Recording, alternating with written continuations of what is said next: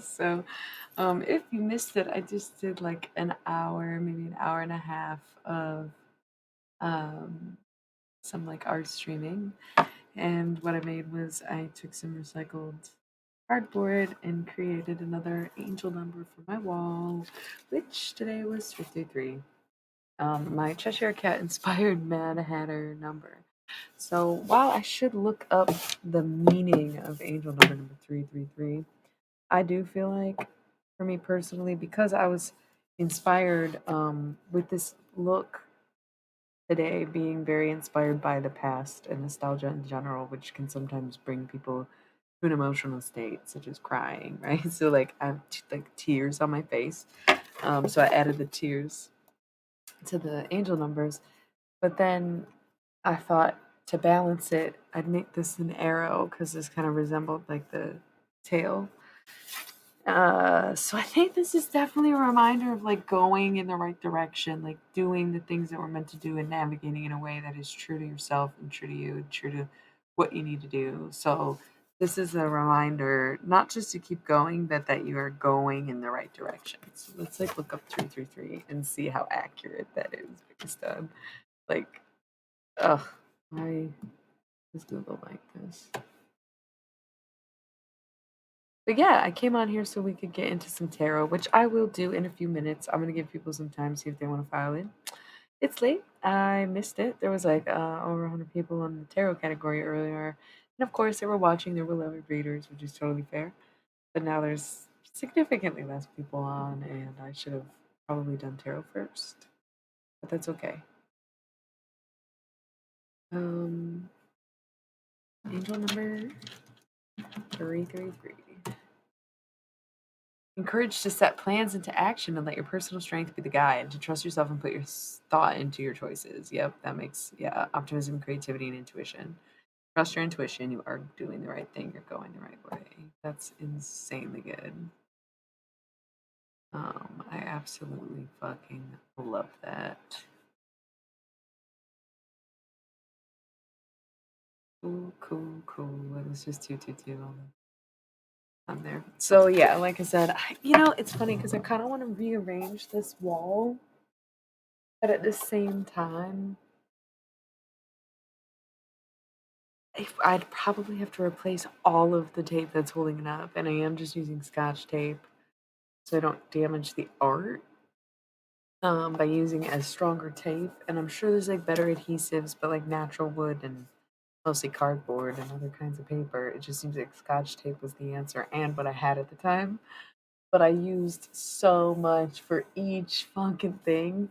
And some of it you can kind of see is like lifting, but somehow secured enough to where it's like, I really don't want to adjust the wall. I don't want to rearrange. But I'm like out of room for things the way it is now. It looks so dark back there. Doesn't it just look really dark? Oh my god. So sad. But if I put it anywhere else, you really won't be able to see it. So I'll have to think on this for a while. Do we add it to our painting? We're gonna maybe like build a scene with different paintings. We don't know yet. Something like this would be cool. Anyway, I'm just gonna put it aside for now. We'll just put it here. You keep playing where you're gonna keep playing. I think of Nancy Sinatra whenever I see this little collage that I did. Yeah, that's good for now. All right, so yeah, it was funny because I was mid art, and I was gonna. I basically started a new project tonight. 4:20 on the timer. Speaking of, I am gonna read this bomb before we get into the readings, especially because I'm chilling and waiting to see if anybody wants to join. But hey, if you're gonna alert me, I think that's good enough for reading, don't you? So I'm embarking on yet another project. It's a zodiac related dice cage that I'm making out of a piece of cardboard I acquired today.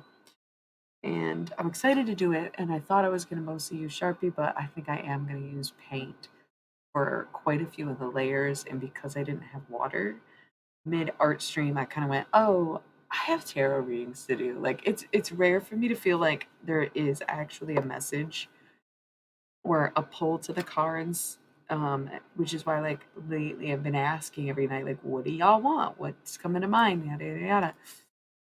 So at some point in the last few nights, I pulled out the Guardian of the Night Tarot or talked about having a pull towards it, but I haven't gotten to it since last week or the week before last. I think it was last week. So I think I'm gonna do this deck tonight. But other than that, I don't know what the reading will be about or like what other decks I might use or how long I'll be streaming. Last night when I streamed late, people came on when I was getting off, and I was like, why here now? Well, good morning. What are you doing? So maybe it'll be a really late night, early morning once again. I love when I get to, create in the night and day walk on humans at the same time. Oh.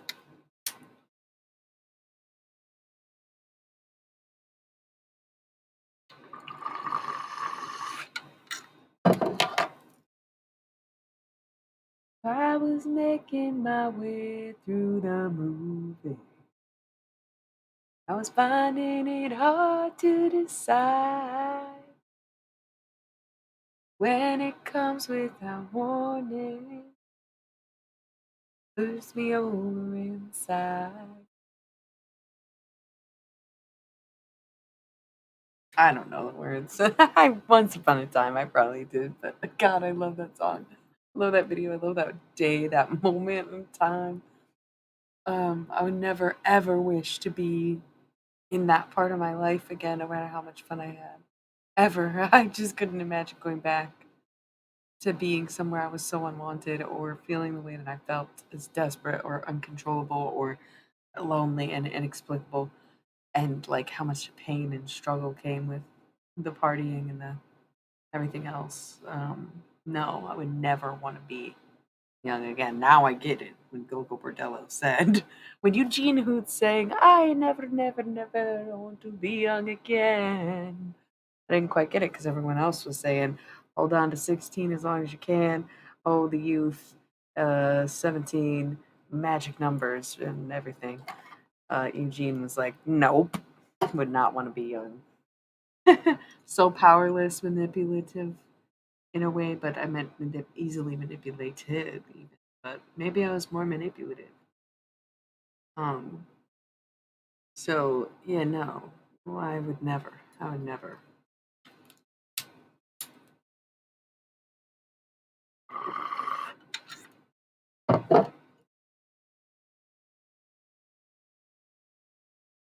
Now I have that sounds. I'll be thinking about that for a while. I'm about to be on another go-go kick. I haven't been since like Christmas time, right? When I was like, ooh, green and orange or green and red, you say? Okay, I'm gonna roll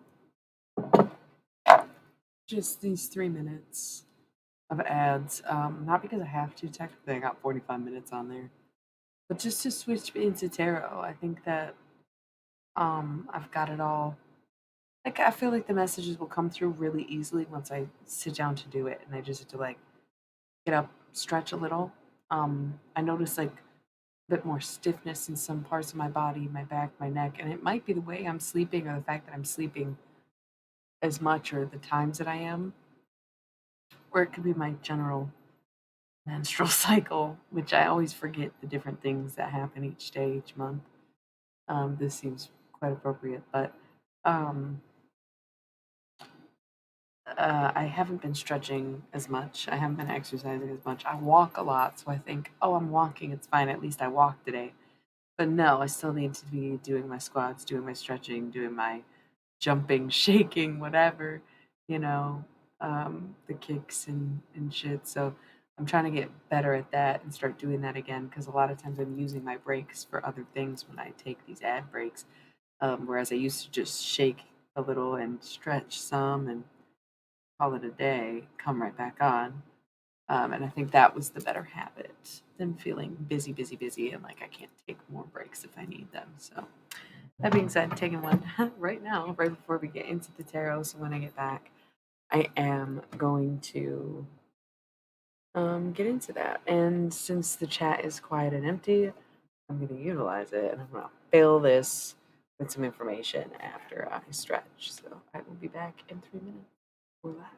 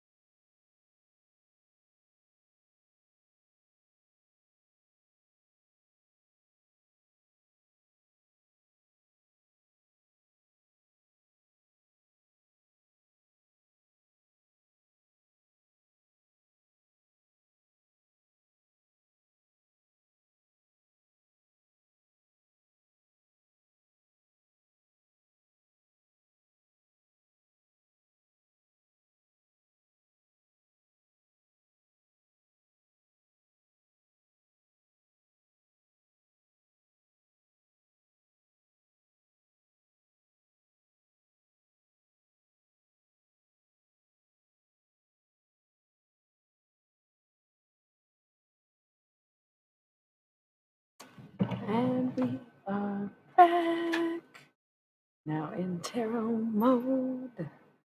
So I'm just filling up this space with some stuff that's going on.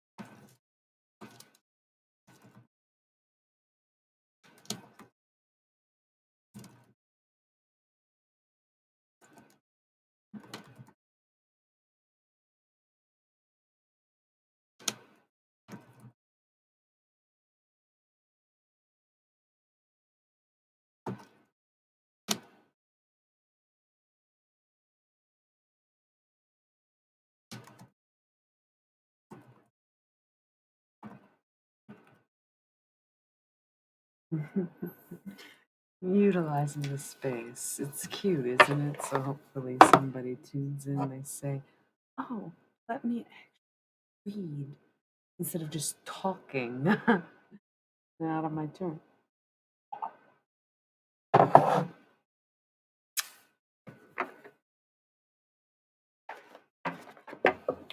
Love this deck. But maybe it's so personal that it's just meant for you and I. And that's why it is ultimately such a quiet night. It's funny too that this is something that I've thoroughly discussed with my viewers about how, well, just in general, we have very in-depthly covered some of the things that we unanimously believe about, the dream world or astral planes or the way that we communicate. I've had people tell me they have dreams or they'll see me in a dream during a time when I'm streaming. Stuff like that. These little coincidences. Thank you, Sprite Guard, for the follow. Just these little coincidences, though, that will lead us to have these conversations. Hey, Punch Drinker. Oh, look at this little cat. Look at all these cats. What's up, cool cats and rowdy dogs?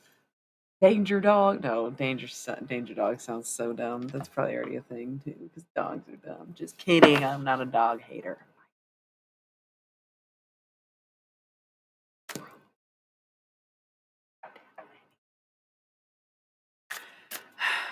What's up? All these cats. Sprite guard. Are you guarding like Sprite? Like subliminal messaging Sprite, the soda? I have a Coke product right here, no hate. You guard the thirst quencher, or are you like a Sprite like the Fae? And you're a guard as a Sprite. Okay, I like both. Got some cards out.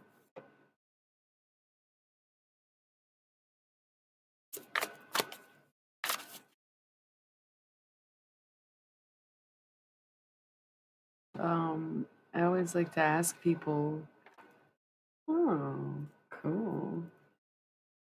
Huh. Got some kind of connection to something that you just said.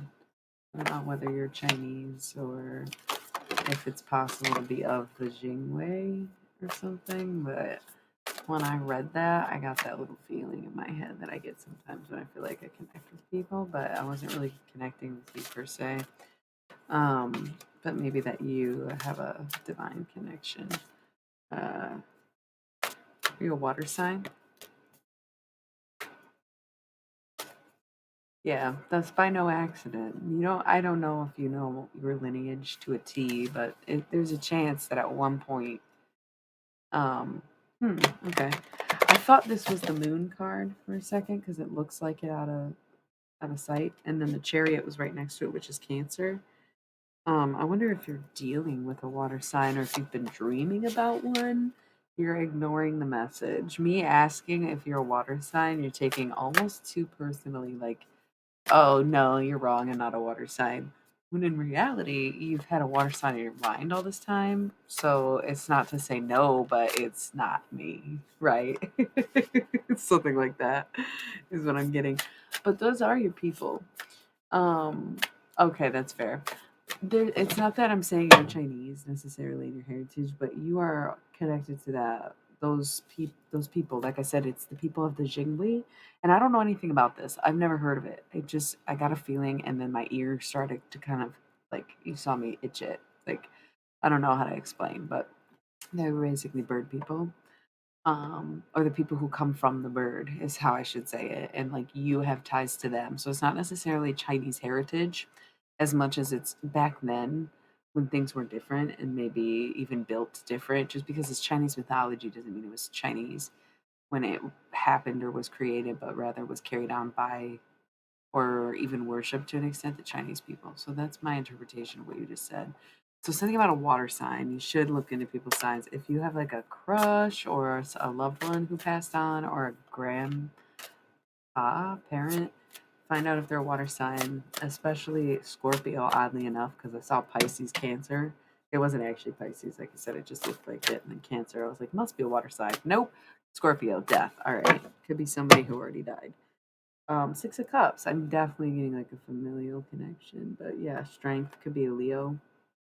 Anyway, I do like when people who follow me drop their sun signs and pronouns, and what they prefer to be called, whether it's in reference to their screen name or something else. So if you are just tuning in, do give it a follow so that you can tell us your sun sign pronouns and preferred name. Otherwise, I might give you a nickname or call you something goofy. You'd probably be Sprite to me. Sprite Guard is kind of cool. Does roll off the tongue. So you might be one of those people I'd say Sprite Guard every time I call your name. But yeah, if you want to tune in, cool. Sprite is so cute. Um, Libra, nice and cool. Good to know. God, I love Twitch, don't you? Page of Cups. Let's get into it. Let's flow with it. If you want to know how things work around here, please scroll up in the chat. When I was by myself, I definitely already explained it. So scroll up, rewind, check the tapes, go back, watch a replay. Mine? That's good. That's good. That means you're here at the right time. You couldn't take it anymore. You're like, you know what? I'm going to see what she's about. I don't know. I like maybe get the sense that you're sick of some of the tarot readers that you watch on Twitch, not because of who they are, but because you're sick of the same cards and the same stories. But you understand, it's not a fault of theirs. They're reading the energy, but it's the same energy that shows up to each channel every night, after night, after night. And there's always the same line, same list, this and that. So you're bored and you want something new. But now, here we are, and you're like, okay, well, interesting so far. But maybe it's not you that I'm speaking for. It could be someone else. But the fact that you said it's been showing up, I think everybody's feeling restless. I just dropped way too many cards to read, but I'll leave two on top. Part of channeling versus actually reading tarot is that sometimes the cards are a tool in the same sense that tapping can be a tool. Whereas if I'm actually reading tarot, it is a form of divination using the cards and not just the shuffling mechanism. So sometimes I'll channel a message because I'm shuffling and doing these sort of hypnotic movements will just help me flow with whatever is kind of like coming out of my mouth. If that makes sense. So it's hard to say. There's a lot of cards on this table. These are really thick cards, and I still have a decent stack here, so I might read them, but it does seem a bit excessive. However, I did know that this message was coming through, and it's been a minute since I actually felt like a message was coming through any of the decks, and we were just kind of fucking around more or less, but this feels like something. Yeah, like wow. Yeah, I feel it. I do feel like things are suddenly different. Everything has changed. You're freeing yourself of judgment. You're freeing yourself of what other people think. That's why this is such an important time right now. And the reason I know that this judgment is something that you're letting go of is because one, the snake is rising above the clouds and smoke. Two, I split the deck and set the piles down face up. On the top is Death, number 13, which we did discuss on the art stream for different reasons. And the other deck is the Lovers. Okay, so that's number 6, I think. Yeah, number 6. So it's Scorpio and Gemini. So that might ring a bell if you're dealing with a Scorpio and or a Gemini. But death is really like the ending, the rebirth, the reckoning, the coming home, which is funny based on the titles, especially of the streams lately, where I most often just make references to music or whatever my inspiration is. But lately I've been titling them myself. And then it's kind of gone on as a continuous sentence as if I'm building poetry in the titles instead of just being inspired by other people. I'm getting more or back into being myself. I wanted to revere and honor some of the people that I've looked up to or who got me through the years, but now I am kind of breaking out or branching off into my own once more, as I always was and as I was before. So, death. Letting go of some things, driving into others, and Scorpio energy, right? And then the lovers. Underneath it, justice. Libra, you will get your justice. So if there's a choice you have to make, just know that you're going to make the best choice possible in favor of the most people as possible. If you have to choose maybe between a Gemini and a Libra or putting yourself first before someone else, um, the lovers is all about making a decision and like actual love and relationships. And justice is really about things coming into balance and justice being brought to certain situations. So behind this great lovers is justice. And I think that's beautiful, is to really do right by you, is to really love someone, to have justice behind them, not just happiness and not just fulfillment or passion or obsession, but like justice, doing right by them. That's a big one. That gave me a little bit. That's a big one. God, fuck the judgment. Let it all wash away. You have to make a decision and not care if there's backlash. Because look, Knight of Wands is ready to buck up and fight, protect their shit, protect their own. Because Five of Cups, everything else is just disappointing, quite frankly. What's underneath Scorpio? It just moved. The Empress, yeah. They are willing to give up everything for this Empress here, right? That's what's revealed. Big Taurus energy, Taurus season coming up. It's springtime. And everyone can see clearly, but it's because the rain has begun. Oh my God, the devil, right here, Capricorn. Big earth vibes. Letting go of everything and facing the backlash, facing the judgment, literally being willing to let go of it all because everything is disappointing if it's not the Empress, quite frankly. If you do not have that counterpart, because look, I didn't mention it before, but there's like piles up here, and granted, there is cards everywhere. This is excessive. It's like half the deck, but probably not. Because again, this is one part of what we didn't go through, the cards we didn't pull, and this is the other part, right? And there's only 78 cards. I think this is a 78 card deck. Yeah, there's 78 cards. But it seems like even though it seems like there's a lot out, there's a lot left. So the Empress is revealed to us, and over here we've had the Emperor sitting up here the whole time. So willing to give up everything because nothing feels good without the Empress by their side. Period. Four of Cups is descending into madness and realizing this for real. Like retreating and thinking, holy shit, I need to kind of cut back or reinvent or realize that I'm on a hamster wheel and not the wheel of fortune. There is this Nine of Wands, which is someone being very defensive and the other person being very nosy. This is where that stalker energy might be coming in that we have been perceiving in some of the other readings lately. There is this sense, okay, I've been thinking about this kind of a lot too, because there was this moment this week, where there was a couple readings that got pretty fucking brutal about the stalker energy and about bad magic and how people are being fucking reckless and don't make any sense and are being the opposite of what their ancestors wanted them to be and yada yada yada. So this and that. Stalker energy being called out. Three different types of stalking or three different scenarios too in which people could relate or maybe were happening simultaneously. I don't even know, dude. I could definitely see it being true for myself, but either way, there was just this heavy stalker energy and it got called out major on my channel via the cards, the stream. I've heard it in a couple of readings more casually. I'll be aware of the stalker energy just so you know somebody's watching you online, blah, blah, blah, blah. I've been hearing it for months. It's been years at this point, like listening to tarot. And I listen to other signs. Sometimes if my Taurus messages get too repetitive, I'm like, let me check the other signs. Nope, not the same thing. Okay. That's all right. You know what? I'm not going to deny it, that kind of thing. But it got to the point where it was we were no longer polite with the stalker stuff where it was like, yeah, no, we're not going to do this right now. Like y'all are not going to sit here and pretend like you're not. Yeah, you're gaslighting people into thinking a separate reality is happening when really you're watching and la la la la la. The obsession's got to stop. You're fucking people's life up, even if you have good intentions. The bad magic you're doing or practicing, or whoever you paid is not a real practitioner. Yeah, yeah, yeah.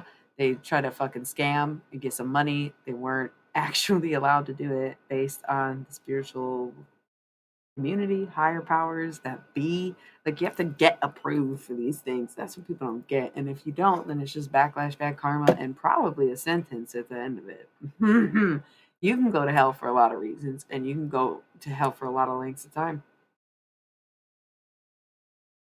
That's all I'm saying. So, like, do right by God and each other, and you should be fine. But the second you want to start fucking with shit that ain't yours to fuck with, oh, Lord, be careful. Okay? Make sure that heart stays light as a feather and that your morals stay stiff as a board. So, somebody's being nosy. So, we called out the stalker energy this past week. Got a little brutal. Like I said, it was a harsh reality. Some people like kind of claim the energy of like, shit, yeah, I kind of have been fucking around with magic, or yeah, I do feel that energy. And someone else mentioned, like, oh, you know what? Don't feed into it. They love the attention. Yeah, yeah, yeah. So since then, I noticed that I don't feel it as overwhelming. I get that it's still there, but I think that speaking those boundaries, helping force them into reality, regardless of if the other person stopped, it's like addressing it is what casts the spell of protection, right? And so that's something I was missing where I would just be like, easily, I don't want to say easily gaslit, but trusting enough to trusting what other people say, or trying to trust that I might be, unwell or too unstable to make that call, and just kind of pacifying, like, oh, it is possible that I'm exaggerating, and maybe there isn't a rational mind that's come up with that conclusion, or maybe I am being kind of delusional or whatever. But these days, I trust myself a lot more because of the accuracy for a lot of the readings or even the insights that I get during the streams, right? So I try not to like belittle myself into being gaslit into thinking my intuition is somehow off. That's like beside the point. But there is this need to keep doing these things. Go back to the reading. Yeah, I was like slightly rambling, but slightly relevant as per usual. The devil, though, Capricorn. We have the King of Cups and the Queen of Cups. They're not really next to each other, but I noticed that they're facing the same way, or they're both in the upright, and they're in different layers here. But they are, it's like the King of Cups is swimming away from the Queen of Cups, right?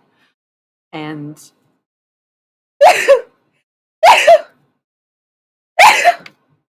this could be, thank you, because it's the water element is very feminine, but cups in general represents the family in tarot. And so when you see the king and queen, you would think parental units, whether this is you and a person that have children together or your own parents, or parental figures or your own parental energy of like divine masculine and divine feminine ultimate forms being the mother and the father in the most proverbial creative sense and not just such a literal, right? So one's chasing after the other in one way, but what I also kind of get from this is the Queen of Cups represents going into the depths of things because this deck is very non literal. You might be able to take a literal message from it based on the cards because it is still tarot, but they're very abstract because it's the Akashic and it's the dream world and the astral. So it's not necessarily going to be literal translations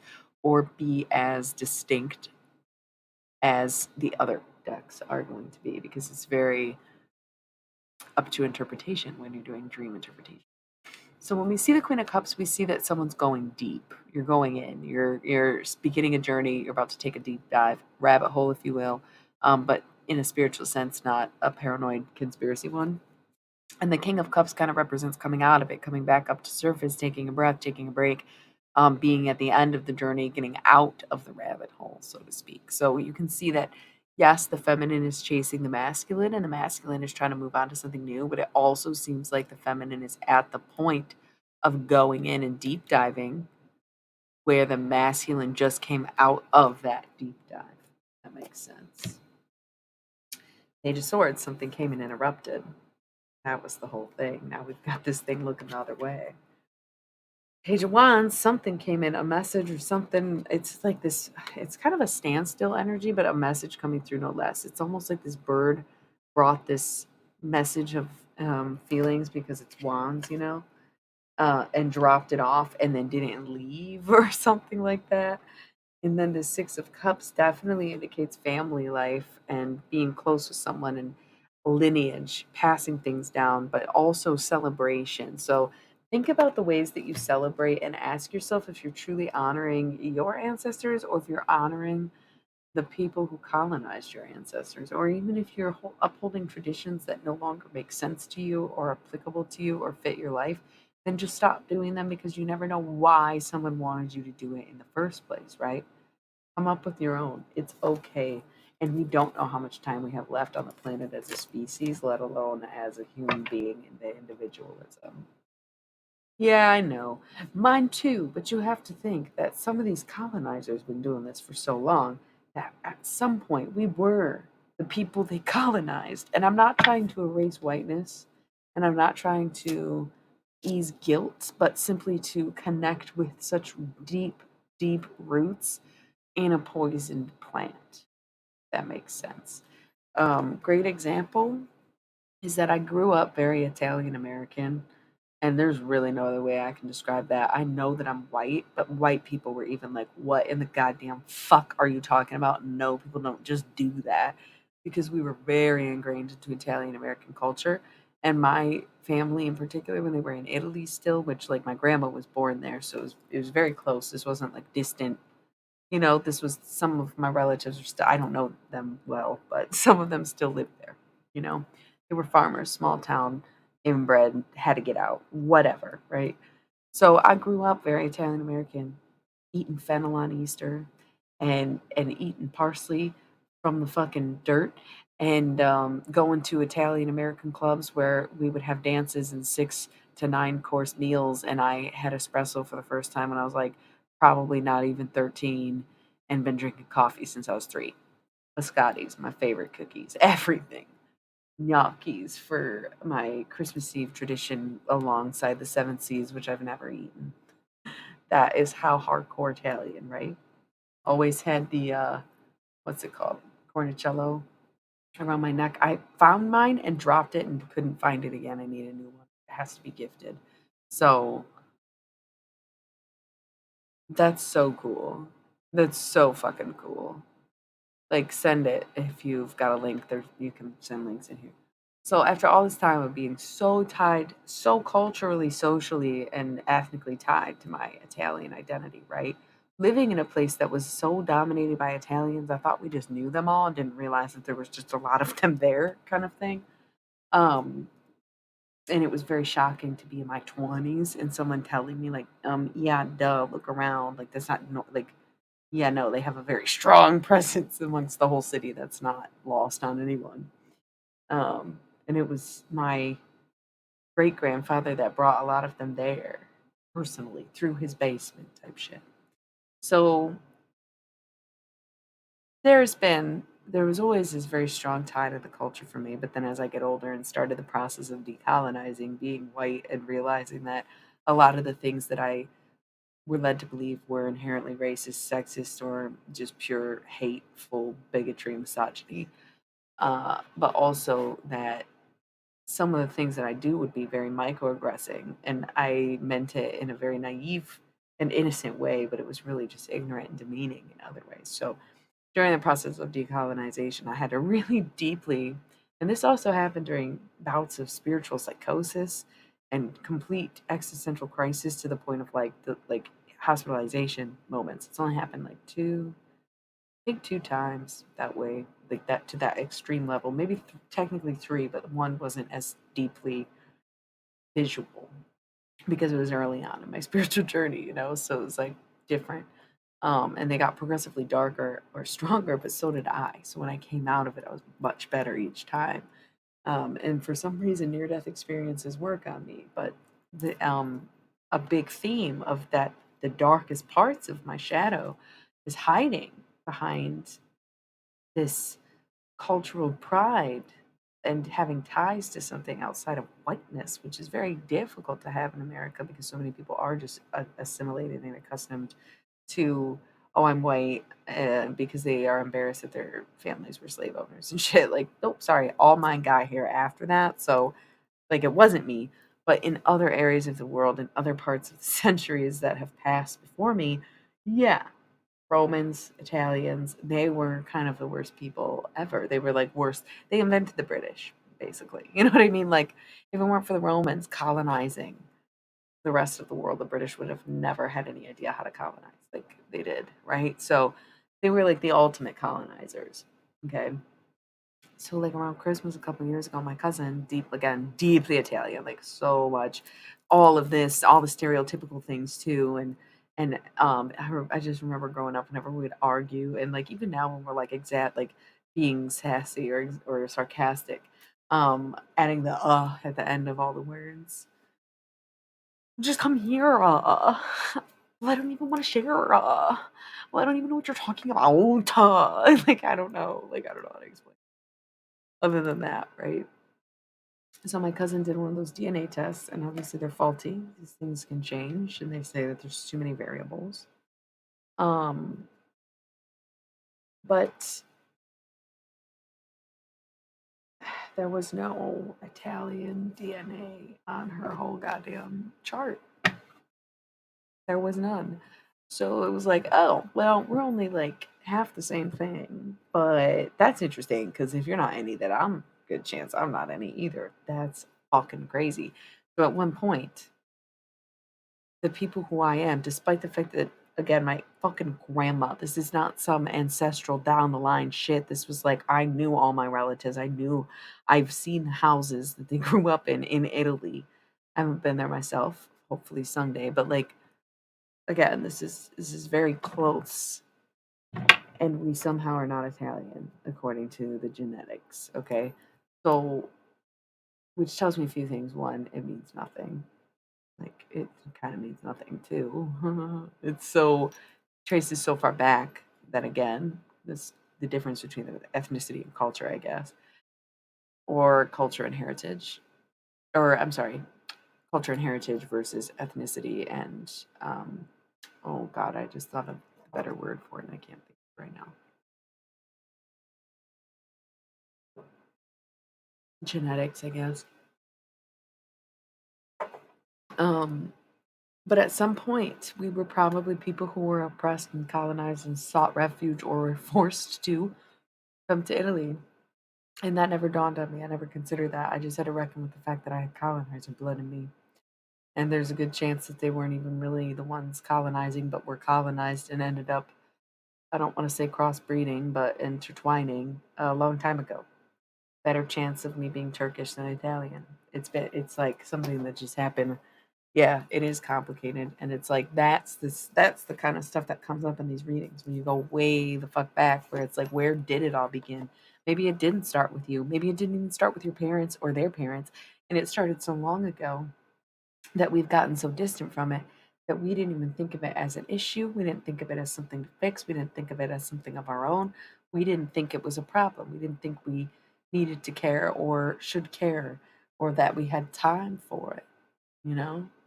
It was just, oh, no, I don't really know. Well, there's ways that you can find out besides genetic testing or family trees and historical recordings, but looking at things like the Akashic and going deep and looking within your soul or getting these kinds of readings, because you can do personal reading with this, it'd be more your particular bloodline rather than these generalized messages of like, I don't know how I ended up holding these, but I have the Five of Swords and the King of Pentacles in reverse. Where if you're wondering why I didn't work out with someone, especially if it's like an earth sign male, it has something to do with this. It has something to do with really far back in your bloodline where this is like recompense. You're making up for things, making up for lost time, lost lives, and the sacrifices that you know that you are never going to be with that person. Very sad, like very, very sad. 44444 on there when I said it. Also, when I was talking about that, I cut the deck and put this on top. Ten of Swords. You're done. You're fucking done. This bird is screaming and needs to get out of the nest. You're fucking done. But the reason it didn't work out isn't because they're a bad person or you're a bad person or that you're toxic individuals and are too toxic together, but that there was intentional toxicity between you. If there was substance abuse, if there was toxic environments or kind of toxic groups of people, whether it was a job or a friend group or how you met or something, some kind of toxicity. Nine of Wands, remember defensiveness and nosiness, contrasting energies really, and Four of Cups kind of isolating again because it simply wasn't meant to work out. It's not that you did something to make it that way, it's that it wasn't meant to be, and anything could or would have happened to stop this. Period. To stop this. Not to stop this from coming together because maybe it came together. That's kind of the idea with a lot of the karmic connections we have is they do come together and they fully realize, fully materialize. And then it's like, why is this so bad if I love them so much? And that's like a cliche karmic connection. There's other variations that are less negative and more just, like a physical distance or some sickness or something, karmic relations. But um it's kind of like, why the fuck are we stuck in these cycles other than they have been passed down for that long? Absolutely. Absolutely. So dive deep. Someone's getting defensive about this and someone else is digging in. So this could be you and a family member that disagrees about your heritage. It could be you and a um Knight of Pentacles, gold digger energy. It could be about different things. Eight of Swords underneath. Yeah. Oh, Five of Swords. Okay, so this gold digger situation or somebody who's just looking for something or wanting to use you or get a lot out of you, this Five of Swords, they've come to a standstill. They've done their research. They realize that you don't have shit that they want physically. And so they're going to maybe tell you how they feel. I shouldn't have even picked this up, but this Three of Wands is like a message coming in. But the song to be sung, the bird and everything and things this is a big card of change, this Eight of Wands. That image to me, hey, you haven't missed much, I don't think. There's a ton of cards out still, so welcome.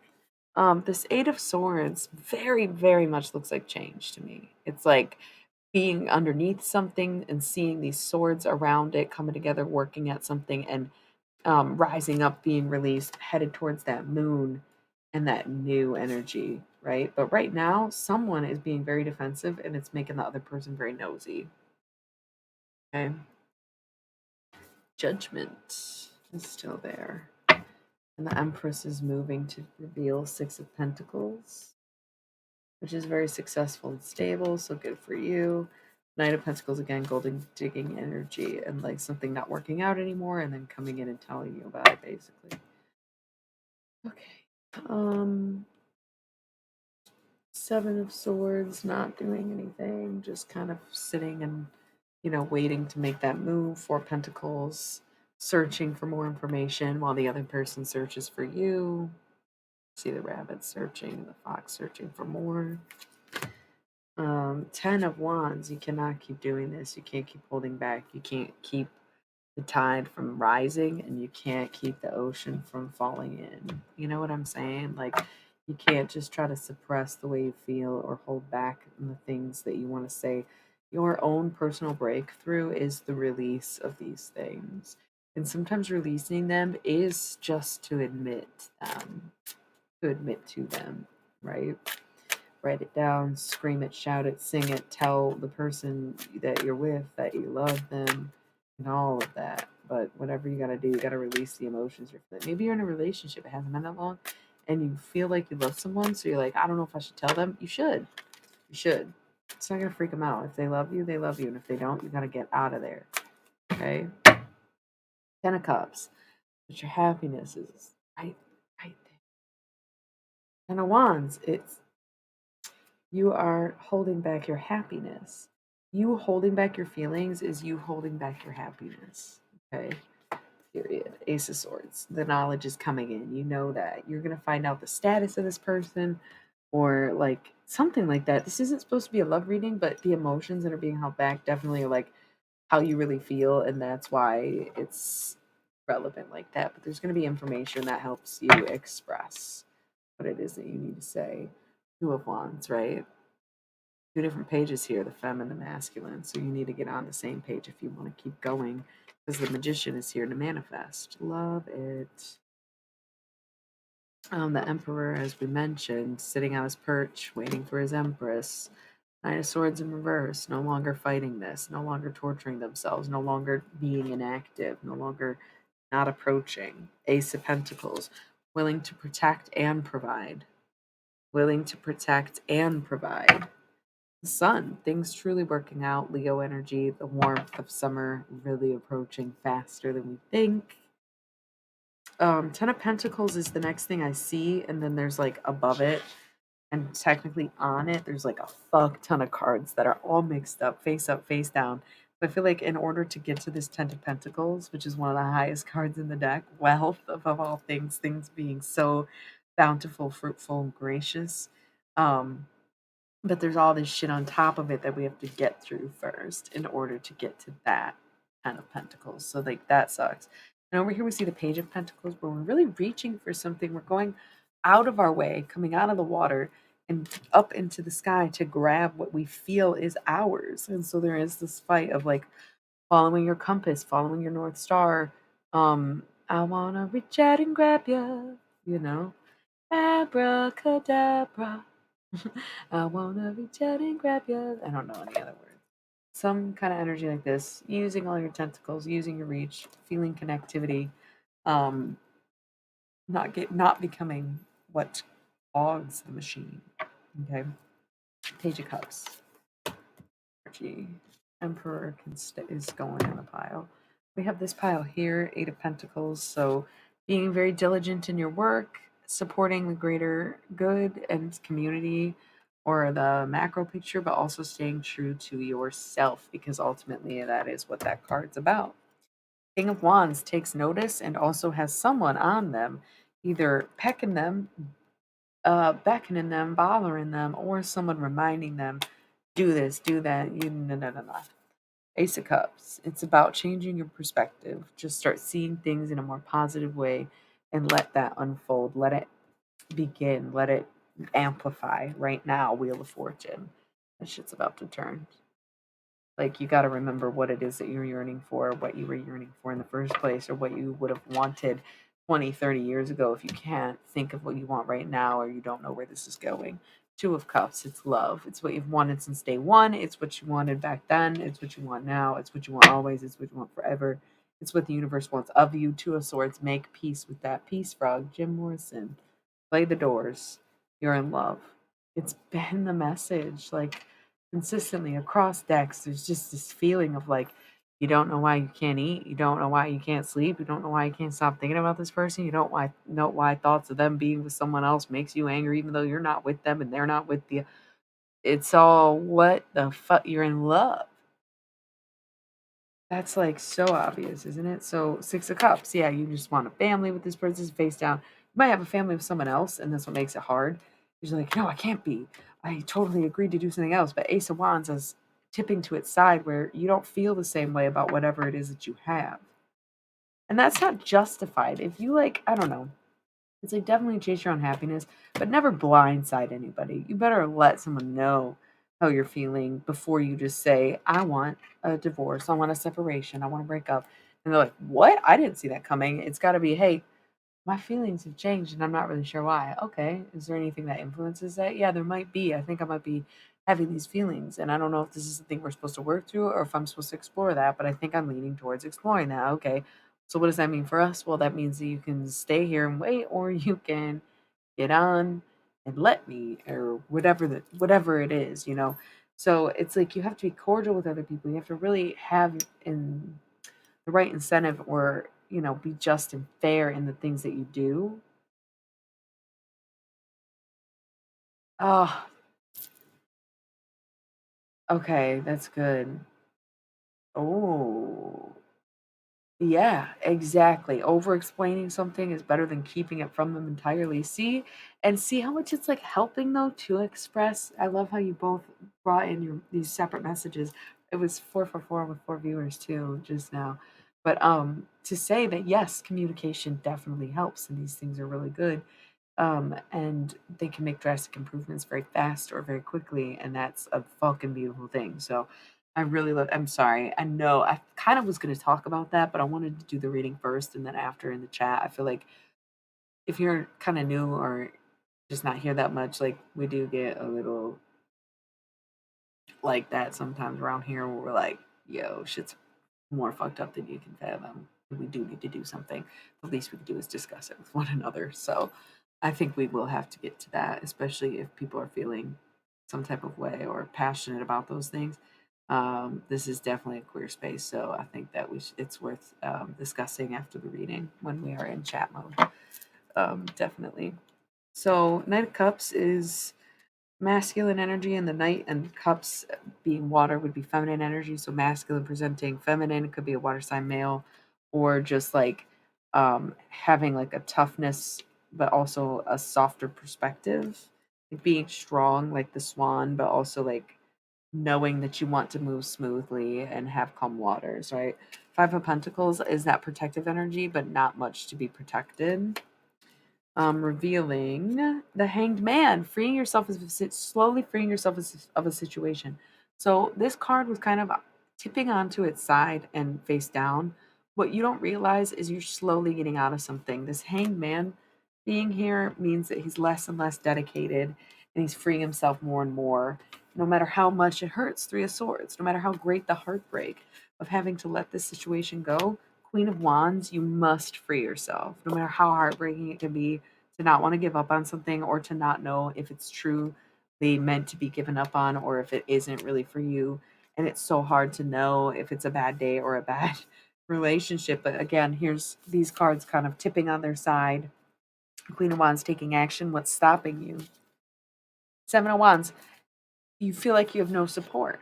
But eventually, not having support is no longer going to affect you, because if you have support, you're going to feel comfortable enough to stay in the situation and not break yourself free. So you think you don't have support, but maybe the support is just hiding for the moment that you decide to kind of go that direction, right? Two of Pentacles. That's how you get the change. That's how things change.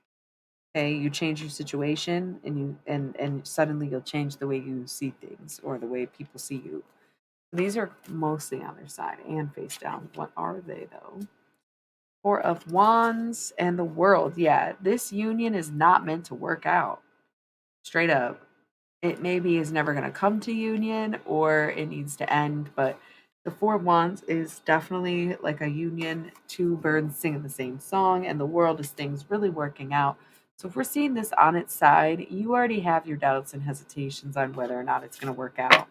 Ultimately, it's up to you. If this goes fully in reverse, then you get rid of the union. Or if it goes in the upright and you force it to work, either way, it's on its side because it's not meant to work out. You know it. Be strong enough to see that and keep going. Okay.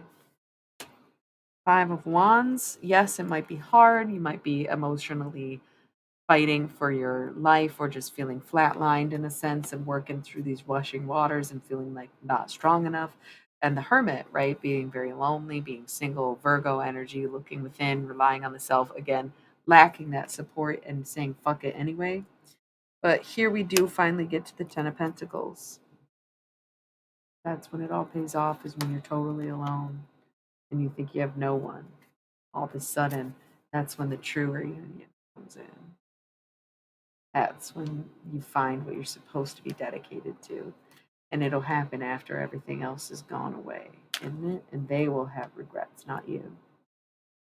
Okay? But first, you have to reach out and get what it is that you wanted in the first place so that those things can unfold and that the situation can change. We have 3 of Cups off to the side, so celebrating, but also I think a gossip circle, right? I feel like usually I think it would represent celebration, but in terms of this reading and context, I would say this is more gossip. People watching this from the outside and trying to figure out what's going on, or judging you for the way that you move or what it is that you want, and people listening to you and not the gossip. 3 of Swords, heartbreaking, but oh well, you'll realize that you have to cut these people off. That's okay. Chariot, it's going to be easy as hell. You're going to move on. Smooth sails. Slow ride. Take it easy. Slow ride. Take it easy. And also Cancer energy. 7 of Cups. A lot of options, many roads to choose from, portals to walk through, people to know. But face down, we have a card here, and underneath it we have the Queen of Pentacles and the Hierophant. So this could be 2 different people, 2 different earth signs, or it could just be the same earth sign showing up at double E. Queen of Pentacles and the Hierophant is Taurus, so double earth. But also it's like worship and adoration. It's like the cow is being worshipped, honored, throned, and seen and wreathed and crowned, whereas the mouse is getting the attention in front of a crowd, right? But what's stopping you from getting to that point? 8 of Wands, somebody's feelings that they haven't communicated yet. Isn't that strange how you can hold up somebody's entire life by not speaking your fucking mind and they have no idea why nothing works for them, right? And it's because of you. That's crazy. That was 111 on here when I said that. That is crazy to think about. So next time you feel like you shouldn't tell someone how you feel, or you hold back your emotions, or you want to just keep it to yourself for the sake of this and that, don't. Say what you need to say. Say what you need to say. Say what you need to say. Say what you need to say. Okay? Very good. Very good. Very good. Very good.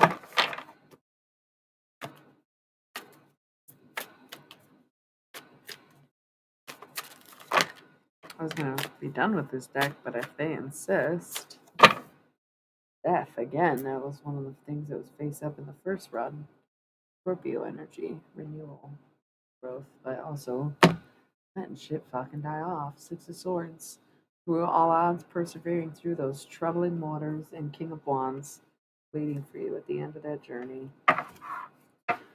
7 of Swords. Maybe some things are pointless, but just know you're ready to attack when you need to. Wheel of Fortune.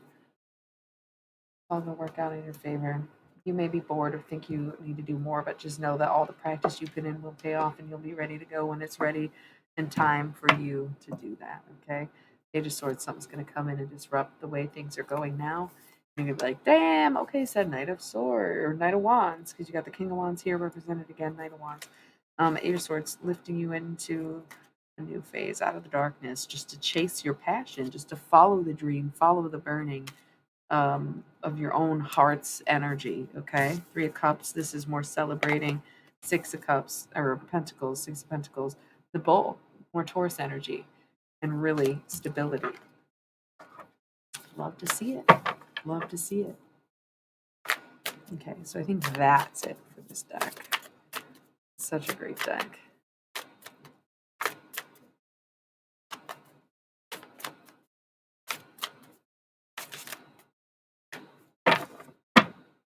Bottom, cut it to the Chariot, Cancer, Four of Pentacles, Six of Wands.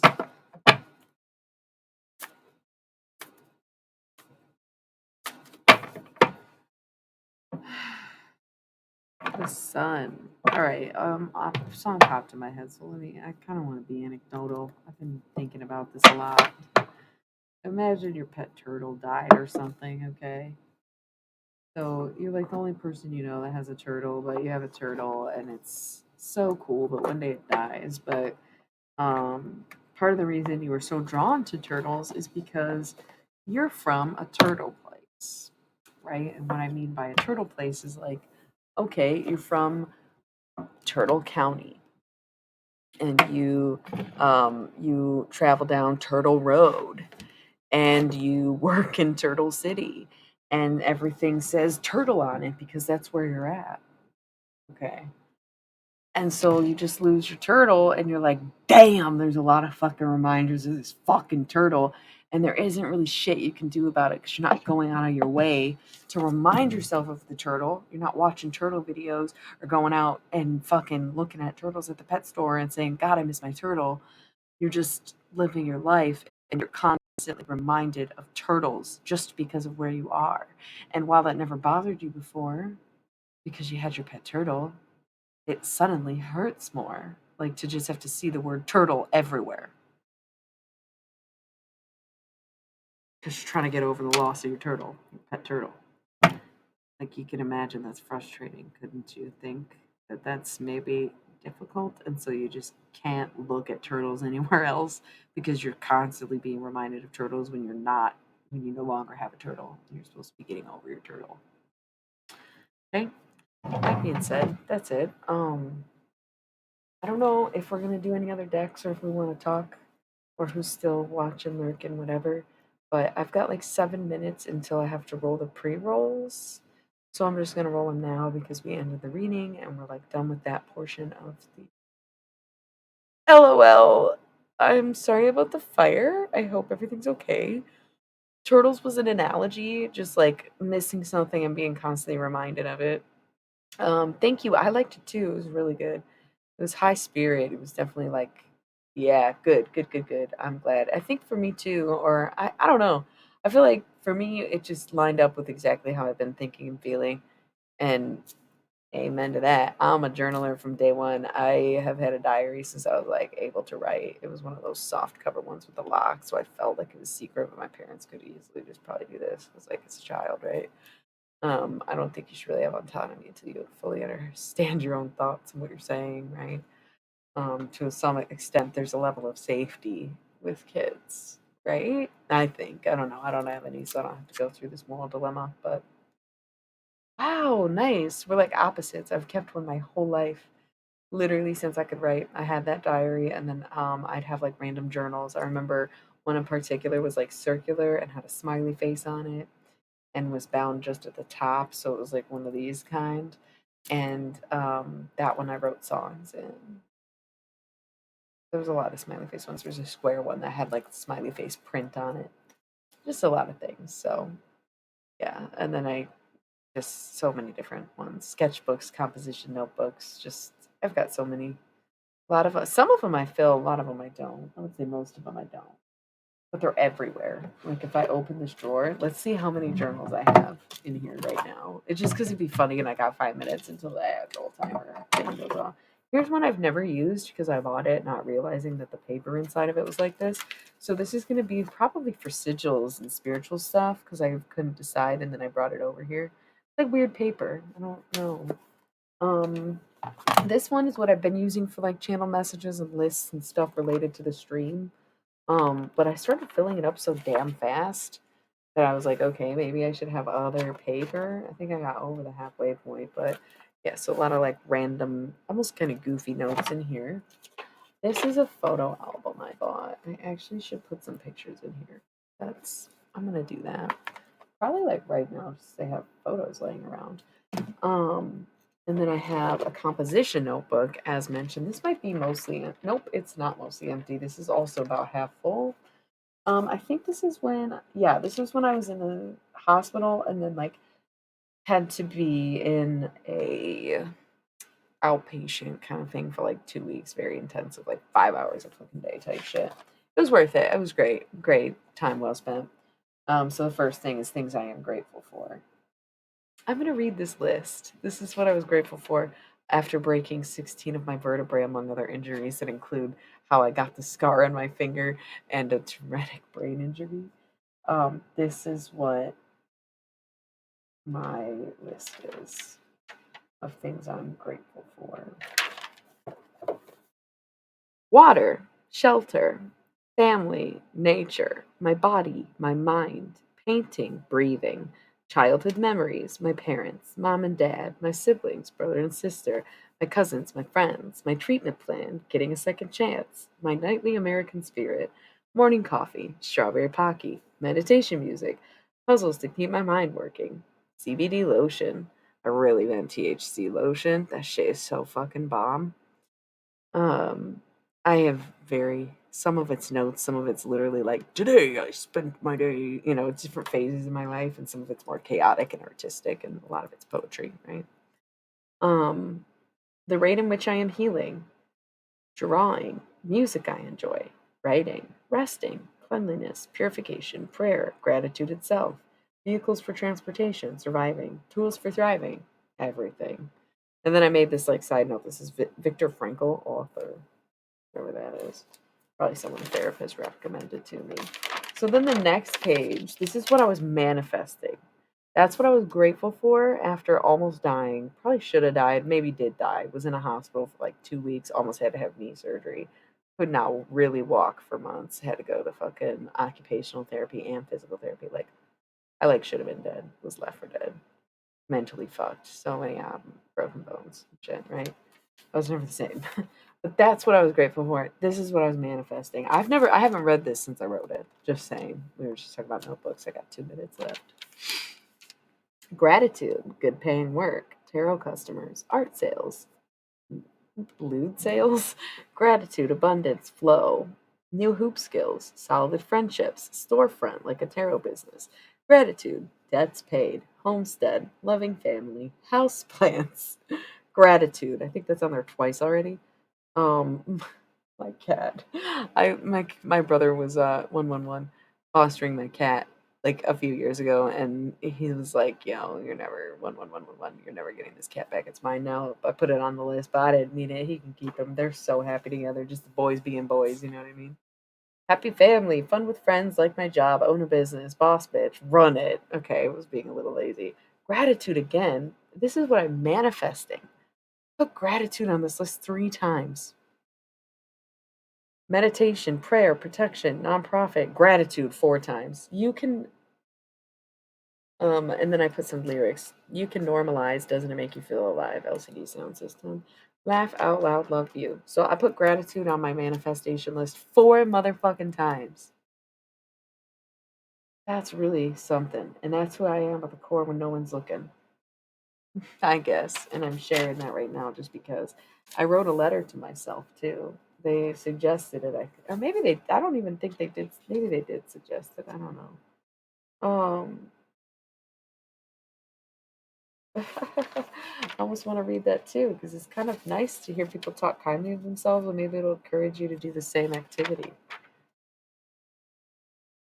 Attitude of gratitude written a bunch of times on this page, and then it gets into more journaling and random thoughts, um, and like more, yeah, art stuff and not just therapy, but a lot of like word prompts and manifestation lists. Because again, I didn't have anything else to do. I was like fucking broken. I could barely walk. And it was about, and quarantine started like 2 months after, 3 months after this. So Yeah. I'm about to read this comment, but then we got 20 seconds. I gotta roll some ads, and I'll be back with more of this.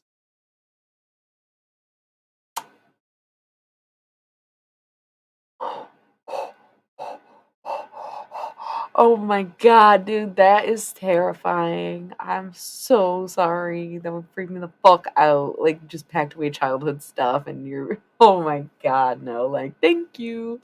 Holy shit, that's kind of funny, but close call. Like, no, so uncomfortable and relatable. I will be right back, and we'll read a little more and make fun of my notebook collection that's just in this drawer, not even in my house. Um, and yeah, be right back.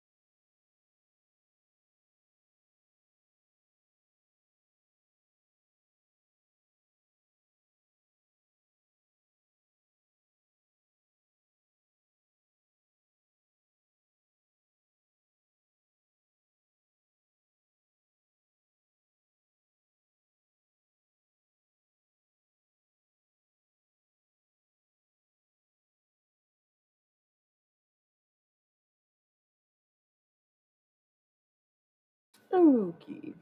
I'm in chat mode now. So if you're new around here, turquoise box means that there's reading in progress. The pink box means that we're in chat mode, and when the pink box flips to the other side of the chat, we're in art mode, right? Which usually the category will indicate art mode, but sometimes people come on here and don't realize I'm doing art. Like the other day, I want to say it was yesterday, but I don't even remember. Somebody came on and they were like, "Can I get a reading?" And I was like, "I'm not even doing tarot right now." Like, no. Um, Part of me, those pretzels, I was kind of chugging everything, water, coffee, pretzels, etc.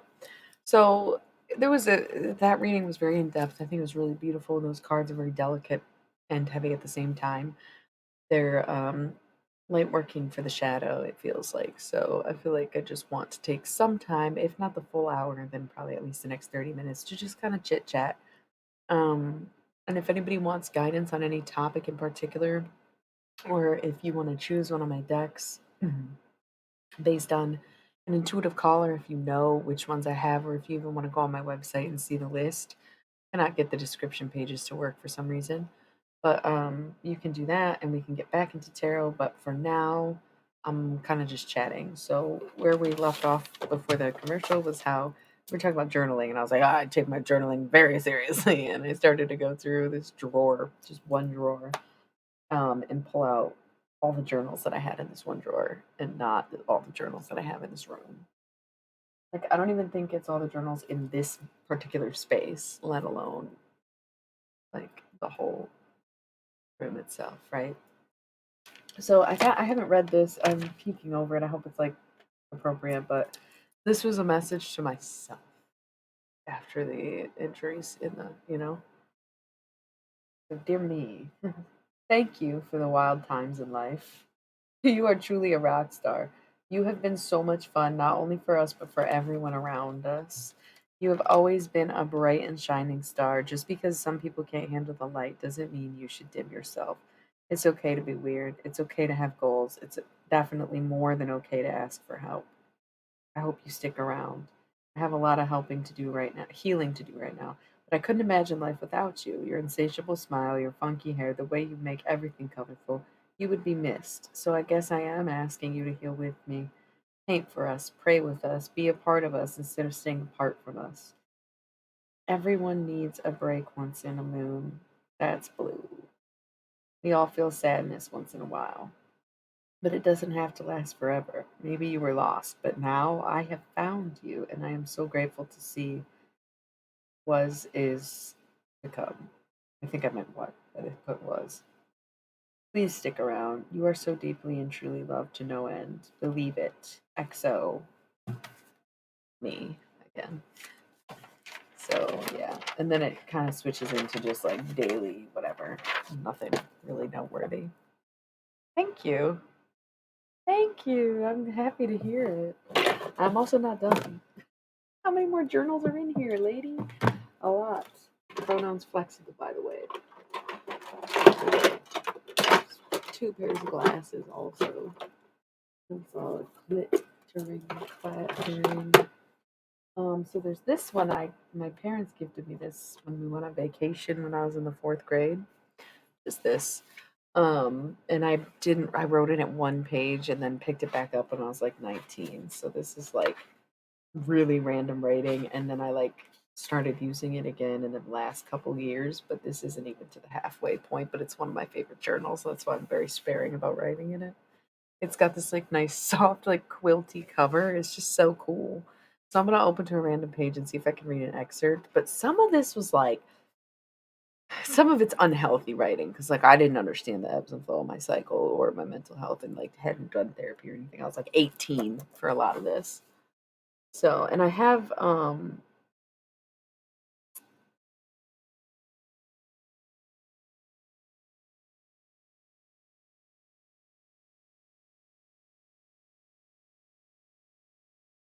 this was, yeah.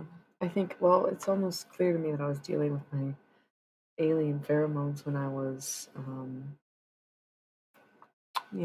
ovulating. Same shit now, but I'll just read this random excerpt that feels less than appropriate. So now I'm feeling like I'm doing it again. This is how it started. Not like the other cares, just that one. And I don't want it, but they are so apparent, they're so appealing that I just can't do it. Smiling helps. It is that easy to be happy. But maybe it isn't always that easy. I really do try and smile as much as possible, but sometimes it's easier to cry than smile. I don't necessarily want it like that, but it almost feels more comfortable. Money is so goddamn unimportant. I feel like I don't even know my closest companions. It bothers me. I try to be an open book, but I can only open as much as you do. And no one seems to want to open. I want to crack them all. I just want to know people as well as I know myself. Everyone has something beautiful inside them. Sometimes it needs coaxing.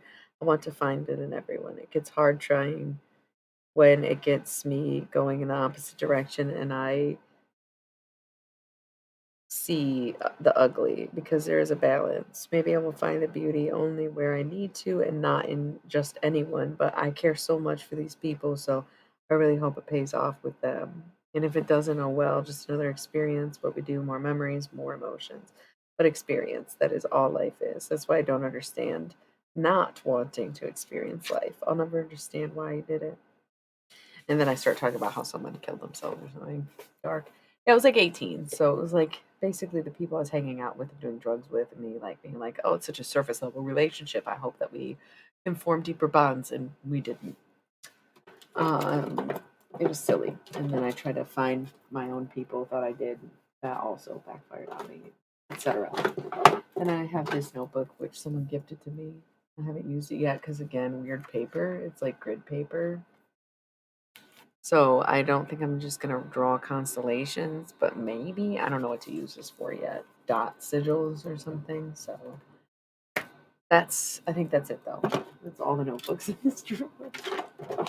Not all the notebooks I have, but all the notebooks in this drawer. Yes. Yeah.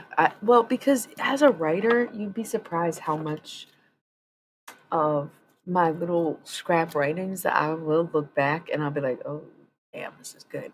There was stuff that I wrote when I was 16. I have the notebook that I had in my creative writing class when I was 16 years old and writing, like, started to experiment with drugs and was writing a lot of poetry.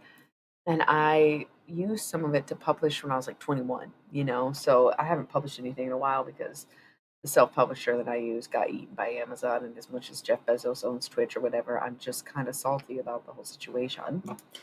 But in the meantime, I do like to review what I wrote. My writing skills have been good since then, though, and like I'm not even trying to brag. It just is what it is. I've always been a good writer, so keeping it has paid off and been worth it, and really interesting, especially because I'm working on a research novel about having PMDD and being able to check my notes from a certain age where I was clearly already affected with PMDD but didn't know what it was. Makes it a lot easier to track where I was at in my cycle, especially because I have a notebook somewhere where I put the dates. And so if I look at my cycle now and then compare it to my freshman year of high school 15 years ago or whatever, I can get a pretty good idea of where I was at in my cycle back then and track all the way to the beginning days of having it.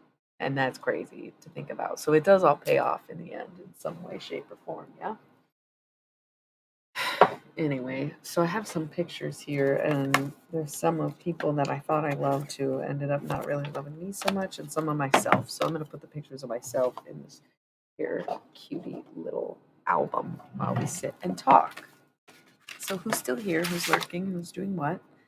Um, what is up? What y'all want to talk about? We're in chat mode for a little while.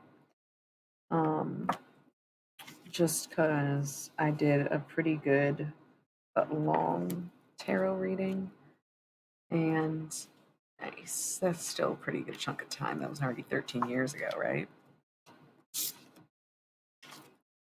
So what y'all thinking and feeling? How we doing?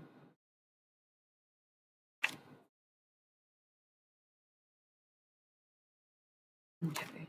I'm gonna use this one for a cover. I'm not gonna be able to show you most of these pictures, by the way. I also don't know if they'll fit in here. This is oddly tiny. Why? This is fucking annoying.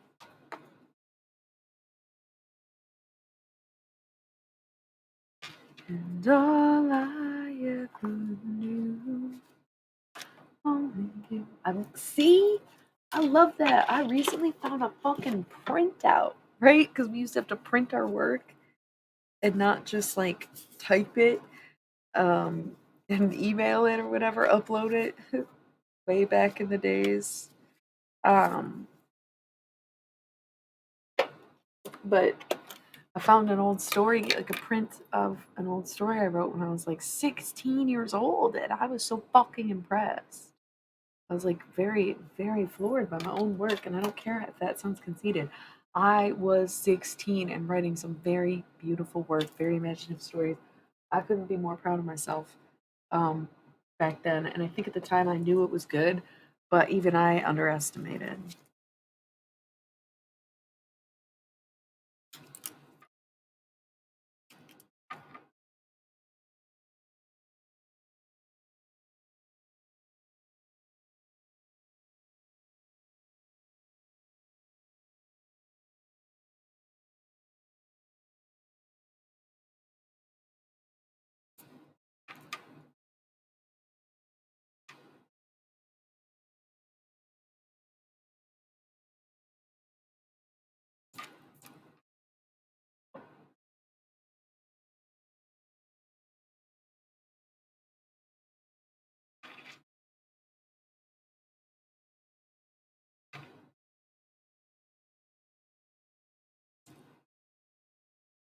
Cool. I have these scratch pads. Yeah, I have a really good memory, so sometimes I simply remember when it's from, but I do try to put a date, at least a year and a month, if not like the specific day. Okay. Let's see.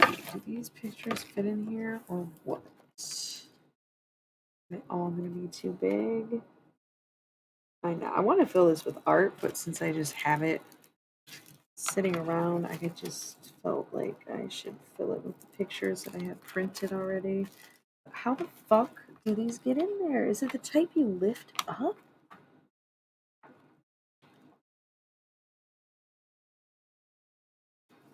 I got that song stuck in my head. Looking from the window above, like a story of love. Can you hear me? Came back only yesterday, moving further away. Want you near me? All I needed was to love you. Yeah. All I needed for another day. And all I ever knew, only you. So up in the clouds, because it's like a cloud print, and then boom, a picture. So again, I probably won't even keep these in here, but I just like want to put something in here because I'm sick of picking up this photo album and it's just empty.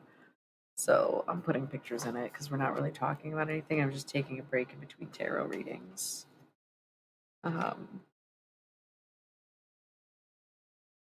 This is gonna take a long time, and I wonder what's right. Can't take no more. Listen to the words that you say, it's getting harder each day.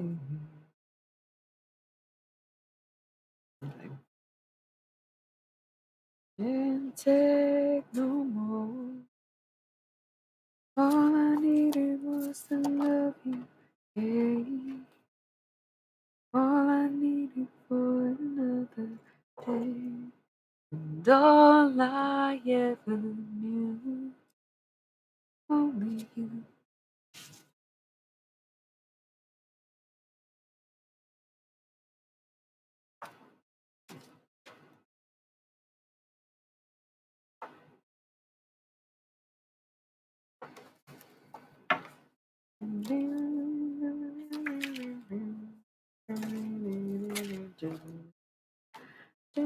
All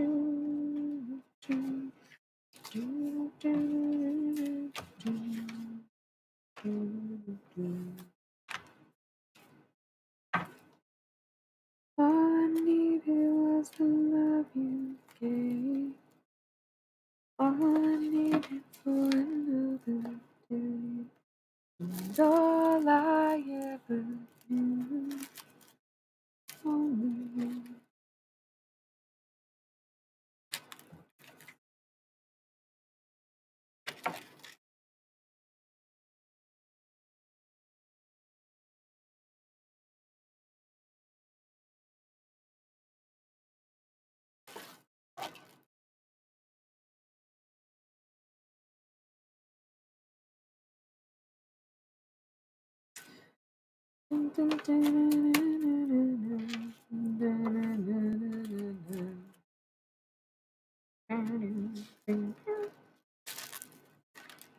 Okay, I know this is like unnecessary. It's just like, again, a quiet moment on stream, and I keep looking at this photo album and there's nothing in it, and it's starting to bother me. So I'm just like putting these cute photos of myself that I had printed for Valentine's Day that are left over. I do randomly do sometimes have prints for sale, and I don't really mean of art, I do mean mostly of me, ranging from this level to more or less provocative / safe for work. Inquire within. I'm obviously not going to show you anything else on live stream, but of course, if you want to check out the link tree or my website or generally everything that I do and say, you'll know where to find me if you're interested in that kind of thing. So, yeah, I feel like sometimes focusing out and doing something mindless like this is one, kind of regaining my energy to keep going and diving into more messages and truths, and two, gives us time to adjust to any kind of energies that are moving in and out. Anybody who is, hey, welcome back. Anyone who's on here is once again probably meant to hear something. So coming in and out of the stream is totally acceptable, totally grateful for every moment that you spend with me. But right now I'm just taking a break between readings, and I don't have any deck planned for the next one anyways, if y'all have any suggestions. That's great though, because once again, that was already 13 years ago, so that's honestly awesome. And if I wasn't a writer, I would not have kept all my journals, sure. But once again, like digging through them, I'm like, damn, this is still pretty good. A little bit of editing, a little bit of change this and that, but it just has been very worthy for me to be able to have these references, especially because I come from the non-digital era, where we didn't just have a notes app back then. Oh, cool! That's so dope. What was it like? That's like the cyanide and happiness era of webcomics. I wonder. Oh, this was also like the perfect amount of pictures. Love this. Opposite ones I could put other random pictures. That'll be fun and cool. This is gonna take a long time. What's wrong?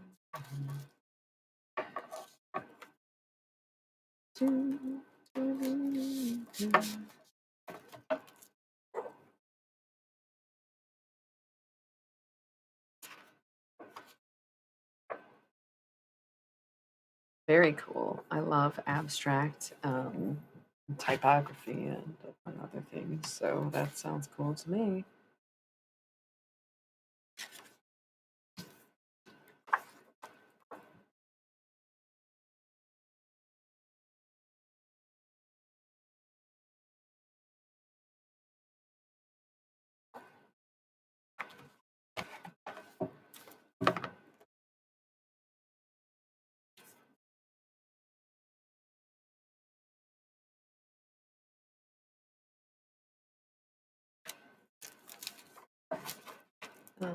I want to kick things back to being more analog.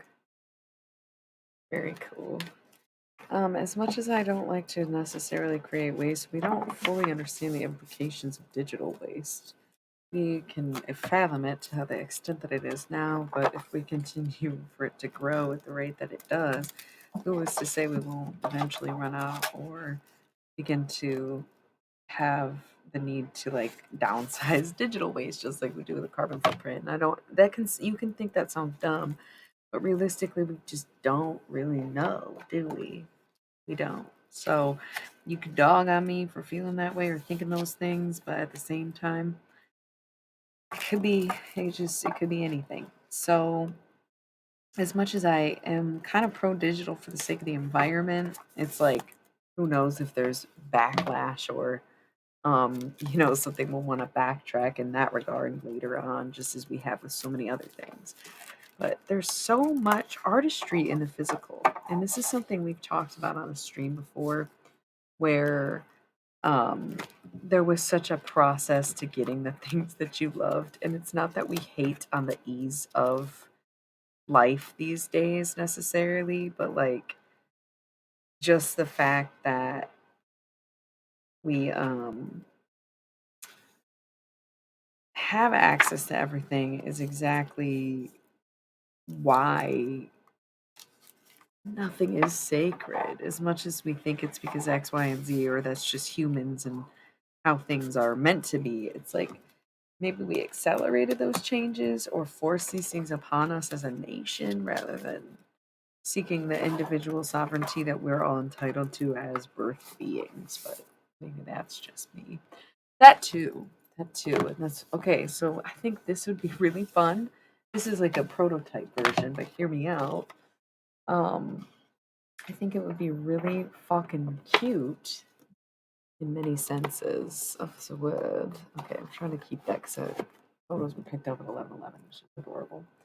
Putting like a title and then you open it up and it's a flip book instead of being online. You get the flip book of like having a fun time, right? Like bringing it. Okay, please get it fast. I think it'd be cool. I should go get more photo albums and whatnot and just maybe do that and sell things, moving back to analog, right? I think that'd be great. I think that'd be fucking cool. No one's doing that anymore. I mean, there's like magazines or whatever, but I just think it'd be fun, especially if you can swap them out, because it's a photo album. I just might start making my merch again. I used to do stuff like this, frame pictures or collages, like in the back, but I feel like I go in and out of artistic phases, and of course, when you move, your space for production can change from place to place. Exactly. There is something special about local things. There is something special about having that personality or person to person interaction or whatever it is. Yeah, I agree.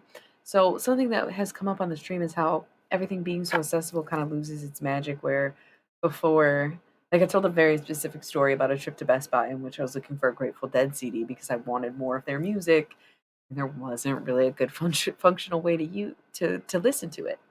YouTube did not have everything, and they did not have a separate music app. This was like 2010, you know? And Spotify was in existence, but you could only listen to random songs. You couldn't search a song, you could search a band and it would play whatever. It was still like, I think it's still like that, but Spotify was so fucking weird that you really did have to just go out and buy stuff. And what they had, you couldn't just order it online. Like some stores had websites and shipping and stuff, but shipping was astronomical and slow, and like websites didn't have as much security or background checks. So, especially when it comes to deadheads, you like don't know what sources to trust other than showing up in the middle of winter. There ain't no fucking parking lots, you know? So, yes.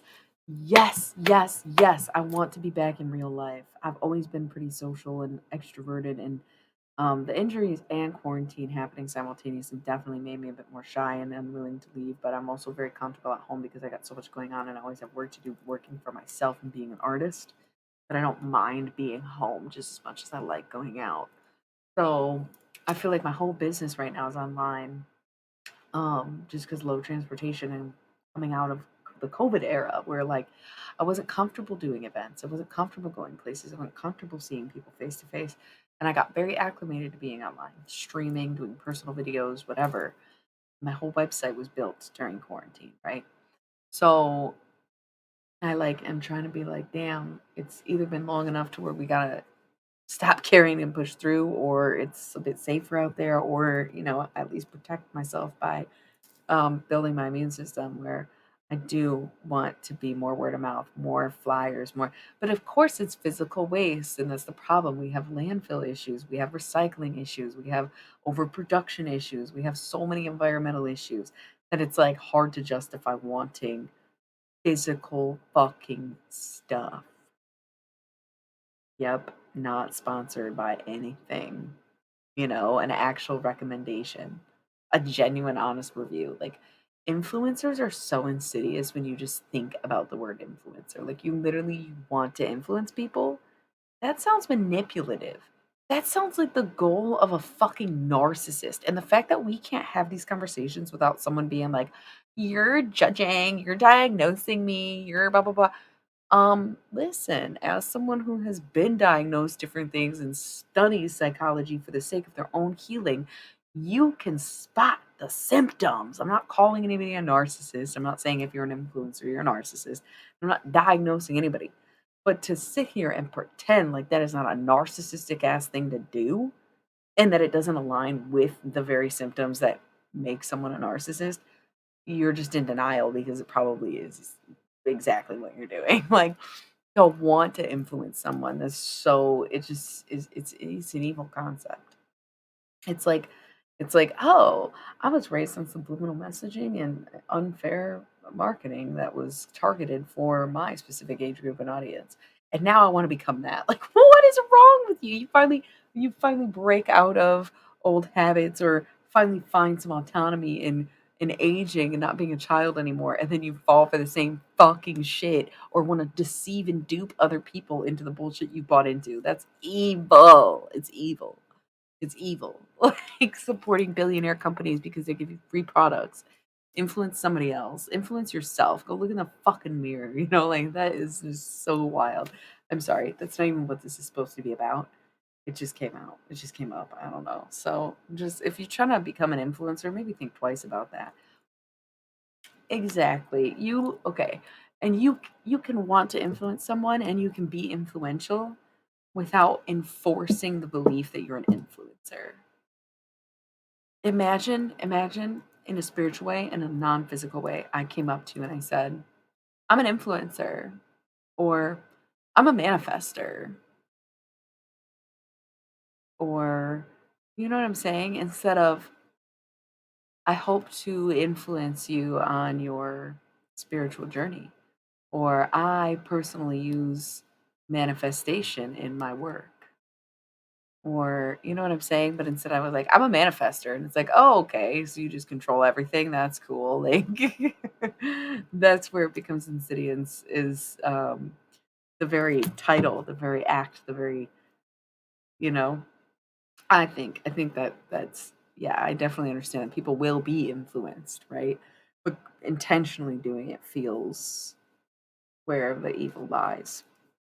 Of course you want to, but do you actively try to? That's fake as fuck. That's fake as fuck energy. If you're doing something to influence someone because you want them to believe it and not because you are who you are and you want them to be themselves, but you want them to be like you, gross. Fucking weird. That's such a weird phenomenon. But it's like a real job now and makes more money than such and such and whatever the fuck. I don't know. I want out. I want out. For sure.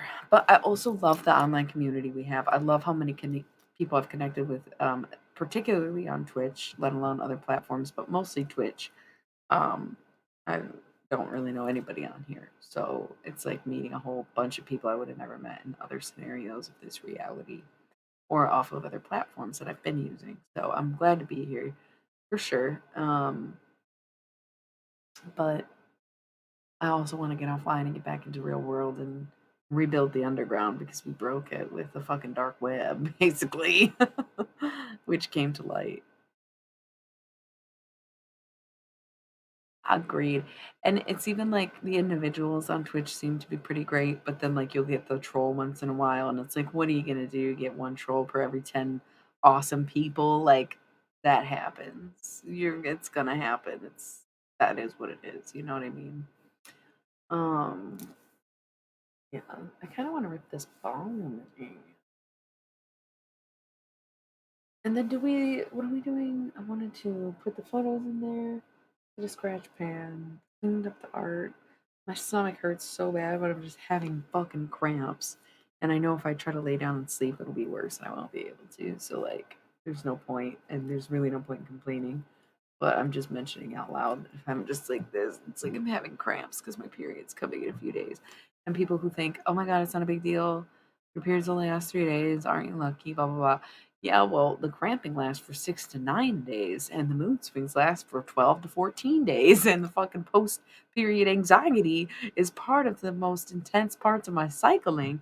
So, like, as much as you think my period is 3 days because I bleed for 3 days, not counting any of the spotting I experienced before and after, but it's really more of a 15-day process every fucking month, every 28 or less days, really. Not even a full 30, not even the full month. It's not even 50-50. It's every 26 days, 15 of them are dedicated to this crazy building and de-escalating of my period that affects me mentally, physically, and emotionally. Like that's fucking wild. So I'm just kind of sitting here having cramps. I am down to do more tarot. I'm down to keep chatting. I know that we briefly talked about like some of the current events. Yeah, no, it's super late here. That's why I was like, it's kind of a weird vibe. And I'm just up, and I totally don't blame you. And I appreciate you keeping me company. And I appreciate you other lurkers who are lurking. Um, and it was lovely to meet you. Yeah, I forgot you were new here. I usually, just so you know, I usually stream Thursday, Fridays, Sunday, Mondays. Today being Tuesday, Wednesday is usually my day off, but it just kind of worked out in my schedule to stream tonight. There was a few art projects I wanted to do, and just in the midst of it, I was like, you know what? I'm getting a channel message. I'm gonna switch to tarot. So this is an unusual stream time, but it's the hours of the night are pretty spot on to my usual schedule. Sometime after 9 p.m. Pacific time, usually much later. Not even usually, but a lot of the times lately it ends up being pretty goddamn late. Um, and varies. So I never really schedule a time because I kind of just don't like to force myself to do streaming or reading or being on camera like this when I'm my own boss and the only one holding me to it if I'm not feeling it. So I kind of wait until I'm in a good enough mood to feel like I'm not going to disrupt the energy or be the driving force behind every reading. So, yeah, thanks for tuning in. I do hope to see you again. I hope anybody who's up right now is down to stay up for a little bit, whatever y'all want to do. I am around and here for you. So, we did a reading with the Dream Oracle. It's what I refer to as like the Akashic cards because they tap into a bit of the Akashic records without being directly about that. But like we talked about our ancestral lines and decolonizing our bloodlines and stuff like that. And it's also just like general guidance for your shadow self. So we did those. If you want to rewatch it, it's like the first hour of this stream was that reading. And so if you want, now that I've taken a nice solid break, I'm down to go back to doing some tarot, but I just don't know what deck to do. So if there's anything you're interested in knowing, um, or whatever, we can choose something. But um, I was going to be up anyway. At this point, since it is quiet, this is my usual time where I take a break. I did start pretty late today. Like I said, I try to start around 9:30 p.m. Pacific time, but a lot of times it's later. And today, because it was an off day, it was really late. So it's just like hanging out, doing other things on my day off from tarot, and knew I wouldn't be able to sleep, so I came on. Um, but before this, which is I've been going almost 2 hours, I did like an hour, a little over an hour on the art stream. So at this point, it would be about 3 hours in my to the stream. But because I'm having a quiet moment, and because this is usually when I take my break, but I usually start earlier in the night, and it's usually the 4 hour mark that I want to take my extended break. I feel like I'm just gonna take it now and see if anybody comes back or comes in while I'm gone. So I'm gonna roll 3 minutes of ads, and then I might check back to see what's going on, and then I might just take a few more minutes to myself to do what I got to do to prepare for more readings. Yeah. If anything calls to me, I will for sure pick a deck. But if anything calls to you, say it. You know, subject, topic, colors, information, anything. So once more, taking a little bit of an extended break. We'll be back probably with more cards, if not more art or poetry or whatever the fuck. So, see you soon.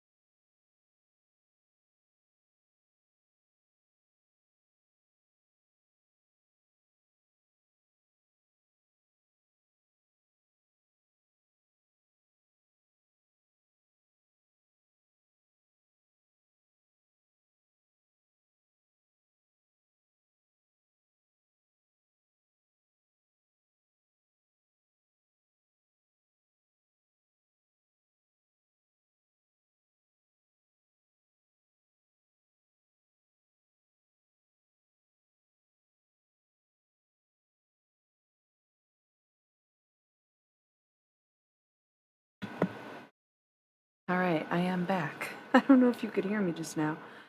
Hit this unmute button and it didn't work. So I don't know if that was a glitch, if I was really muted. Either way, now we're back. We're in the tarot zone. So nobody said anything. That's okay. If people are just lurking, that's great with me. I'm happy with that too. I'm okay either way. And I think that people sometimes watch the replays and maybe sometimes the readings are for them.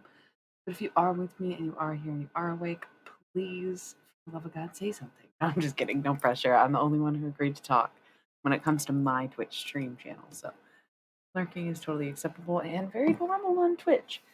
That being said, I just don't know what tarot cards to use right now, where I definitely feel like, cool, we can keep streaming, we can keep going, we can get into these messages. They've been good lately.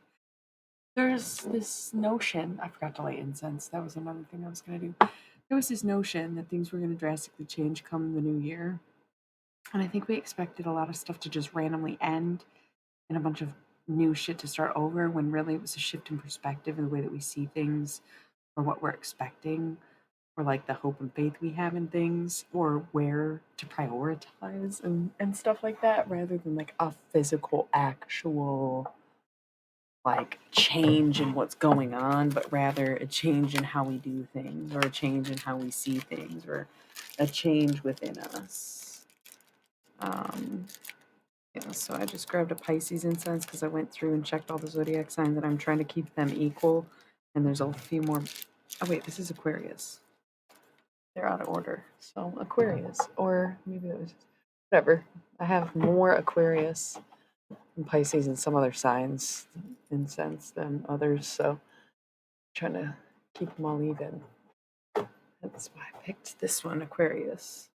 A few extra compared to the others. So I'm gonna light this. We're gonna get comfortable. And since I did the Guardian of the Night Tarot for the Shadow Guidance, Akashic Recordings, and Dream Interpretation, I feel like now I gotta do something that goes in line with that. But what? What deck have we not used lately? I feel like everything's come up except for one. What are we missing? We used the Mystery deck, the Demon Oracle, the Pink deck, so many motherfucking things. Think of it, right? Like Halloween Oracle we did. Sexual Magic I never use. Is that it? Initiation? I guess we used them all, like recently. I got a new deck coming to me. Somebody bought me a tarot deck. I don't even know who it is or when or if I'm gonna get it. Somebody bought me a damn tarot deck. That's why I feel like I'm being called to use a different deck that's not in front of me right now. That is so bizarre.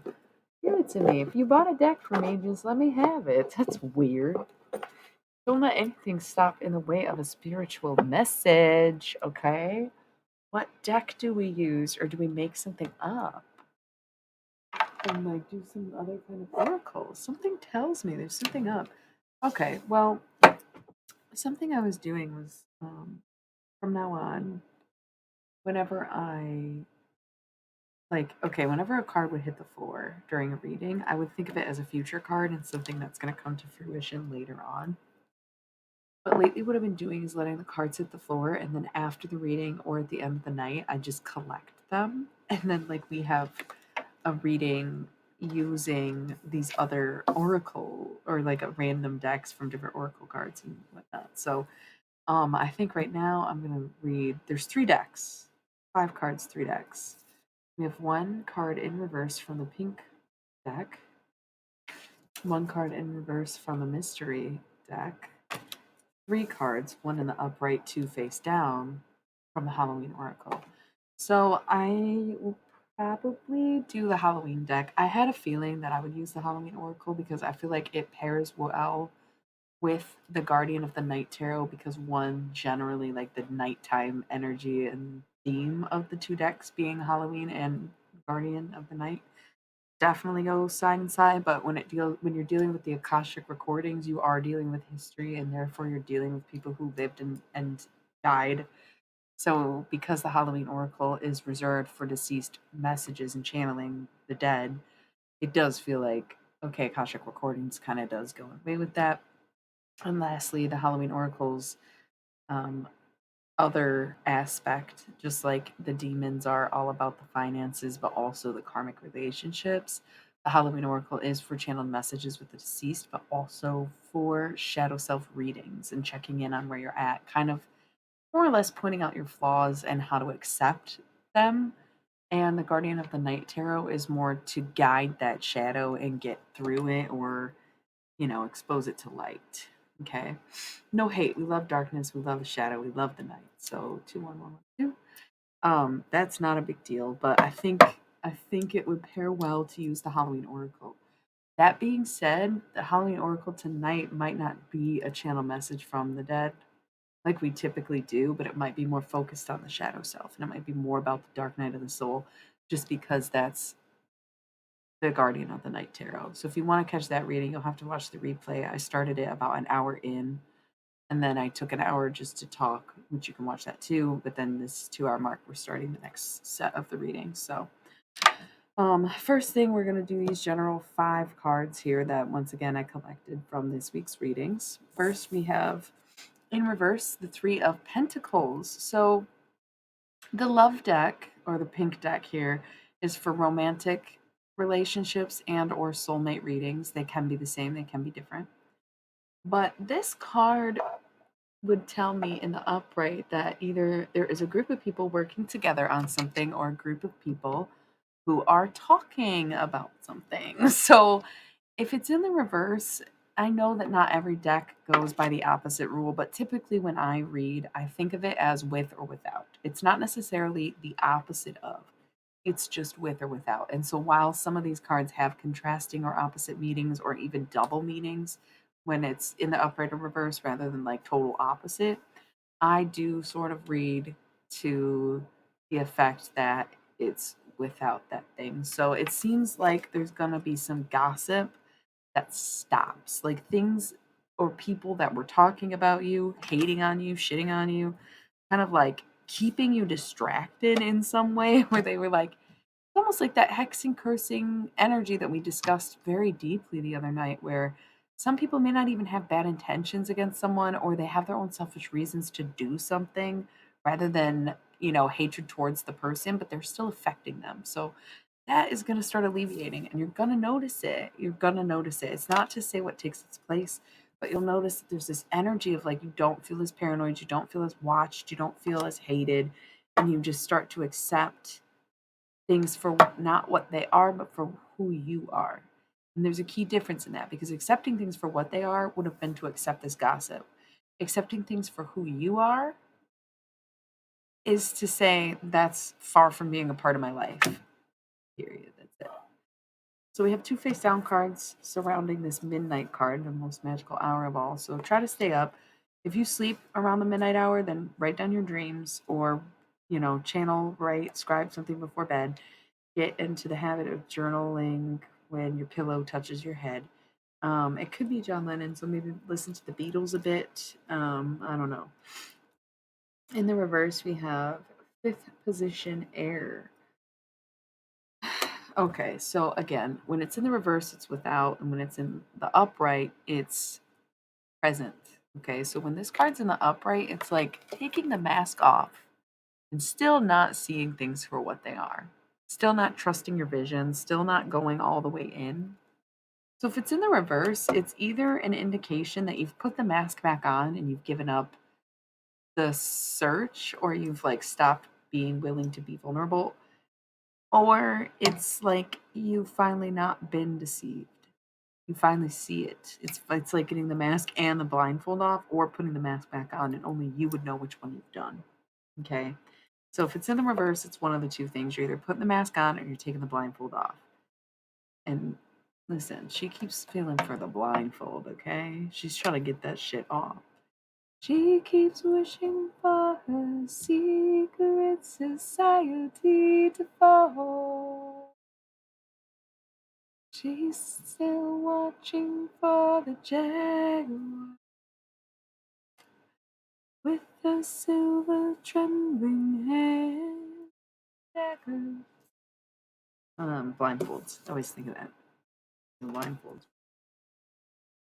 So the two cards surrounding midnight. So something about midnight. It could be like midnight today. So today would be Wednesday now. It's Wednesday, I guess. The 29th. So we're getting very close to the end of March. April being a very fruitful season. Easter coming up next weekend. Lots of newness, lots of rebirth, refresh, Aries energy, fire, flames, Phoenix, yada yada yada. Death is another life, right? Um, Surrounding midnight, it could be like something coming at midnight tonight when the day becomes the 30th. It could be midnight once again, a message that comes to you from a dream or something that is related to John Lennon, if that means anything to you, or someone related to John Lennon. I don't fucking know. British people, like whatever. What's surrounding or needs to come to surface about this? Okay, revealed on one hand, scrying, intuition. Okay. And on the other hand, winter, the sacredness of pausing. So, trust your dreams, trust your messages, trust the way you're thinking, trust your movements, trust what you are hearing, trust what you are seeing. Scrying. You are probably still being spied on, even if the stalker energy has subsided. But there is this need to trust your intuition, especially about your dreams. If something happens in your dreams right now, there is a good chance it's happening. So,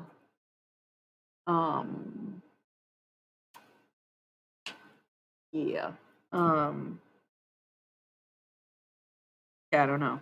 And winter, the sacredness of pausing. The other thing that's being revealed is like if these messages aren't coming clear or intuition has felt blocked, it's because it was winter and now it's springtime, and that's why it's hitting so hard. Is the further we get into spring, the more that the world warms up, the more that we can feel that energy. So that's cool. I'm gonna put these two cards away. I usually shuffle the decks before and after I use them, but if I shuffle these to put these cards away, I will be doing full more readings with them. And that I just don't want to do. So I just put it in there. I tap the camera to the point where it moved. I just put that smiley face.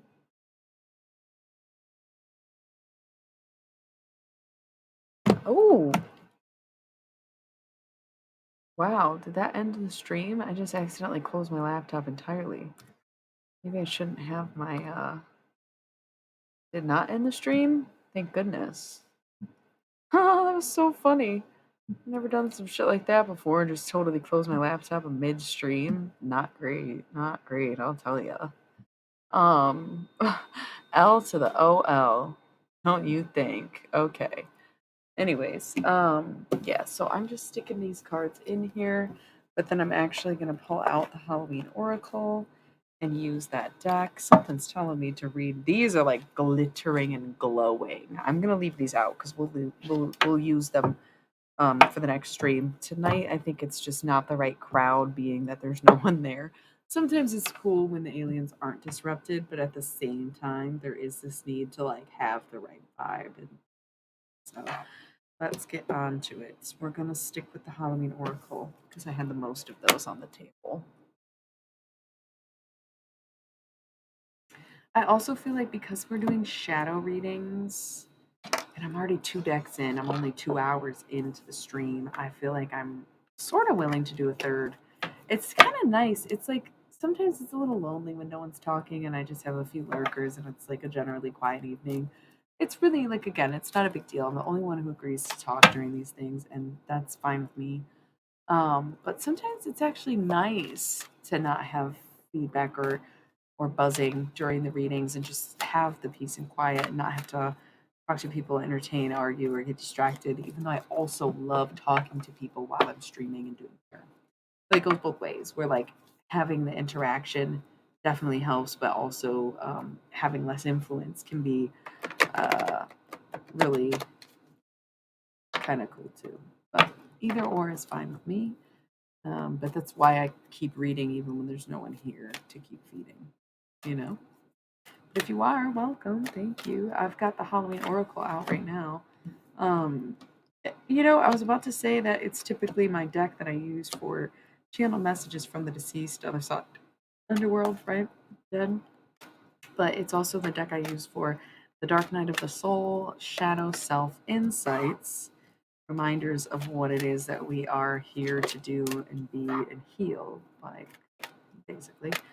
Um, and so even though earlier I had mentioned that the reason I was using this deck was for the shadow aspect and not for the channeled messages, because honestly, there's been a huge blockage between me and the dead. I don't know if I need to go to the cemetery or put up some offerings, or if I'm missing something, ignoring someone, or just not wanting to see things for what it is. I don't know what's going on with me, but the deceased channeling has not been it lately. I've just been either ignoring it, avoiding it, or not getting anything from it, like message wise, connection wise, or just very sparse here and there. But there's something that's been preventing me from really going in and channeling it. I feel like part of it might be some need to just prove my own sanity and that I don't just do it all the time and that I can sort of turn it off for some reason. But like another part is just needing maybe a break from the bullshit of being fed the same lines by everyone and everything time and time again, to where my sanity needs to be intact in other ways, such as that, rather than just being concerned that there's like voices in my head, when in reality I'm very accurate and very precise with the information that I get from these people. And that is the key and truest difference between insanity and spirituality. 222 on the clock. Let's crack into it. So again, this is my deck that I use for channel messages. I don't think this is going to be one, but the first cards that came up were these three. And it is the Lamp, Dawn, and Jack-o'-lantern.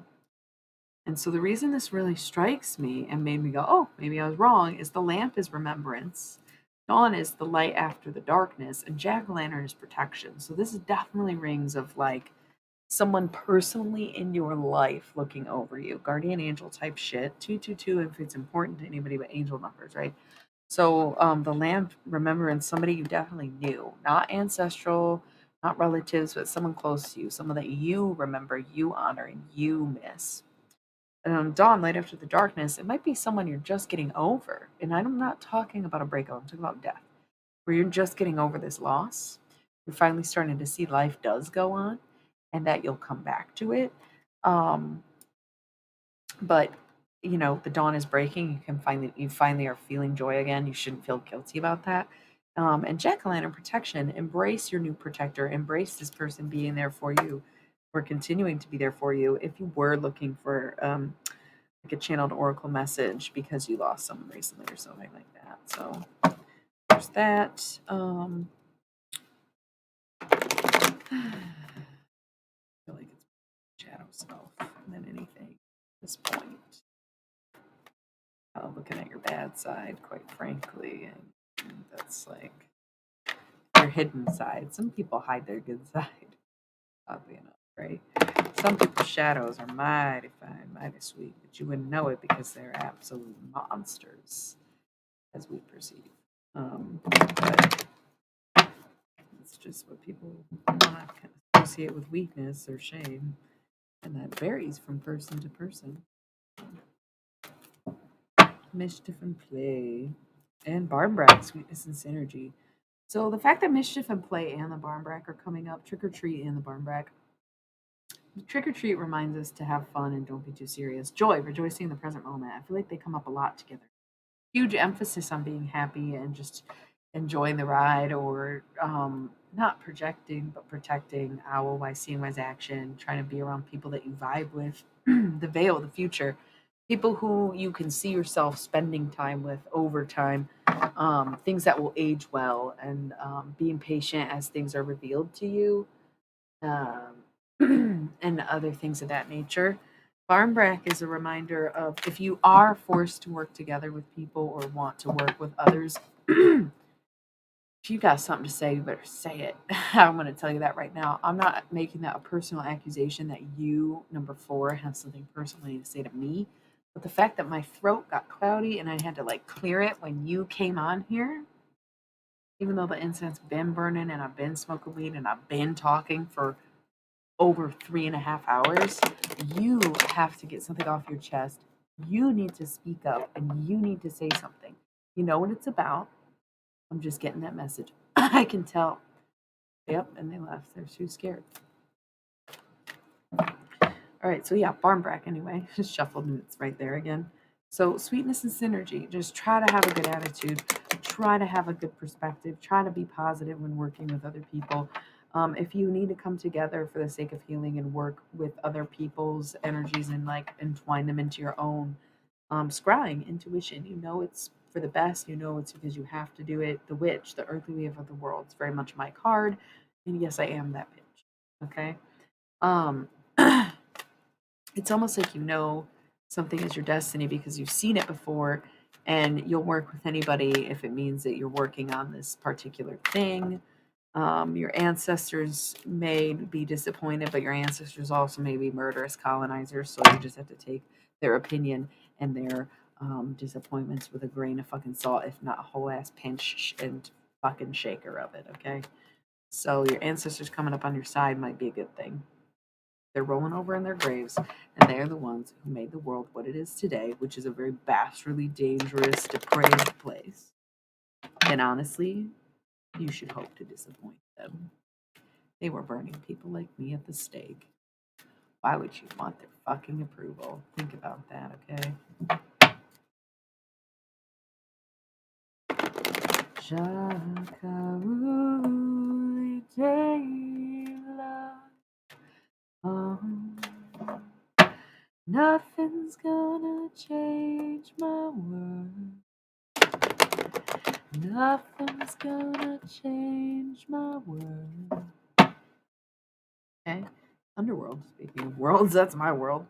The where all things pause and begin again, and the veil, the future. Okay. And winter, the sacredness of pausing. These have the same kind of energy about stopping, pausing, going, starting. But the veil is the future.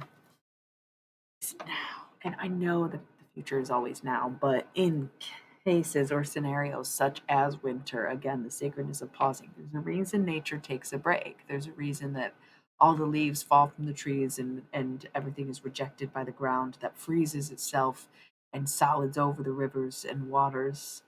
Right? There's a reason that happens. Stop, regroup, recollect, renew, refresh, chill, deepen, freezing, boom, thaw. It's thaw time, so it's now. It was pause, get that fucking beat lined up, get that drop ready, boom, play. It's springtime, baby. That's how it is. The future is being now. As in, it's press play, it's started. Whatever you learned, discovered, or came to the truth of last year, what the results of your last decade and all the work you did on yourself, physically, whatever, the efforts you put in, you're getting back, and it starts today. It starts now. Started yesterday, started this week, started with Aries season. But we're starting to really feel it and see it and know it for ourselves as it unfolds before our very eyes and becomes something that we can hold on to. Winter maybe made you feel crazy, ragey, cagey, whatever it is, lazy. But here we are, we made it to the other side, and now things are going to take less time, okay? Because it's been such a long time. I think I should be going, yeah. Time don't wait for me, it keeps on going. Got 2 future cards collected. Oof, yeah, exploring wildness, trick or treat. A lot of things about to be new, babe. It's about to be all good things. All good things. And honestly, something I thought about in between or on my break, I think it was just now or between streams, I don't even remember it, and I don't think I said it out loud, but I'm thinking of it again right now. I've been asking myself, what the fuck is going on in my life? Why the fuck? What is this? Why can't I do this and that? Why is this following me? Why can't I get away? Why am I thinking this? Why is it so hard? Why am I reminded? Blah, blah, blah. Maybe I was wrong. So I tell myself, I'm like 99.9+% accuracy ratings, but maybe I'm wrong. Maybe my sacrifice in accurately giving other people their fortunes means I can't see my own, and that I'm perpetually doomed to making shit up. I don't know. Because I kind of feel like I'm making sense of some things, and it's all lining up. But it's not necessarily adding up or amounting to much, and that's okay because I'm totally comfortable cutting my losses and realizing that just being wrong means that you get to do something else, and that's fine. But I wish that I knew. I wish I knew if I should keep going. I wish I knew if I should head towards the things that I'm heading towards, even though it does feel right, even though it does feel like all this time, and it does feel like exactly where I'm guided. But to be rejected to my face and to see different in 3D and to be feeling like I'm being fooled again and again and again by the same things is the lesson that it's so great that it needed to take so much time and you need to be perfect at something like that it's gone. Or is the lesson to walk away so entirely that it never happens again? That's hard. And everything my heart of hearts is telling me that first one, but everything in my mind of minds is telling me to believe the second one. Believing is receiving, not seeing is believing. However, if I don't start seeing, I'm going to have to force myself to stop believing. And that's where I've come. And I've made that very honest and clear and obvious on the stream lately. Something that I thought of, okay, during commercials or a break or whatever it was. Lately it occurs to me what a long, strange trip it's been. Because honestly, why would it add up to nothing? Why would it ever, in any scenario, add up to nothing? Why would all the hard work you did and all the things you've been through and all the things that were put in front of you, why would it all be for nothing? Nothing's ever for nothing. Something always comes out of everything that's ever happened, good or bad. If there's nothing good, nothing bad, then it just hasn't come yet. Because there's always something that comes from everything that happens. Matter and energy and love can never be destroyed, only reformed, recreated, or reborn.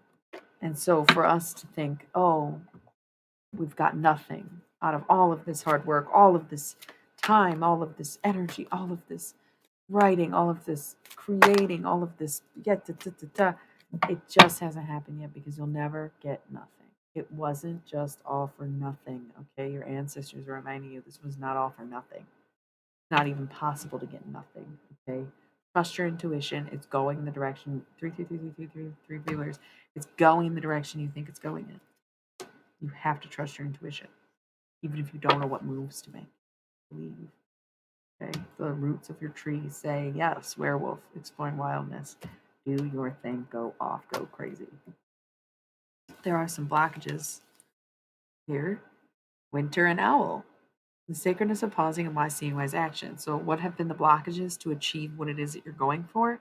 One, winter, simply put, the cold, frozen, the tundra, the break, winter. And also, maybe not having the right company. I just, Flogging Molly just popped in my head. I'm in the wrong prison cell in the wrong company. Um, where you needed to have someone set the example. So that's blocking your intuition, where you need people around you supporting you, and you just needed winter to end. And now that winter's ending, maybe you'll find the support and you'll start seeing things even more clearly for what they really are, and that is the way that you can trust your intuition. Skull of light, illumination. What's done in the dark will come to light. If you're confused about something, you're supposed to be. This we talked about yesterday. Psychic Pokemon energy. The Barmbrack and the Cauldron are next to each other. Sweetness and synergy, synergy and healing. Coming together for the sake of camaraderie, but coming together for the sake of healing. It's maybe both things. Maybe there's people you miss, people you want to reconnect with, but there's like bloodlines you'll be healing and things that you'll be creating new timelines by connecting with these people again. And you don't even realize it. It's like such a gentle process, but the importance is so You know what it means to be wild and to think these things. But skull of flowers greening through the ashes. Maybe some things were destroyed, bridges were burned. Well, you know what? If a bridge was burned and they won't let you rebuild, then I guess you're going to have to just create something else through the ashes of that flamed connection. Okay? The underworld, where all things pause and begin again. Let those people guide you, whether they're deceased and whatnot, whether you meditate to reach them or listen to them in music. That's just their influence. They want to help you. They want to hear you. They want you to hear them, etc., etc. So just fucking listen. A lot will be revealed to you in that way, in that realm, in that sense. Okay. Trust your guides and your guidance, no matter where they're coming from or who they are. Okay. Last blockage in the reverse. What is coming out to light? What are you getting rid of? Midnight. Okay. Maybe less late nights, less Beatles, probably not less most magical hour of all, less magic. Maybe that's your blockage, is like you're not in the zone of magic, and once you release that, the underworld are reminding you, like, hello, you talk to dead people, or trick or treat, mischief and play, hello, you're like so good at this chaos stuff, like eternal love, you have found all your soulmates and your reincarnates, like create something skull of flowers. This isn't the life you knew. This isn't the reality you knew about Night Song. You did talents. You can still do what you're meant to do here. That's it, you know. So let the dead guide you instead of mourning them. Okay? Let it be fun. Let it be cosmic. Let it be one. Spider, community and web weaving. Speaking of one, the ultimate form of one. Mummy, change. And forgiveness, reducing the burden. It's kind of been rotating up and down and on its side. So it's, if you change your mind and you want to forgive, you'll be reducing your own burdens and maybe getting paid for it. Lady de los Muertos, you owe me a tip. Don't care how it comes, don't care how you give it, don't care who you are. And if you don't pay it, she's going to come knocking at your door, not mine. Okay? So I would just find a way. Love you, but that is what it is. Vampire, emotional intelligence and invisibility, authenticity. The more authentic you are, the more people are going to try to take from you. The more they're going to like your energy. The more they're going to want to come for you. You have to protect yourself against these vampiric forces in nature here. And find your people, find your spiders, your community. And if they try to knock you down and destroy you, just knowing that you have the creative energy to do something else. Yeah, vampire. They're going to try to take from you. Scrying, intuition. You know who you are. You know what they're doing. And they know who you are if you're spying and scrying and you're trying to copy someone, mock someone. Energy vampire written all over it. What the fuck? Get your own goddamn personality. It's one thing to drink somebody's blood. It is another thing to want to be them. That is fucked up. Relax on that. Oh, yeah. Okay.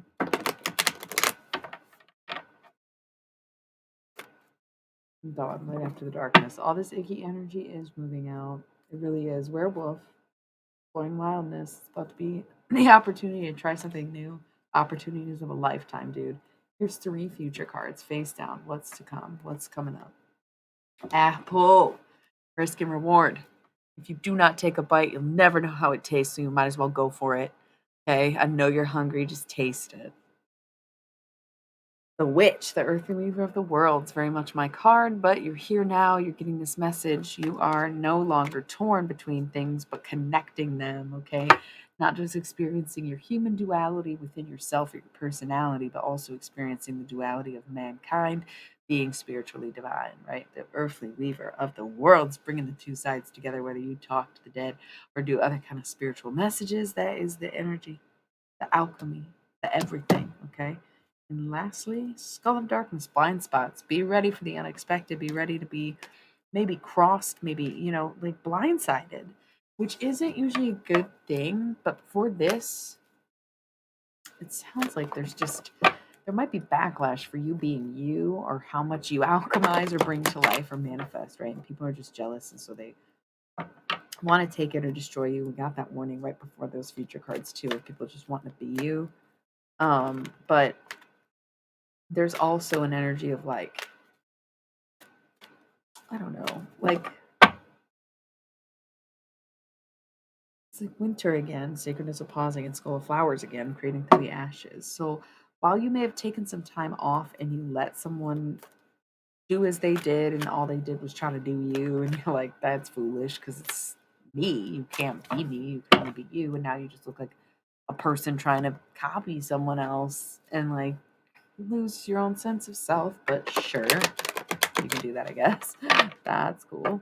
So, yeah, the underworld. Trust the guidance, but there's this energy of all this weirdness clearing up, clearing the air, and people being more honest about things and getting all the stuff that you've been told that you were getting or that's been coming in for months. It's like all kind of springtime, ready now.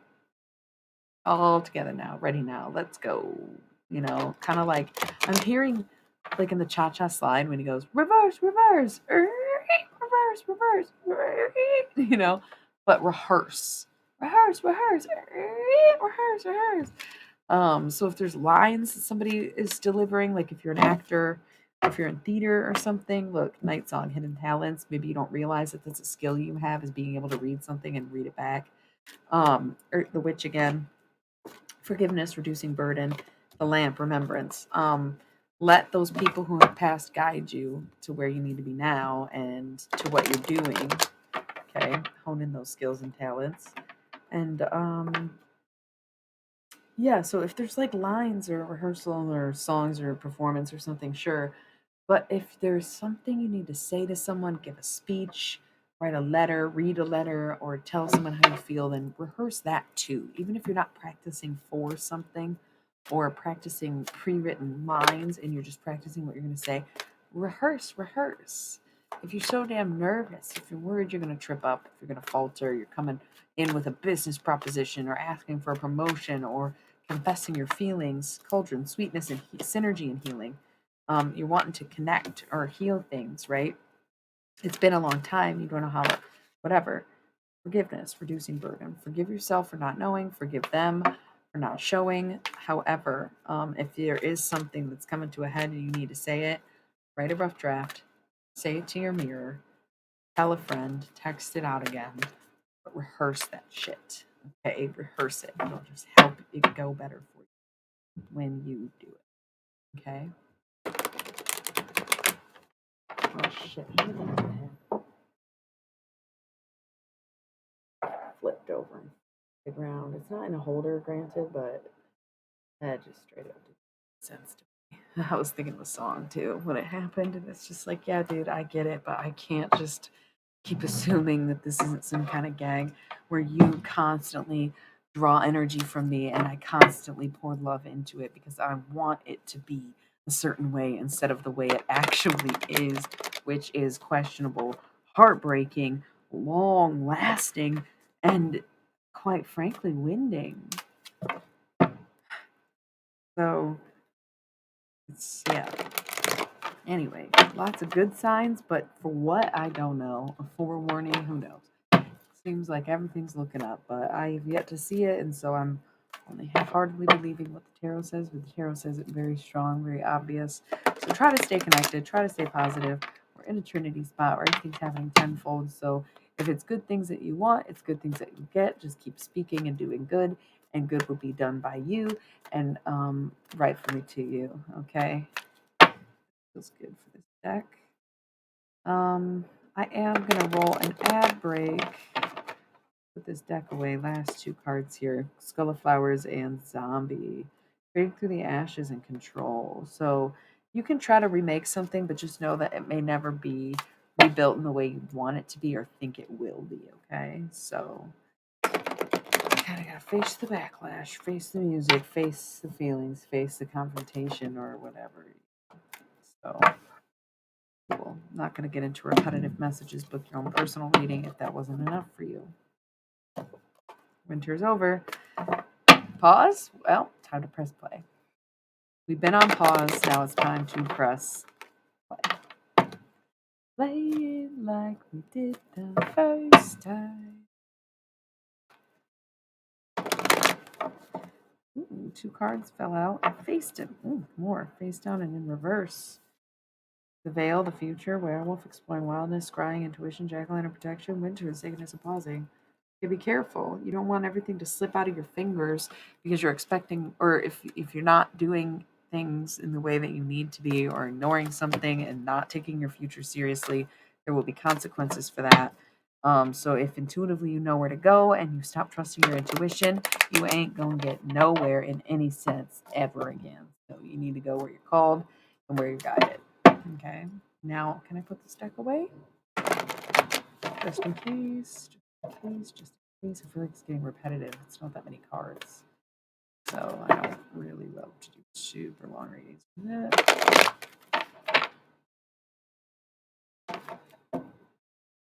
Okay. And on a note of me, at the deck, Skeleton Strength, Night Song Hidden Talents, and Witch, the Earthly Weaver of the Worlds. Yes, bitch, the future is now. The future is now. Lift that veil. Springtime's here. No more shadows of doubt or fear. All right? It is what it is. This it is greatness. Okay? Whew, that was a good reading. Ooh, a stretch. It's nice that y'all are keeping me somewhat company, lurking, sleeping, whatever it is.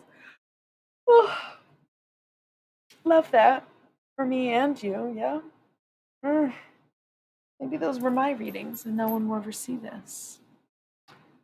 But either way, I'm gonna take a 3-minute ad break. I'm gonna kind of check in with myself, the clock, and other things of that nature. And I'll be back in 3 minutes to see if I'm gonna end the stream or chat a little bit before doing another tarot deck reading.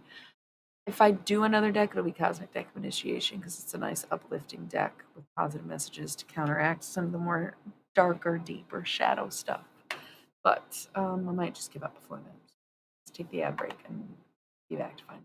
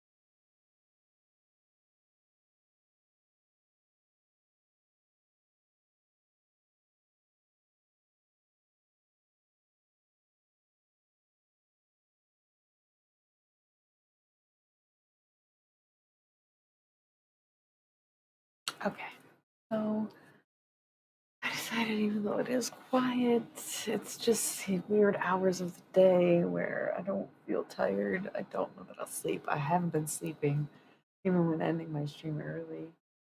Plus, starting my stream late, I feel like I'm not exhausting well enough these days. Um, I am gonna put that third deck in there. I feel like we need the positive messages, the upliftedness, the more direct and happy or spiritually aligned deck. And then I'm gonna go. So I'm in chat mode for a second. I doubt anybody else is gonna be joining me at this point, and that's okay. Not every night is gonna be a banger. Not every night's gonna be a crowd or a hit or a pleaser. But um, these nights are just special, intimate, or important because once again, it might be my own personal reading, or it might just be someone is lurking and actually watching and listening, or someone does get 3 hours into the video and it helps them just like it did kind of help me. Okay. Made new friends, met new people. That's great. It was an overall awesome night, regardless of the fact that it's quiet. And so for that, I'm not gonna give up the tarot when I'm feeling it just because there ain't no one here to confirm that they can hear it. Like I'm gonna persevere. I'm gonna push through, and I'm gonna do that. Cosmic deck initiation too.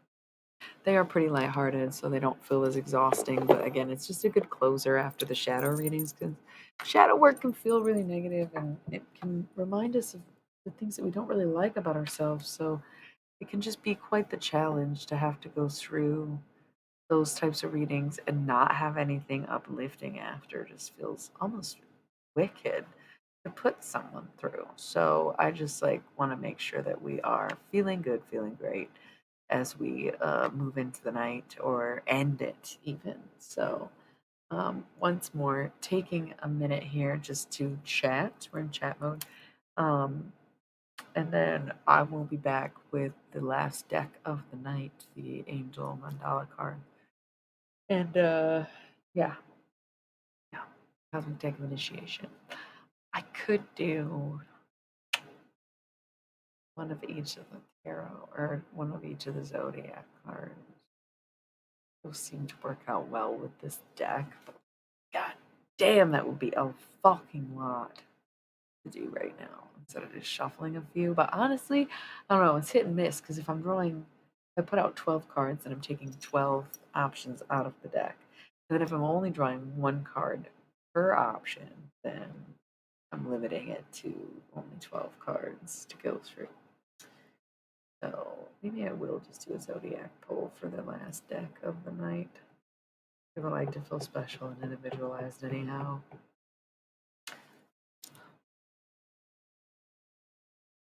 I don't know yet. Should I do zodiac reading insights, one card draws for each sign, or just a general reading for the night? Debating. Probably debate. Just chatting for a little bit before the last reading in the evening. Drinking some water, ripping some lean. Fuck it. I mean, why not? Hopefully, I'm finally at the end of this one. Not quite. Good though. I'm glad I don't smoke that much weed. I'm glad it can take 4 fucking hours to get through a bowl of a bong. But I want to pack a fresh one. It feels like the sacred thing to do. To have an offering on the table, even if I don't smoke with them.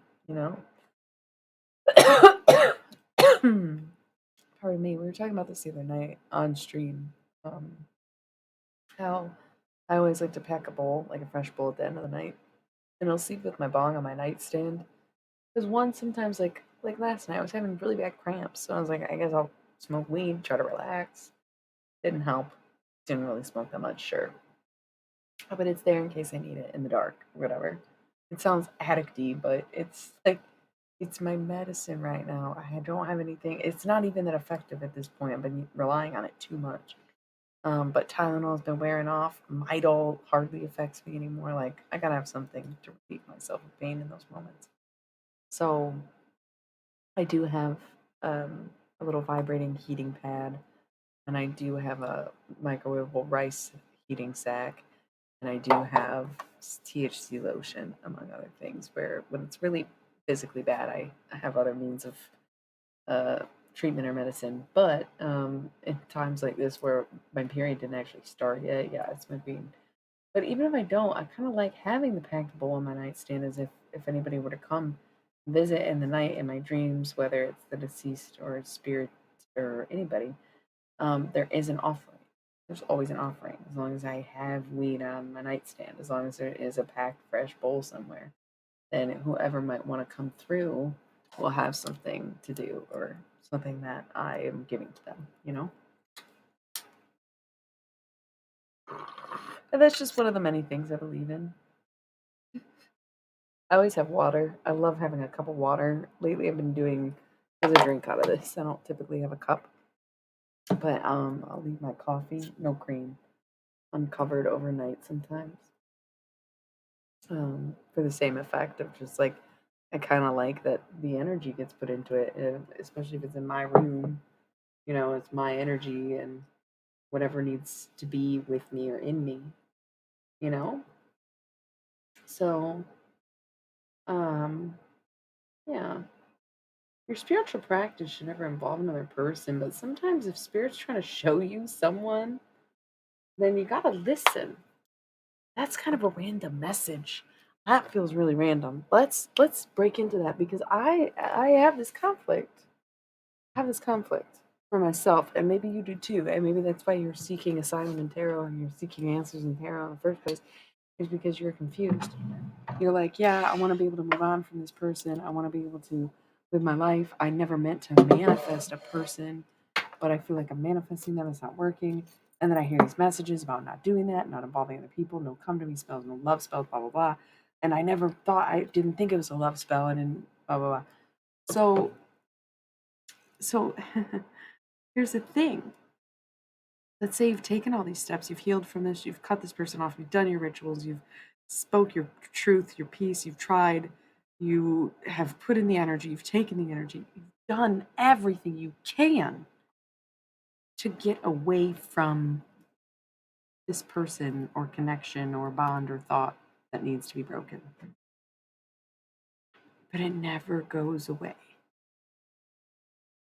And you're so flexible about how you perceive it. Okay, maybe it's a lesson in this, and I meant to learn that. Well, it's back again. Maybe that wasn't it. Maybe it's this instead. Okay, well, maybe you know what? I gotta go the other way, and it's actually just this and that. Okay, well, now it's back again. Well, maybe I'm meant to be this and have a, something more casual. Well, okay. I don't know. What if I try this? Nope. Really? All right. So what is it? There's this energy of just not understanding why something is, let alone what something is, perhaps vice versa. You are just trying to understand why you can't get this off your mind, let alone what exactly is on your mind. All right.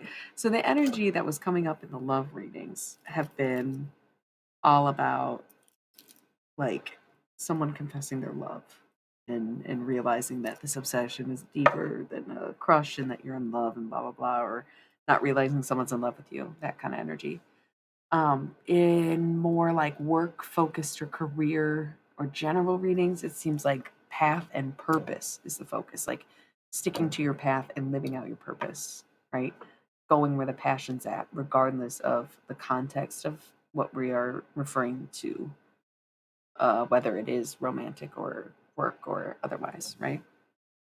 Um, Putting yourself first or putting your needs first, maybe not putting yourself first, but putting your needs before other people's wants.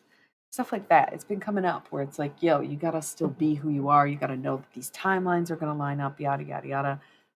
Again, how the micro is the macro, and how you working on your individual view and your first person perspective will help the greater good of the bigger picture.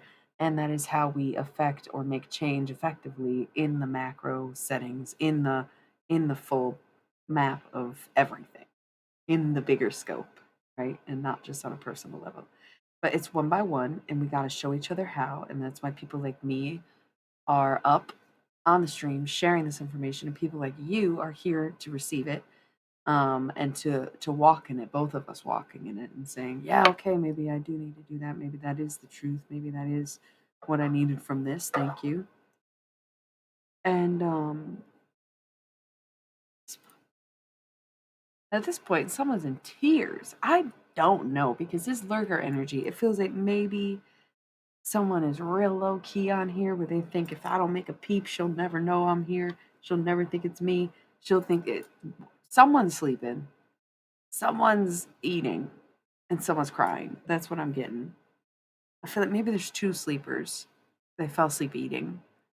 Yeah, two sleepers. Someone's up and crying. Maybe you were asleep, woke up crying, something like that. Where I know the lurking energy tonight is pure lurker, where they are people who put on my stream to be supportive and are doing other things. I can just sense that. They didn't tell me that, but I can sense that. So, but there's a third person. I don't know if you keep coming in and out and you're like waiting in line for tarot readings and I say I don't do personal readings, but then like it feels personal, then that's why you're here. Like, yeah, okay. What are you crying about then, mate? You don't want to talk about it because otherwise you wouldn't be lurking, you'd be talking. Okay. That's all right. I don't need to know. I actually tell people I prefer not to know. But if you've been tuned in, yeah, the readings are harsh. It's showing you the bad things, the shadow side, the things you're hiding from yourself and everyone else, right? So the last deck will be a bit more positive, a bit more uplifting. 30303 with 3 viewers. But yeah, it's okay. I cried a lot. Well, yesterday because it's like way after midnight at this point in every time zone that I know about, except for the ones who haven't hit midnight yet tonight, if you will. But yeah, like Tuesday's pretty much over. See you next Tuesday, cunt. No, kidding. I'm not. I am. I'm not. So goofy. I'm trying to make you laugh. So the last few decks, last couple decks, last few readings have been a bit more negative, and the shadow side is something that you keep in the dark or behind you, right? When you cast a shadow, you are blocking the light. So anything in the light is going to be what you let people see and what you have on the surface and kind of how you even perceive yourself. Like, I am this person, I'm like this, and da da da. Back there, you're like, oh shit, it's my shadow. And it's usually the very opposite of what you show people, right? And so that's why some people's shadows are very sweet and very non evil. And that's why doing the shadow work can be almost like hard because they don't realize that they have that side of themselves at all because what they show is very cold-hearted, sometimes bigoted or hateful, and their whole experience is surrounded or integrated into like stuff like machoism or hyperfemininity that just makes them be catty or petty or evil, mean, malicious, backstabbing because they want to be perceived as, boss bitch or fuckboy kind of 444 something, like these status symbols. It's all if that's what you show and that's what you care about, oh, money, make this money, yeah, yeah, yeah.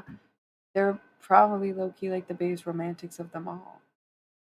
I hope someday someone will see them for more than that, Like there's just like the opposite, the equal and opposite reaction of whatever you put on is the shadow. So some people's shadow selves are like twisted motherfuckers.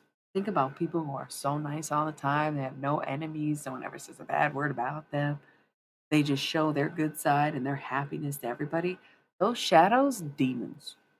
But people like that who choose to be good despite what eats at them, they are very capable and very strong of walking through the dark night of the soul and recognizing that it's there. Almost like the easier the shadow, the harder it is to face to understand that what's been hiding back there all along is sweetness, softness, gentleness, acceptance, etc. Because it's you work harder to hide it than it does to just show it. And that's why, once again, if with ease you cooperate with your life and show people who you truly are and what you love, then the shadow work, even though it's more dense, will feel a bit easier to do because you're doing things more naturally. You're not wasting as much energy, right? Like, just it's crazy to think. I think that's why, like, whenever Vladimir Putin comes up, which usually someone else will bring up, oh, how do you feel about the war in Russia? I picture him in therapy, and it's so weird.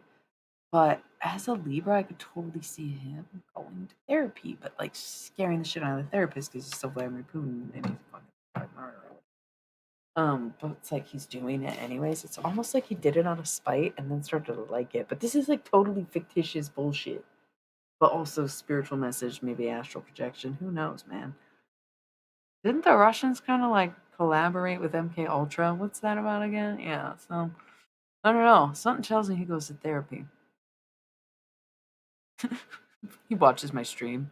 We talked about Russia too many times. It's flagged. He listens to it translated in Russian. No, I'm just kidding. It'd be crazy. It's like happening with a translator right now. He's like, kidding. Vladimir Putin is not watching this. Well, no. Listen, I shouldn't laugh about that. It's not funny. It's not cute to joke about. It's not, but it's almost like nervous laughter of like this weird perception of like it does kind of tend to come up where I wonder if there is some kind of flaggatry, like a flag, like, that was a made up word, where these little pings, and that's why I get insight because, as previously discussed, scrying becomes a lot easier when there's two glasses involved. As in, if you want to scry and use a mirror, sometimes you might be able to spy on someone because everybody's got a mirror, but it's a lot harder to find the portals and make them aligned, right? But when you have these devices, these computers, these phones, it's kind of easy to read into what's reading back at you, you know? So there's a lot of potential for you don't even need the camera to an extent, but also having the camera makes it even that much easier, yeah? Being able to see it, being able to interact with it, being able to talk to it, it's crazy. People want to do magic so bad and don't even realize they participate in it all day fucking long. But they also don't realize that not everyone has good intentions or thinking about themselves when they do magic. And they don't realize how much power they've already submitted to some of these entities, deities, people, practitioners, etc. Because they don't realize what they're doing if it's not signed up for but agreed to anyway. Okay, so I don't know. It's just kind of a chaotic world. But the technology has made the magic easier and somehow more difficult at the same time. Not just somehow, we kind of know why, but because once again, the devices and the tech being the same traditional things, the elements, lights, um, glass, metals, like all the things that we've traditionally used in magic are functioning in these devices that we hold and scry and share and speak into, right? Sometimes it feels like they're reading our minds and not just listening to our conversations. Talked about that too, how creepy the algorithms can get, you know? Um, but subjecting ourselves to that constant means of magic and like not fully understanding the exchange or the dynamic can definitely just lead to other people using you to manifest the things that they want and not helping you manifest the things that you want for you rather than you want for them. And it's not that we all can't all win, but if you spend too much of your time giving someone else's praise and energy to people who don't need it or didn't truly ask for it, then I mean you're just fucking yourself, isn't it? So I don't know. Interesting, but on that note, um, now I feel like I'm getting a little tired. It's late, and that's fine. Like I'm allowed to be tired. But I did say I wanted to do this last reading. So sometimes when I get tired, I feel like I'm getting an incoming message, but this feels like genuine tiredness. But then when I addressed it, it felt like something was coming in. I think this means I'm not going to do the zodiac pulls for this. I think I'm just like, instead of going through and picking out all the signs, I'm just going to shuffle the cards, read what comes out, and be done for the night. That's, yeah. I admit I'm starting to become more and more impressed with my streaming. I've been making videos for a long time. I was doing YouTubes for like the last couple years before I started to well, and I was live streaming on Instagram, and I didn't think anything of it. I just felt like I was being myself, and it's not hard to be me because that's just who I am.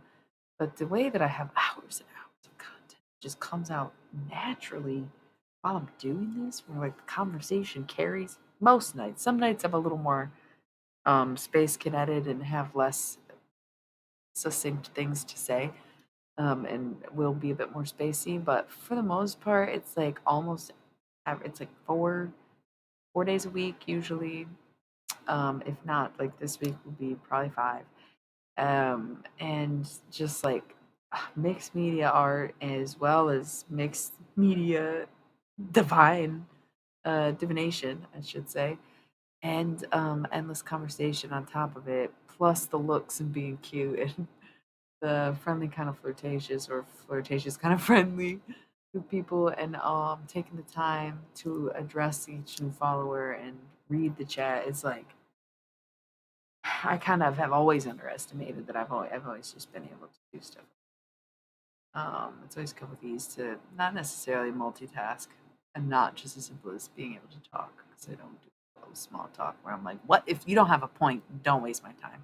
Do not bother. I have enough thoughts going on in my head to not need to know what the fuck you're saying if it's not going to be important. And I'm very impatient in that way. I'm a very patient, tolerant, kind, and forgiving person. But if you start wasting my time, I understand that the shit's infinite, but that I'll still die. So please avoid wasting my time. It is my biggest pet peeve is people who waste time and ask unnecessary questions, purposely want to confuse or stall or muck things, or just like small talk in general. Hey, how's it going? Ask what you want to ask, bro. Say what you need to say. Don't fucking sit here and try to butter me up or spin me sideways. Nobody gives a shit. Okay? That is just my energy. It's like, do not waste my time. Cut to the chase. Be direct. Yeah, yeah, yeah. 31313. Hmm. Like that. Oh, I did finish that. In fact, I'll at least wait till we get the cards out. So, gosh, yeah, getting a little spun out. But sorry, I said spun out while rubbing my nose, but I'm far from doing drugs. All I do is smoke weed and occasionally have a couple drinks. That's fucking extent I'm retired from my musings. Anyways, maybe someone else is. That's why you're up right now, is because you're doing stuff like that. That's kind of wild. It's like Wednesday morning, but good for you, I guess. Do you and whatever. Yeah, yeah. So Wall Street, right? Kidding, but I did feel that business energy. Suit analogy. Okay, is it cat vibes? Maybe good morning type shit. I'm just smoking weed, but I will be going to bed. And we're going to get into the next deck, the last deck for the evening, the Cosmic Deck of Initiation. If you want to speak now or forever hold the read, I will do like a one card draw for each zodiac sign instead of a general reading. But otherwise, I think I'm leaning towards general reading. I will be rolling some ads before cracking into the tarot deck um, when I feel ready. I feel like now's probably not a bad time. We were just discussing whatever kind of came to mind. Um, but yeah, I mean, all the hours add up in a night, in a week. Impressive that I can just keep it going. Damn. All right. Even on quiet nights like this, I appreciate the company I do get, and I appreciate the viewers and the lurkers and the like. And so please do stay tuned for the last deck of the evening. My round cards, which are very cool, the angel discs, mandalas.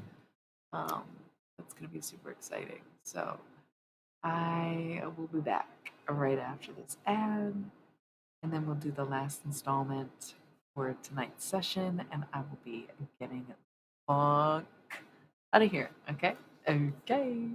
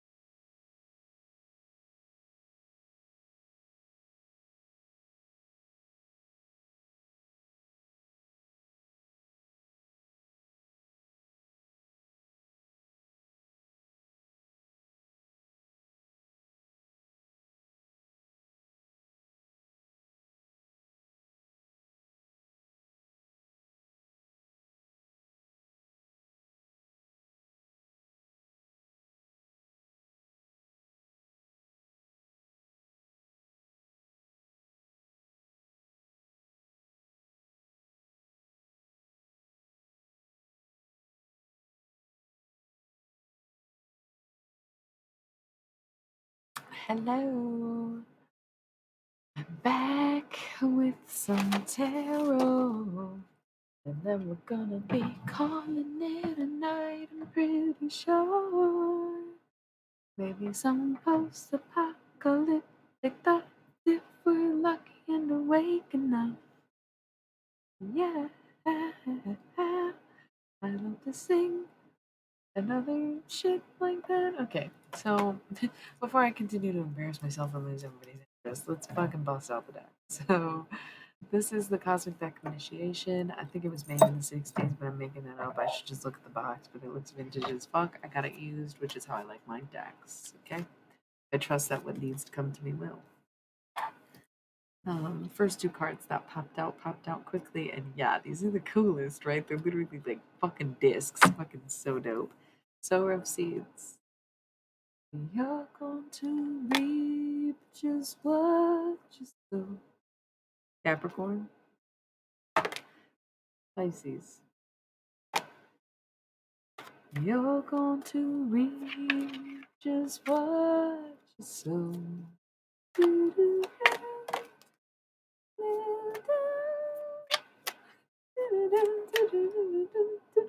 It's Lou Reed is a Pisces, is what I'm singing right now. Giver of Light is over there. Golden Rule and Law of Frequency. So what is the golden rule in regards to frequency? Hold up.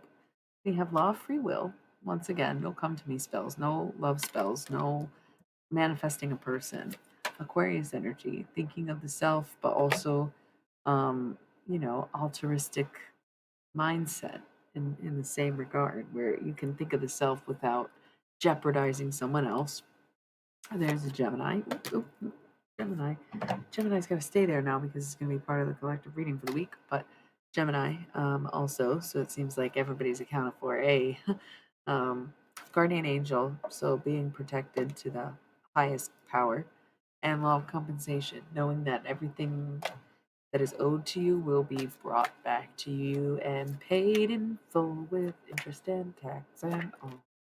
So just know that whatever is owed to you, whether it's good karma, bad karma, money, or attitude, just know that it will come back to you. Maybe even tenfold if you're lucky or unlucky, depending. Initiation. It's time to find out, if anything, if nothing. Um, that's so wild. So,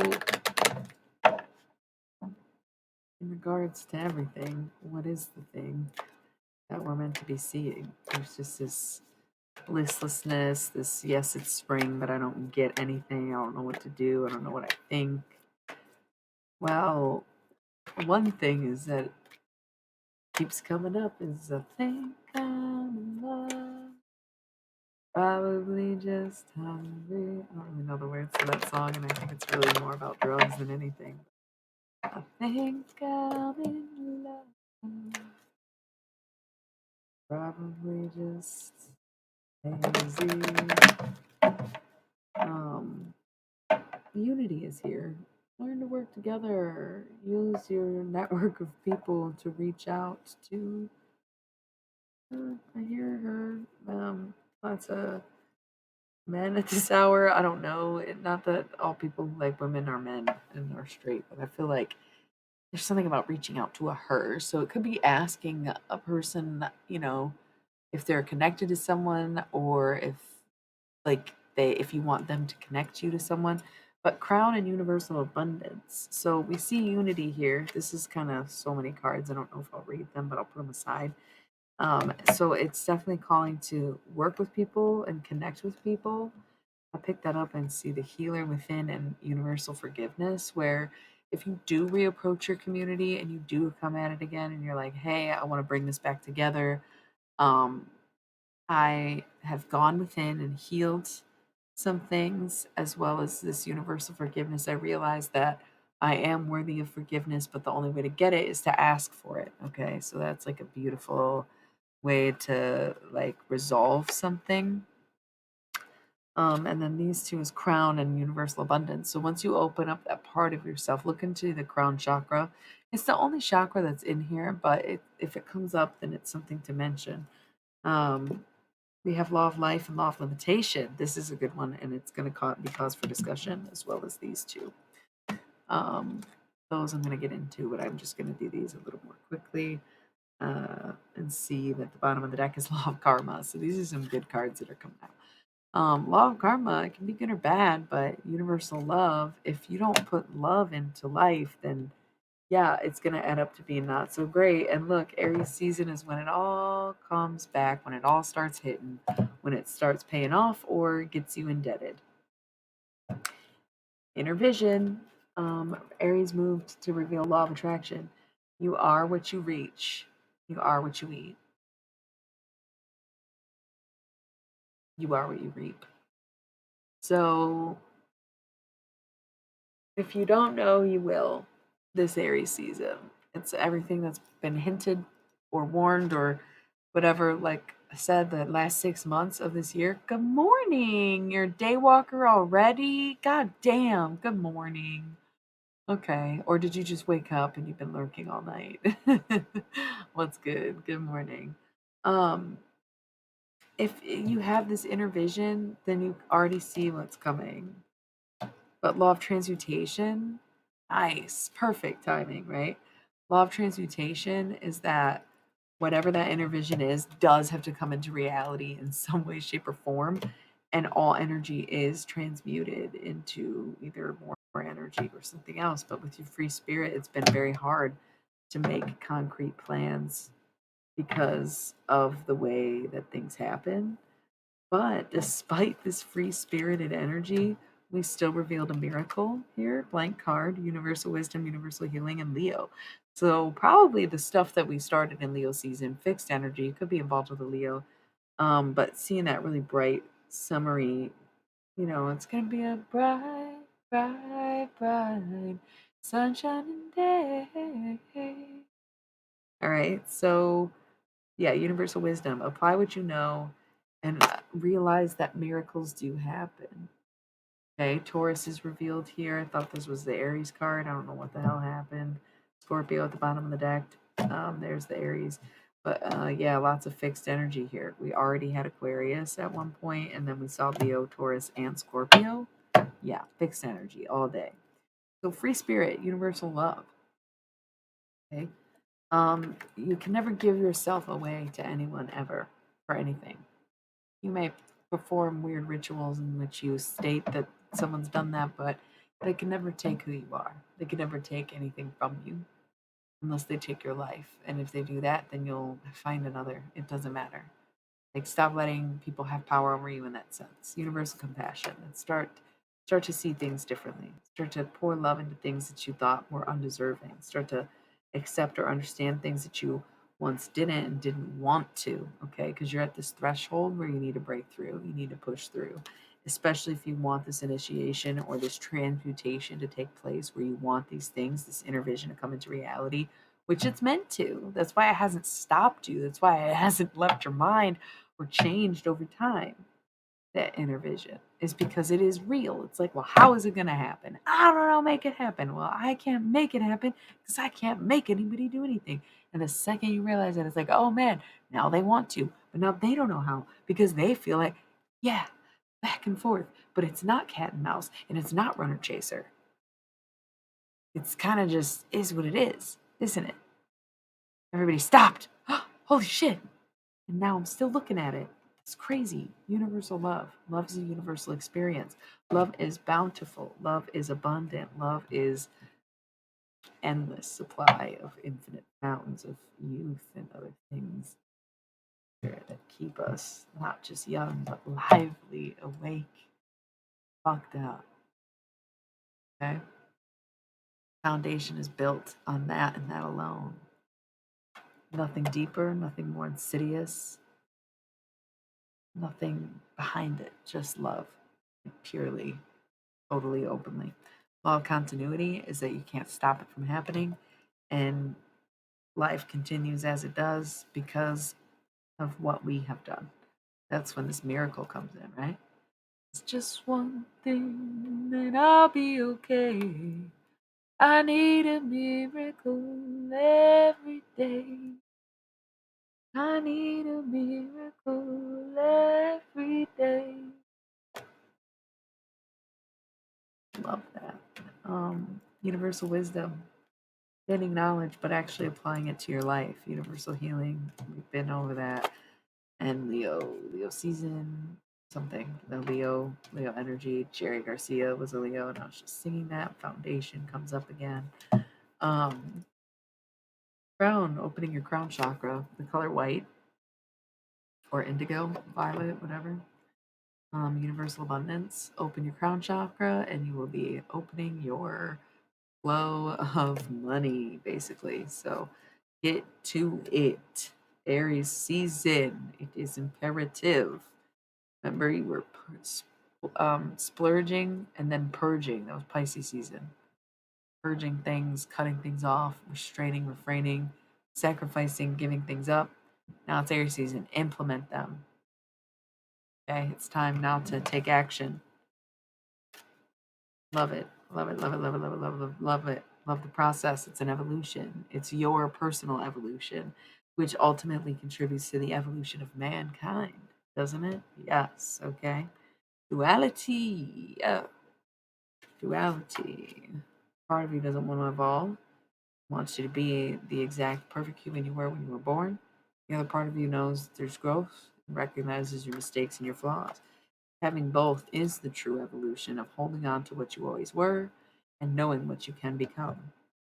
That is the truest form of duality. And we have Cancer, and we have Virgo, and we have Trinity, and we have Initiation, and we have Libra. Okay. Cancer and Virgo might be coming upon a Trinity spot. You're Cancer or Virgo, get ready because you're about to hit the jackpot. I don't know if that means play the fucking lottery today, my guy, okay? But if you do, you remember I told you 6442, 6412, 64214, whatever your number sequence is, that's the one, okay? Last night it was 60, 64, 66 or something like that. You'd have to rewatch it, but there's some numbers, sixes, fours, ones, something like that. Somebody better play something. And like if you do win, that's on you what you do with it. But that's just a little tidbit something, okay? But especially Cancer and Virgo placements here, but mostly sun sign, I think. Trinity spot, whatever you want to create right now will be created. It's like the opposite of a black hole. So if a black hole is the only thing in this known universe that can destroy matter entirely, whereas all other matter can only be reformed rather than destroyed. Um, then think about the opposite.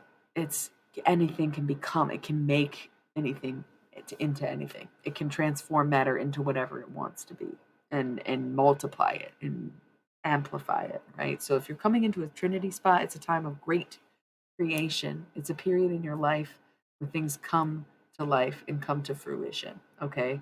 So be very delicate with yourself and be very gentle with your thoughts and be very loving in your words and put a lot of thought into your actions because this is like it's unfolding and expanding at such a rapid rate because it's a Trinity spot where it's like, whoa, it's blooming, it's going really fast, that you need to be consciously and actively manifesting positivity in all moments if you want like a good happy life. During times when you're going through your black hole, you tend to be more negative and have bad habits and go through binges or drug addictions or like bad times, bad toxic jobs, whatever. Because during 323 right now, welcome to the newbies, but um during the black holes, you want to pour things you never want to see again into the void. You want the void to take toxic jobs, toxic or abusive relationships, or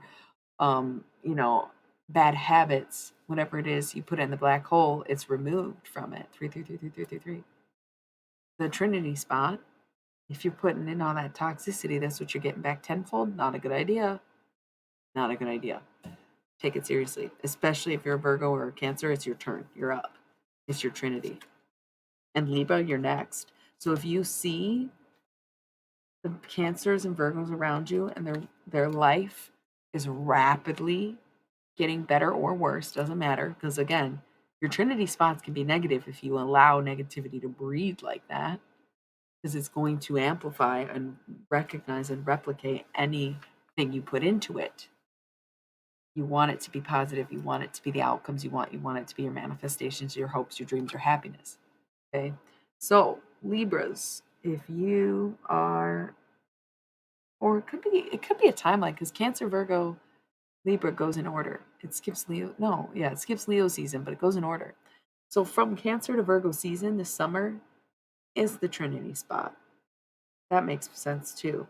But if you are a Libra and you see a Cancer and a Virgo in your life and things rapidly get better or worse, that's why you're next. So it's like, oh, I'm next for the Trinity spot. I got to get my mind right or make sure I know what I want.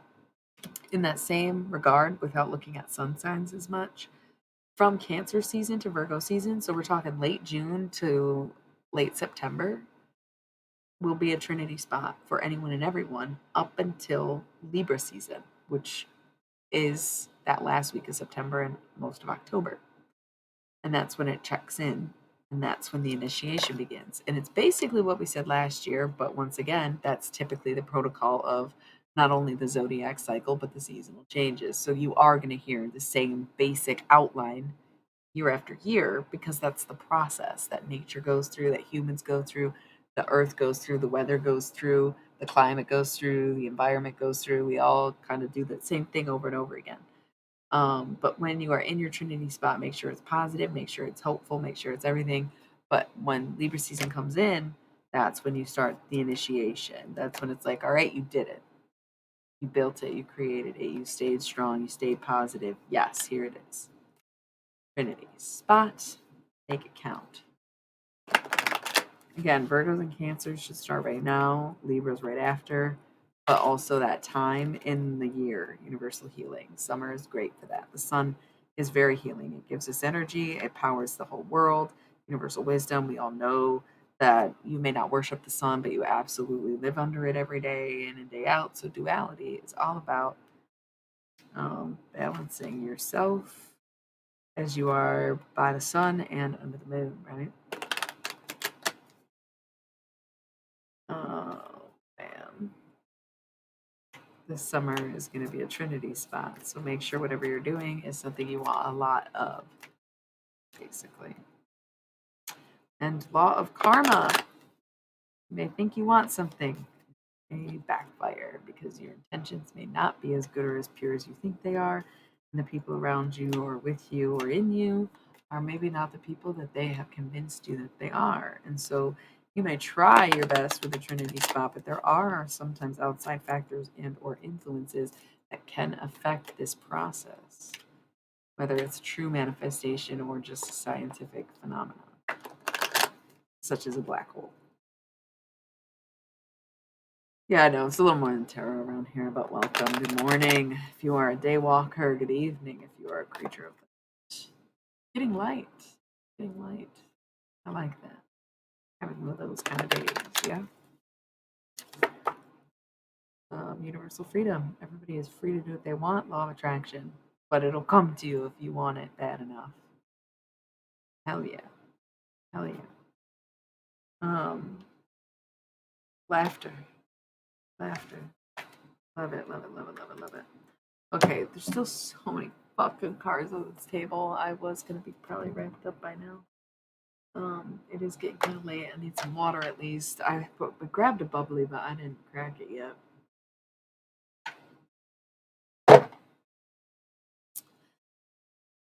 I'm about to spark this bowl too. I packed it all fresh and green, but I didn't think I was going to.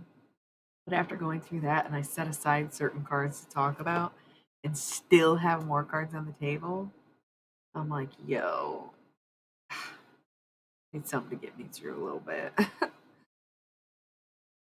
Oof, so many songs came to mind, and I was just too embarrassed to sing them. Each card, each word, just something or other, you know. Seeing this. And when we mix your laughter with my spooky tune, if the world does end tomorrow, I'm sure glad I spent it here with you. Universal freedom. Everybody's free to do what they want. Law of attraction. Life will show that if it lines up, that it lines up, right? You both mutually want something, that law of attraction will bring you together. Cheers and all that. Good weather.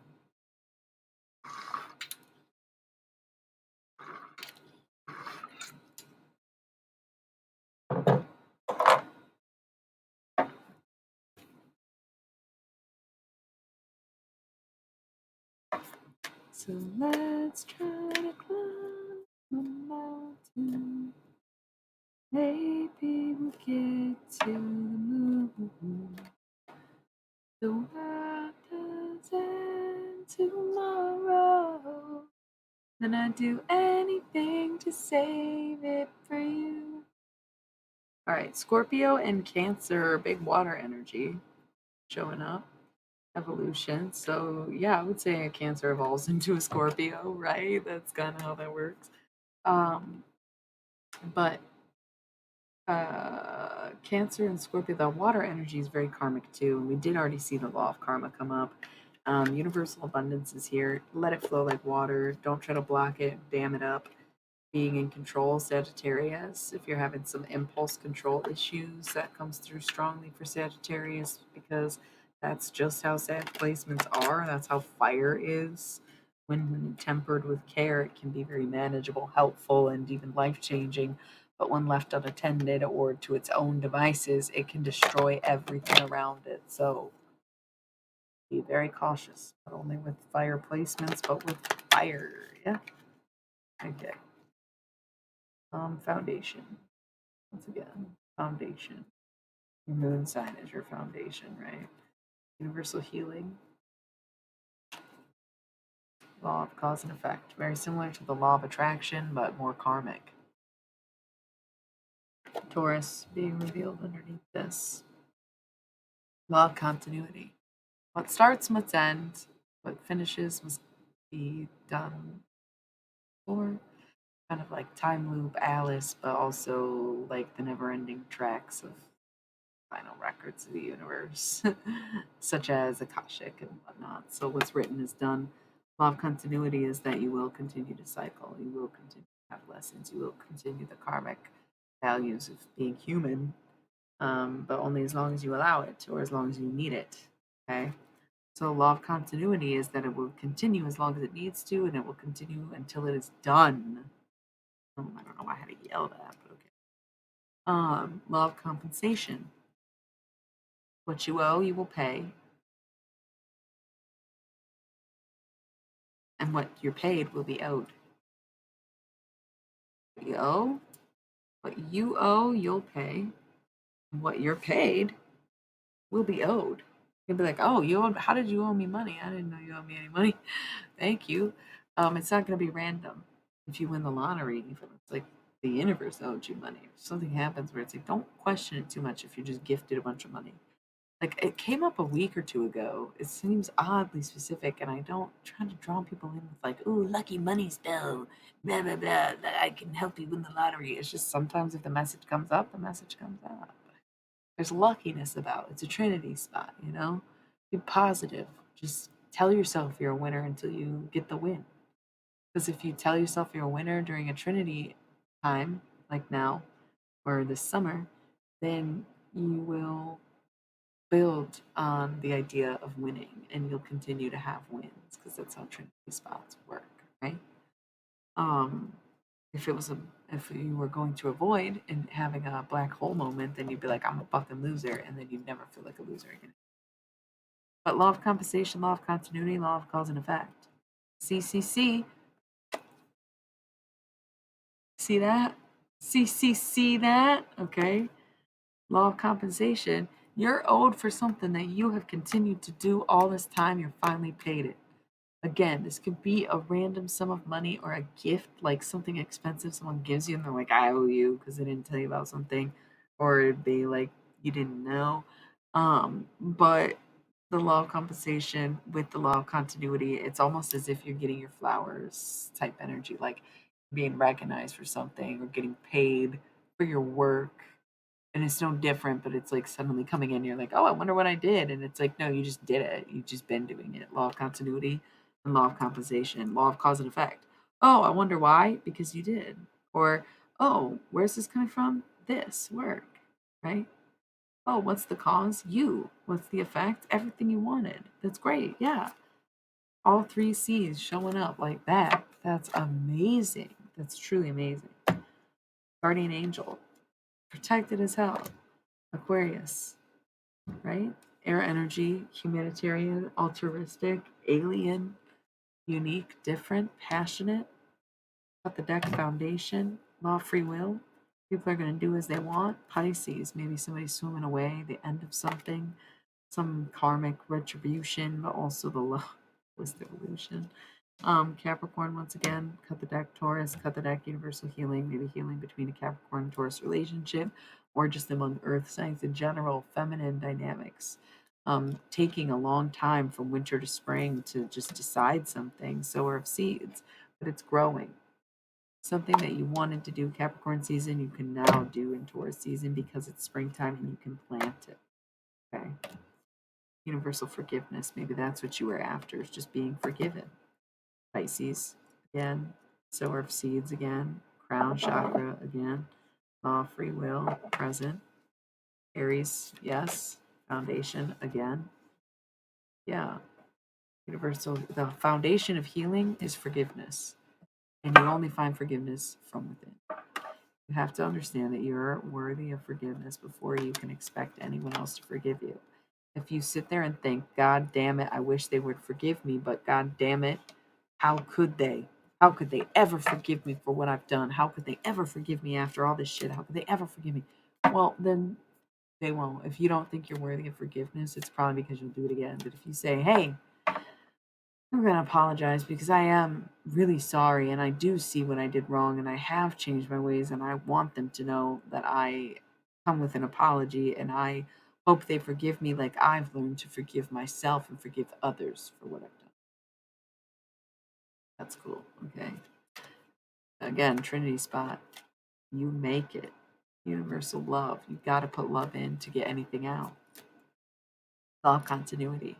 It's got to be continuous pouring of love into yourself so that it comes out into everything else that you've ever done.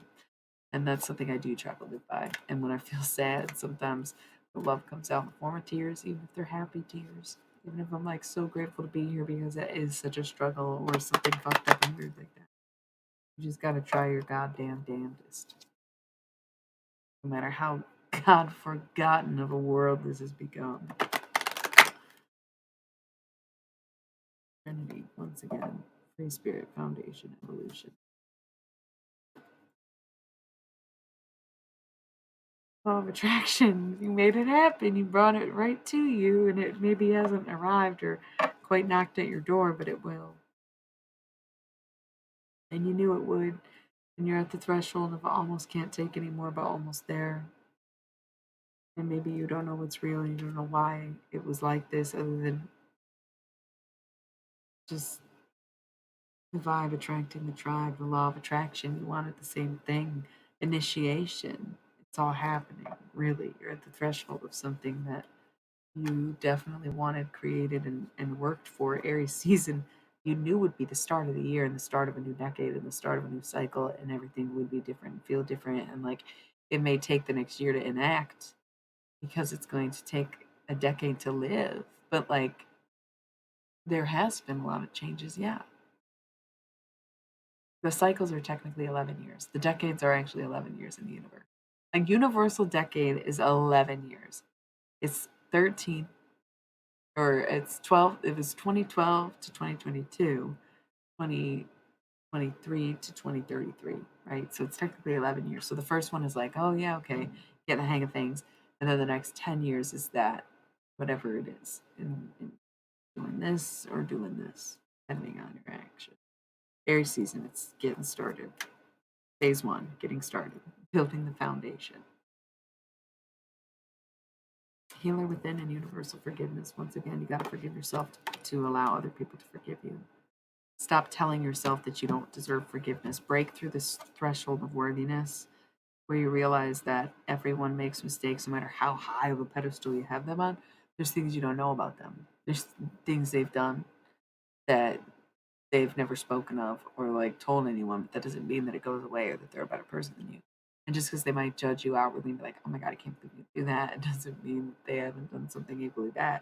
Sometimes people react as like, wow, I never expected that from you. Maybe I can trust them with some of my deeper, darkest secrets. Yeah? That's crazy. Taurus, maybe. Keeper of the secrets, knows what to say, speaks the truth only. Trinity. Very important time to stay positive and to stay in your right mind, your wise mind, when you use your feelings and your logic to make the best and highest decisions. Not high like weed high, but we can rip the bong. Good morning, everyone. Good morning. I'm a little deck, so my disky deck. Off compensation. It will come back tenfold, whether it's a paycheck or a bill. Amen. God bless you all.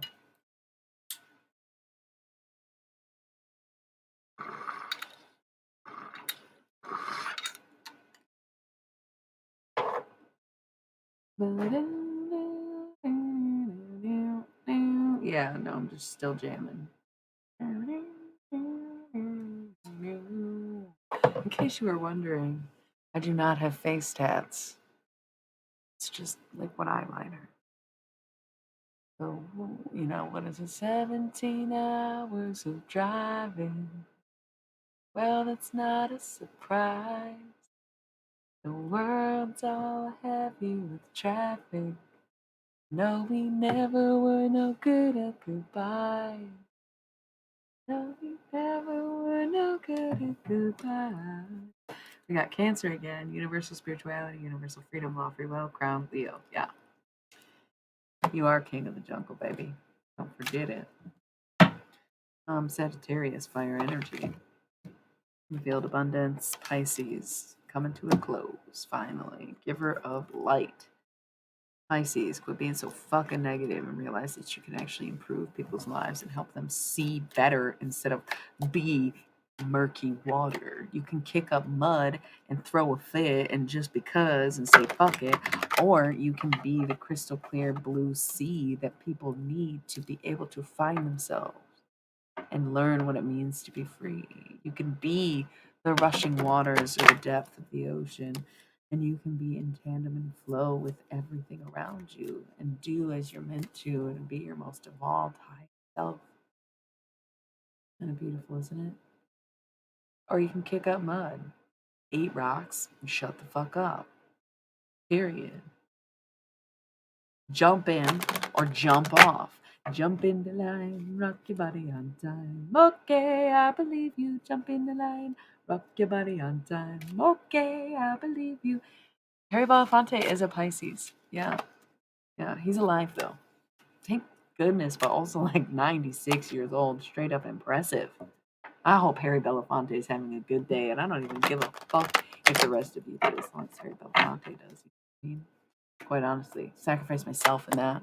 Can we all just like make sure Harry Belafonte has a great day today? Thank you so much. Love that. Yeah. Jump in the line, rock your body on time. Okay, I believe you. Yeah, very cool. Very, very cool. Good morning. I'm sorry I've been too much. I've been streaming for over 5 hours now. And it's a bit late / early for me. It's been all night. But honestly, I'm kind of digging the vibe. It's quiet, it's lurky, but it's a good, peaceful energy at the same time. And I feel like people are getting what they need to get out of it. I love that. I love that. I don't mean to be too goofy or overwhelm anybody. But sometimes you gotta just shake it up to see who's still on the table. You know? My girl's name is Sonora. Something that she dances for you. I can't remember. When she dances the conga, everybody do want to. I don't know. Jump in the What's the other one? Deo. Like only two songs that contain both. Thanks, Source. I thought maybe you went back to sleep or something. Good morning. Oh my gosh, I forgot. Okay, because we had a long night, like a long morning together. And I know it was like sometime, probably close to noon, like 5 hours or so, 6 hours maybe apart. Um, so it's like cool because it's been a while since I was up this late or this early, however you would say it. Because I started the stream late tonight and it's my day off. So I adjusted my plans to be able to be on here on this day. So it is extremely funny to catch you. I'm just doing it. I'm actually wrapping it up, or I was wrapping it up. This is the most people have been here all night. It's been a slow, quiet night, kind of peaceful vibes. But also this is like towards the end of my stream. So I'm using my Cosmic Deck of Initiation right now. And earlier I already did the Guardian of the Night Tarot, which is very Akashic and dreamlike and interpretive, gentle, pastel watercolor vibes. And then we did some Halloween Oracle Shadow Self Insight, moving through those dark nights as a shadow of whatever it is that you hide or don't. It's the shadow. And now we're doing the Cosmic Deck of Initiation to kind of wrap it up in a more positive note and just getting some general guided messages to move through Aries season to get this year started off right. So my channel's always gonna be kind of general collective energy. But whoever's been on here all night, 5555555. It's been mostly lurkers, people coming in and out. Few people have talked. It's just a slow night, slow night. Whoever was on here got a very deeply personal reading. It was like that last night too. Last night was slow. Me and one or two other people at points, and tonight was three, the most of the time. It was like people getting personal conversations with me. It's just the ebb and flow of things. So it's cool. If you rewatch it, it's like maybe meant to be seen. But yeah, Aries season. This is just very generally like this is like the forecast. Like it's like checking in the weather, checking in with tarot, and getting us connected into the world that we need to be nurturing and not getting or moving away from. I think that okay, well personally I think it's Aries season, so I'm gonna be outspoken and outlandish. My Venus and Aries, I'm sorry, my Venus and Mercury are in Aries, and you know what? If any of y'all will speak up, that'd be very cool and very fun. I'll stay on a smidge bit longer, but I got some stuff to do this morning, which is why I was like, okay, I can stream until this next part of my day, kind of thing. But I like we'll probably take another at least 30 minutes, right? So I think that us being 3D, people beings, our reality is 3D. We can touch these things, we can hold it up and feel it. Our objects are three-dimensional in the sense that you can look at them from every angle, right? We live in 3D. We've created within our 3D world, our third dimensional world, we've created a two-dimensional world, right? Our second dimension being flat on the surface, no depth, one angle, so to speak. Second dimension. I also went to Catholic school for like 12 years of my education and most formative life. So if I am not describing this in the same way that you would describe this, just understand that that is what they taught us. If that's not right, I don't know. They were like very anti-science. We skipped a lot of chapters, and I might be reaching back to like my first grade teacher lesson on dimensions. First dimension was like if it's flat on something flat, like a line would be first dimension, and then second dimension is like when it's more complex, and third dimension is when it comes off the paper, essentially. Maybe this was like an art lesson more than a science lesson. I don't fucking know, right? This is just, it's half memory, half theory right now, where I'm pulling my a lesson from my first grade teacher about how the dimensions work, what the dimensions are. It's so bizarre, right? I didn't realize that age is when you learn that stuff. But that's what's popping in my mind. And then me theorizing that because of my understanding now, whereas in Catholic first grade, I was taught the three dimensions first, third, or first, second, third. But then you get older, you get on the spiritual route, and they call it the 5D world. Fifth dimension is like things that happen spiritually, things that you can see, feel, think, wherever clairvoyant energy comes from, wherever the ability to necromancy comes from. What do you mean chasing up counsel? What does that mean? That sucks. Get some tea tree oil, antibacterials, not just getting Gold Bond or whatever the fuck they got in Ireland, but getting it at the root. I've got cloves sitting right here. I feel like a combination of clove oil and tea tree oil would do it right up. I don't know where I'm getting that from, but consider that your message for the night. Um, so I just feel like fifth dimension is when people connect to greater reality and above reality, kind of beyond what we perceive in this world or what we can touch, taste, smell, and hold. Okay. Um, because fifth dimension is essentially the one that begins the dimensions that are no longer on this planet. So we have the ones that are not beneath us, but contrived, almost as if we're looking at them like this, right? So first, second, third. What's fourth? Because then we know fifth.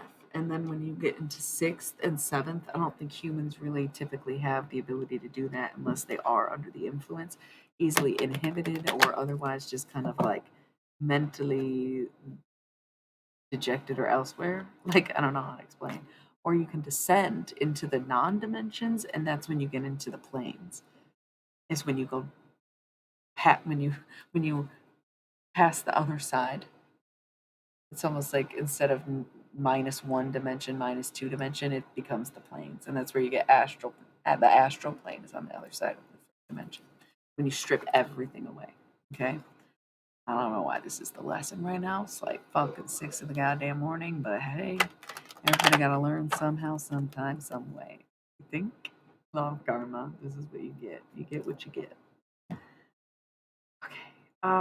But I do kind of think that the fourth dimension inadvertently would be this online space that we've created, this ability to use magic and scribe with teleportation devices, allowing us to be connected with anyone everywhere in the world, and how it's synced up to our brains, our thoughts, and our loved ones. And we know when our phones are going to ring. We know what it wants us to feed. It knows all of our secrets and our diaries and our conversations, and exposes us and hides us in the same sense. Um, Gives us shelter and takes away our sense of belonging. Law of attraction, guardian angel, foundation, Scorpio, universal forgiveness. Yes, it's okay if you're attracted to me, but you must stop being attracted to me right now. I'm just kidding, unless that's true. So just know that whatever you're building, you attracted it to you through your angels, and that you're building something solid because you worked on it, because you were able to reckon with yourself. Not just you were able to recognize yourself, and once you were able to recognize yourself, you were able to reckon with who that is. That's, yeah, universal freedom. In universal forgiveness is universal freedom. Once you forgive yourself for being shameful, being embarrassing, being dirty, being naughty, being bad, being a terrible person, being a drunk, being a this or that, once you ultimately forgive yourself is when you finally become free of what people think, or how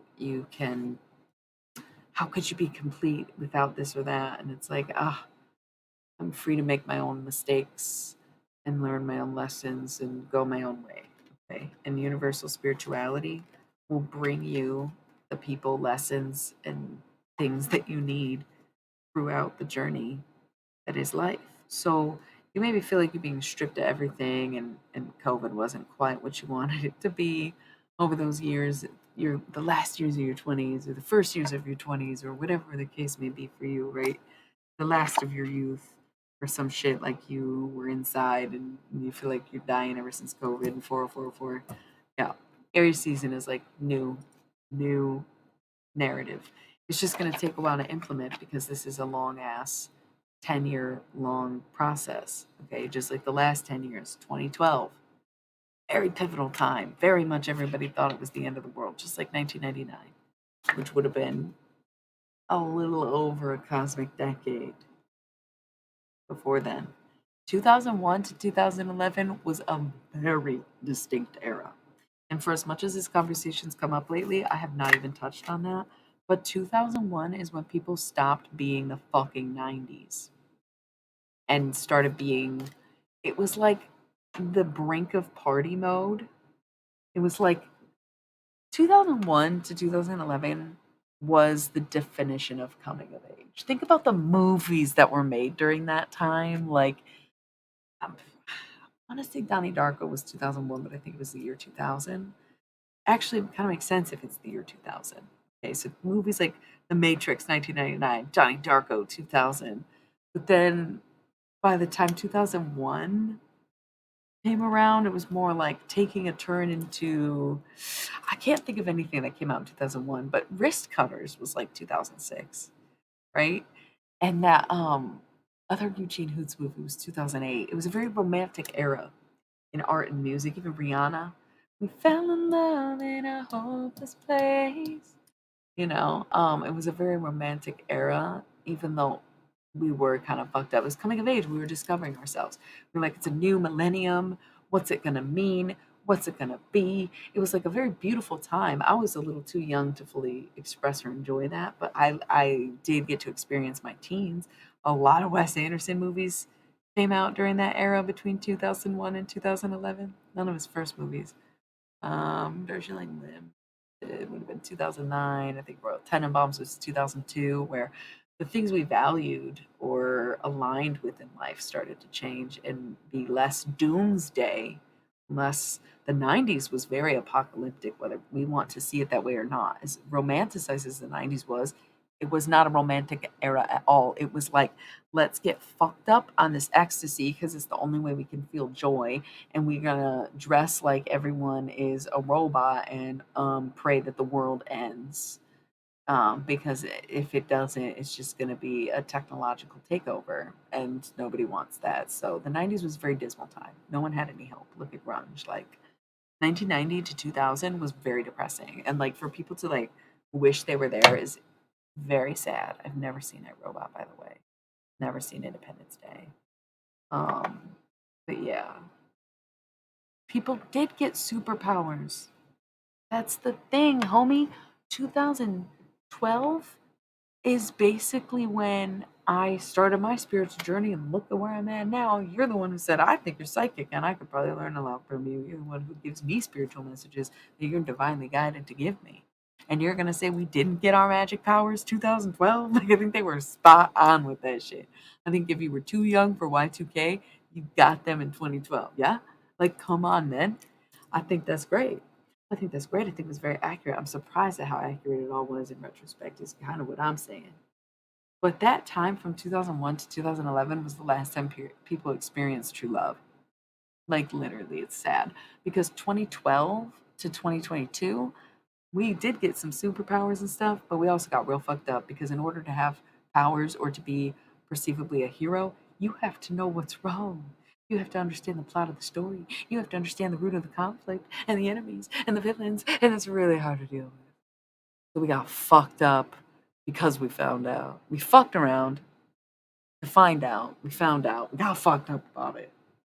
It was a party time. Party people. Party people. Party people. 1999 Y2K transition the first time was like, oh my god, we're alive. We're here to love. Love Renaissance music is all about love, love, love, love, love. Movies are love. Taking Woodstock was 2009. Think about Across the Universe was like 2004 or something like that. Like, it was a very, very romantic, gentle, poetic era. Eternal Sunshine of the Spotless Mind must have been like 2005. Come on. It was such a beautiful time, and people were very sentimental because they were alive. They're like, "Oh my god, we thought this was gonna be the end of the world," and they were hugging each other. Then by 2012, it was like, "Oh, the world's ending again? Fuck it, I'm not going through that. Fuck it all to hell. Imma party till the world ends." When did that song come out? Like, we just got fucked up, fucked around. It wasn't as depressing as the '90s where it was like, "Please end it all." It was just like, "Fuck it if it ends, because we did it all." Like, that was the energy. And now we got to that decade, 2023 to 33. I mean, what is it even gonna be anymore? We don't even fucking know anymore. Like, what is it gonna be now? I'm personally sick of getting fucked up. The kids are getting fucked up on these prescriptions, and let me tell you, they are not all right. They're shooting up schools. We did say we were gonna talk about this. I don't even really know the details. I don't know if we really want to get low vibration like that, even though it is a very real danger. As a queer person, it's very important to me, and it is something that I've sat with and I've taken in the media and I haven't really discussed because what am I supposed to say other than what I've been saying is that we need to have these little conversations, these micro interactions to build a greater macro picture, but also we need to recognize that the dependency on medication is a very, very glaring common factor among a lot of these kids and a lot of the evils that we deal with and a lot of our mental anguish and demons. Like, it's bad. It's bad. Everybody's on drugs. We talked about it last night. At least I'm just smoking weed and everybody gonna judge me because it stinks. Because it's smoking my lungs. Okay, well, at least it doesn't make me want to fucking kill people. It's the opposite, actually. Like, the fuck? These prescription drugs are clearly not working, or they have a very insidious plan in place. And that is a very, very scary thing. This is all very overwhelming. But mind control is so much easier if you are inhibited, and therefore more easy to inhibit. God damn, stop taking the drugs. There's evil people who want to control everybody, and it sounds crazy out of context. It sounds like conspiracy veering into politics, big pharma, and aliens all in one. Oh, yikes. But honestly, even from a religious background, the religious arc of it all, look, we lose an interest. They're like, no, can't deal. Now it's the original four. What's up, everybody? They're like, this wasn't really tarot, was it? It's like, no, got bigger fish to fry than your Friday night. Bigger fish to fry than your Friday night. I'm putting that on a t-shirt because it's like a Catholic thing, and then I'm going to put cards and go to sleep. I got a little too hype on all those people, and they ended up not even liking me or following or staying. So let's just like the point of finishing this reading and going the fuck to bed, you psycho. You're a writer, you've got writing to do. You're an engineer, you've got things to build. On the idea. We got bigger fish to fry than your Friday night. Brilliant. I'm obsessed. Next time, every time we think of a t-shirt idea, I'm putting it in this document because I don't want to rewatch the fucking streams where we talked about merch ideas because I don't even know which ones they were. So, we've got because apparently Jesus being a public figure and a religious figure, there's no trademark copyright on his image, so you can use it for anything. I'm gonna use this is my Jesus. I've been wanting to make a Jesus shirt since I found that out.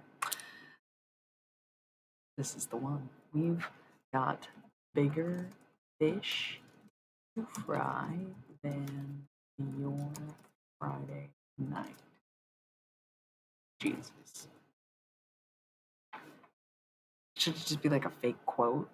I put it in parentheses like I was making a note of it, but I'm just gonna pretend oh better. Maybe Jesus did say it. Maybe Jesus is the reason I said it just now. I just channeled him.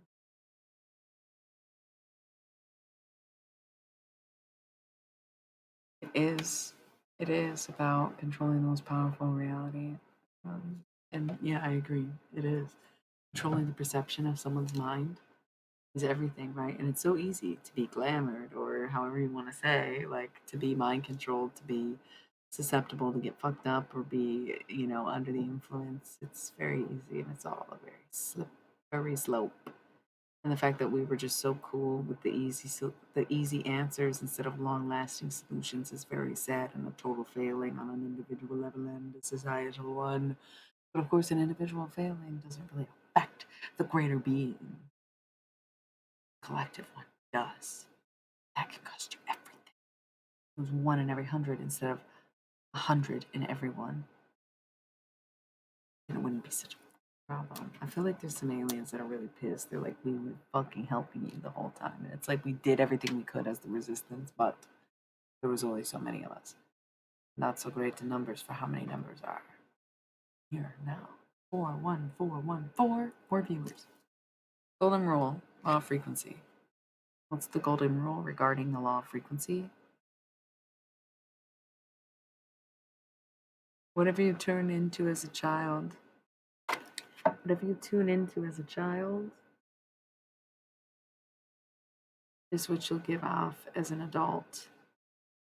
It's up to you to understand that frequency and decide if you need to adjust the knob. It was a long one, and it's not so much a rule, but sort of is. It's just like a rule embedded into an analogy because that's right. Whatever you tune into as a child is what you will emit as an adult. It's up to you to recognize whether that's a frequency that you're comfortable in or if you need to adjust the knobs, the dial. You know? Okay. I feel like these we did. Unity, no, we did not. Unity, commitment, universal harmony, guardian angel, universal balance, and universal truth. The truth will set you free. But Almost Famous was 2001, wasn't it? Blue jean baby, LA, seems just for the baby, pretty eye, pirate smile, marry the music man.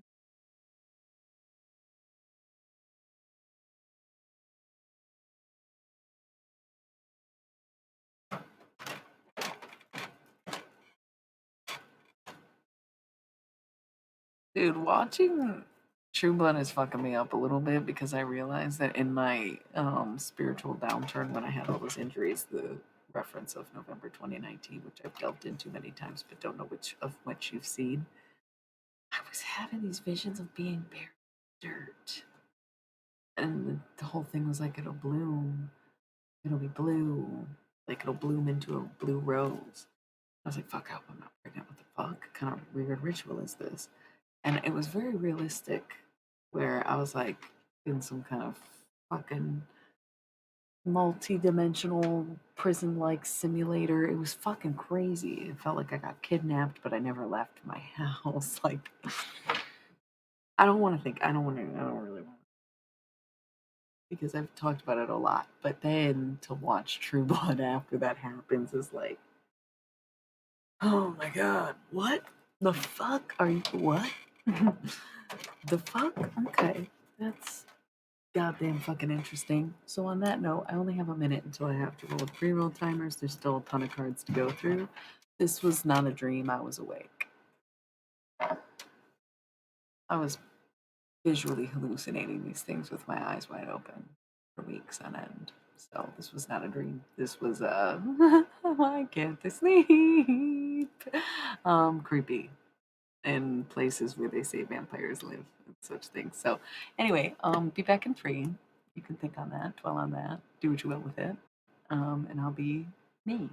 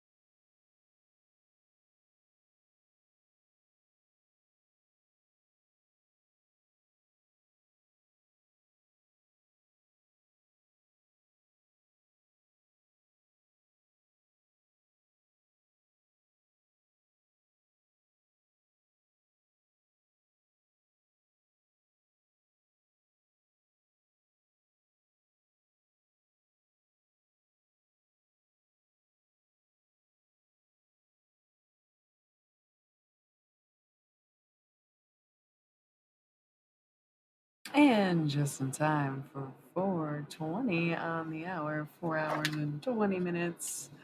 And I'm late, per usual. Stoner moment. Gotta love it. Got to love it. Okay, so I'm getting this reading done and I'm moving my day.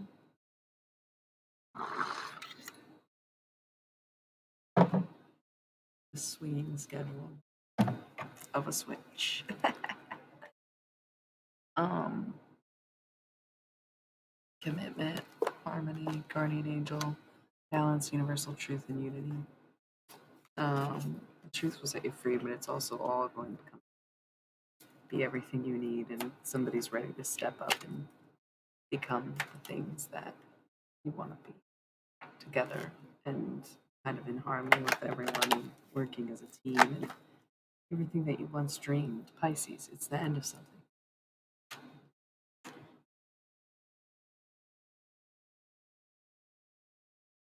You stayed committed all that time, whether you knew it or not, whether you wanted to or not, whether you liked it or not. You did, and it's because it was the right thing to do. It's because it was the divine thing to do, and there should be no shame in the way that you wanted to care for someone when they wanted space from you. That's what you think of yourself as, a stalker, and you're projecting stalker energy because you kept up with someone over the years that you didn't contact, but you want to contact them, but you don't want them to think you were creepy for kind of staying in touch. There's a message of like, no, that's not as fucked up as you think it is. Again, how could they forgive me for blah blah blah? It's really like, it's kind of sweet to be like, yeah, I mean, I would check your socials, or like I heard about you from people, or I asked mutual friends. Like, that's not really all that malicious. If you like showed up at their house and didn't tell them, or like had a fucking secret file or some shit and like took pictures of them unknowingly, then that's creepy, and you're gonna have to have a bit of a longer conversation and really work on yourself and go to therapy for that. But if this was like casual, oh, I just was thinking of you, that's a bit more sentimental than anything. Once again, respecting someone's boundaries while still extending this initiation that you still care. Okay. And that's why timing is so important. It all comes together to when it can, when it's supposed to. Universal harmony, universal healing, universal truth. I feel like it's rare to get three of the same kinds. Universal truth, universal healing, and universal harmony. Okay. It's very beautiful. Sagittarius energy with universal balance right there. 4 for 4. Crazy. Law of continuity. You honored who you are. You continued to do what you were meant to do without the validation, without the fucking, praise, without the attention, without the approval. You just did it because um, it was what you were meant to do. Duality, giver of life, law of karma. It's very beautiful. It's coming back to you, Taurus and Sagittarius. Universal, universal, universal, universal. Universally, this is all one experience that we're having, and just because we are recognized as individuals in this way doesn't mean that we're all that different, or that we're not so complex that we don't intertwine in ways that we complement one another, to the extent that each of us exists for being an individual. So, as much as we can be unlike other people, or identify as groups, or perceive ourselves in a certain way, there's also this sense of collectivism behind each individual. But because we are a collective, if you weren't a completely unique person to who you are, there would be no need to summon you. There's already a collective, there's already 8 billion people. We are all individuals, or we wouldn't have been realized or materialized in that way. So even the most basic or get along group, fucking click minded hive people are all truly individuals, just because why else would the universe want a repeated version of the same thing? No point. It's all about creating the individual experience. Universal truth and commitment.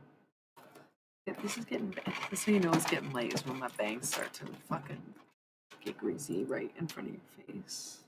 A little better, but it's probably the way it's clipped. I'm sorry. Once I notice it, oh, it annoys me. How's that? A little better, but not great. Okay, here you go, Leo. Wanting me to fix my hair and shit. Thank you. Really appreciate that. I'm not being sarcastic or being genuine. I feel the same way. It's always a fucking Leo energy whenever I gotta fix my hair. 4:26 is my birthday. 4 hours and 26 minutes.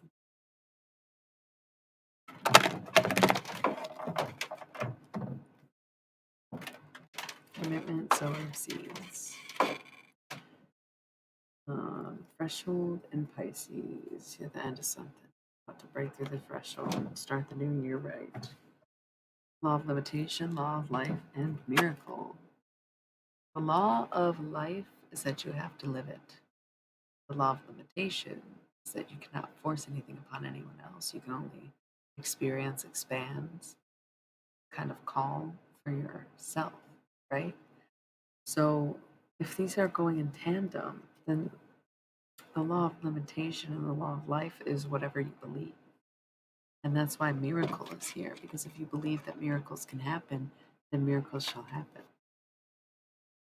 Don't let your own mind limit life. The law of life is that you have to live it. So if the life you live has miracles in it, then miracles will happen. That's very beautiful. It's very simplistic thinking. It's a great way to start the process of reprogramming, especially if you're like a depressed person, drinking or whatever.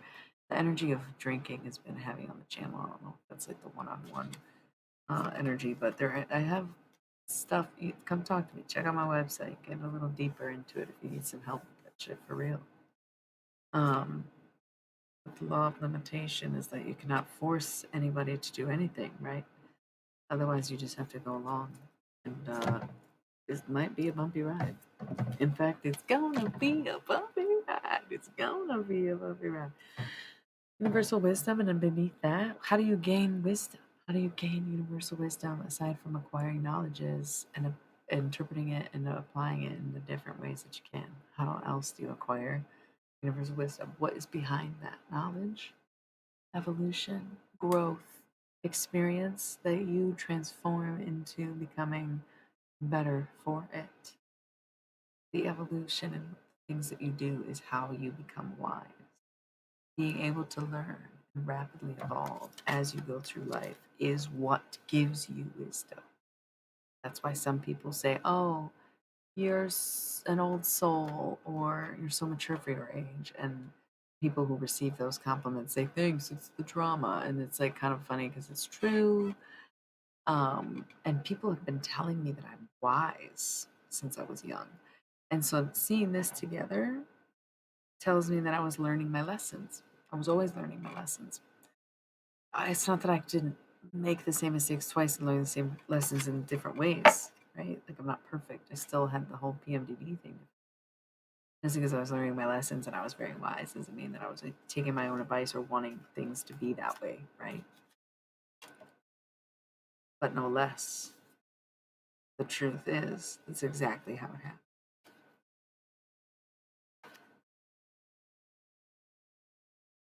Universal balance. It all comes to the scales. Sower of seeds and initiation. You're gonna reap what you sow, and now it's time to grow. And this is the beginning. Aries season. Happy birthday. Universal balance, universal truth. Bunch of face down cards. Underneath it is Leo. So by Leo season, it's all functional, it's all feng shui, it's all out there in the open. But healer within. Healer heals the healer. Nobody else. Can't heal anybody else. You figure out how to heal yourself, and nobody can heal you until you do it for you. It can help you once you've done it once or before to get you a little bit closer, but love transmutation. Your energy must be your own. You must create and retransform. Laugh it off. Libra, Virgo, Capricorn. Just laugh it off. Seems like it sounds like bad advice, and that fucking cardinal energy looks like bad news, but that mutable kind of breaks it up. Try to just laugh it off. Try to laugh it off. Or try to imagine laughing it off, because these seem like very serious signs. Capricorn, Virgo, and Libra, not necessarily known for their laughter. I feel like Libras can be goofy and they'll go, but even my best friend I've seen crack the fuck up like a handful of times. Otherwise, it's the casual. Libras are very polite, and I feel like they don't like to be obnoxious. Maybe a mechanism of people pleasing. Virgos are very serious. They'll fucking kill you. Same thing. Some of the Virgos I'm closest with, you don't see them uproar, belly ache laughter very often or very much. Um, Light laughers. And Capricorn, I feel like they have the stigma of being serious, but I don't have as much intimate relationship. But even as a young child with a best friend with Capricorn, I don't remember. Well, probably more so because we were kids, but just saying, real serious. So, a reminder from the three of you to laugh more, but to learn to laugh things off, not take things so seriously, and understand that other people might be laughing stuff off too. They might be trying really hard to laugh it off, but some stuff's not funny and they're trying to laugh it off anyway. And it's like, well, okay, I guess if that's how you want to get paid, it's your money. But at the end of the day, this is my honey. And so you may think that you're being funny, but someone else may just think, I was going to say something, but it grossed me out, so I'm not going to say it.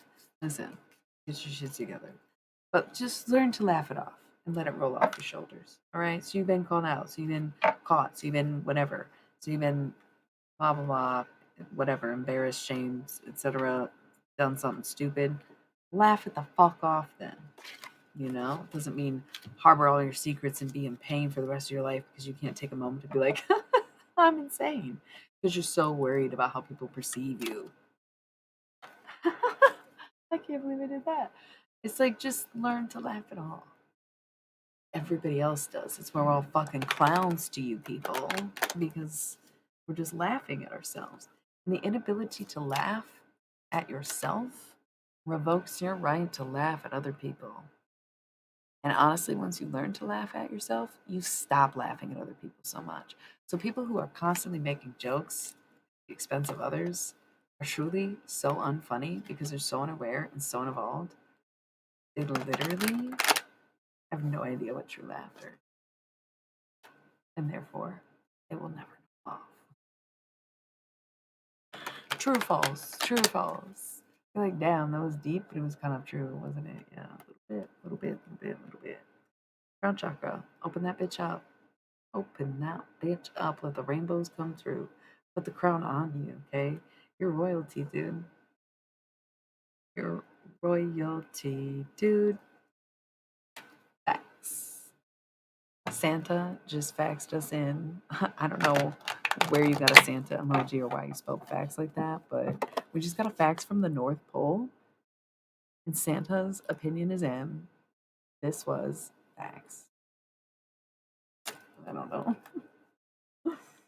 Goofy tunes. Veggie Tales. I don't know. Little goons. Golden rule.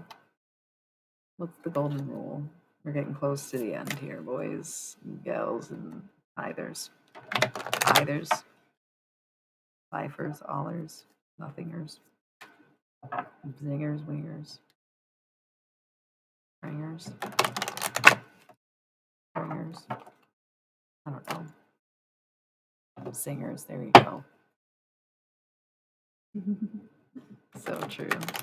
I love this like weird time right now where people like maybe waking up or just like having a really late night or just weird afternoon hours if they're in different parts of the world is really funny too. Where they're just like this energy is so weird. It's like timeless, but once it gets too daytime, like too deep for us, but too daytime for them, it's like that weird crossover where it's like, girl, you need to get your energy out of here. The night is over, creature. Go back to the dungeon.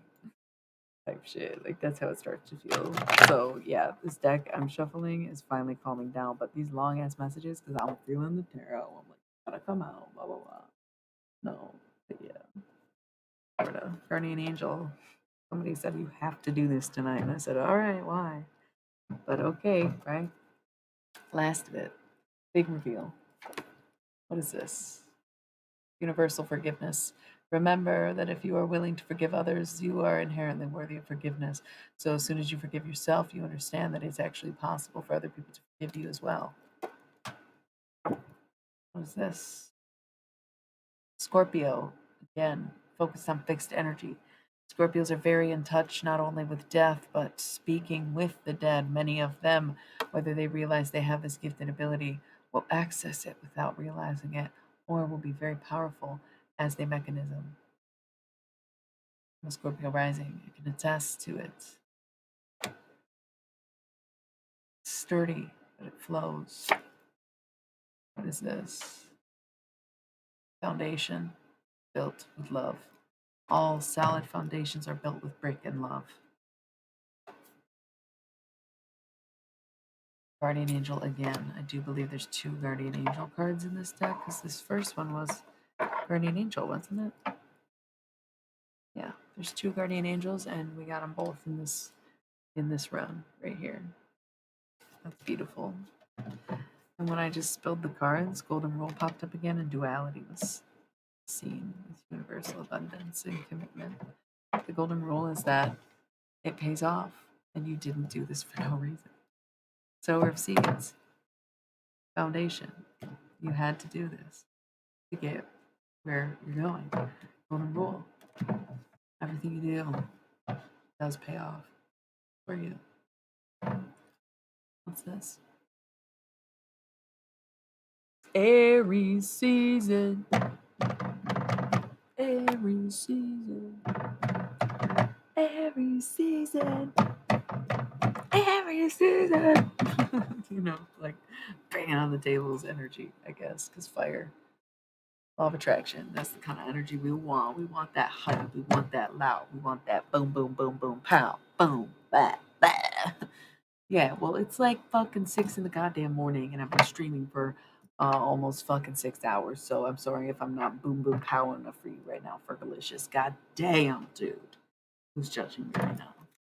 Listen, I know you're starting your day, which is why I'm going to scoot out of here. Universal freedom. You're allowed to do what you want.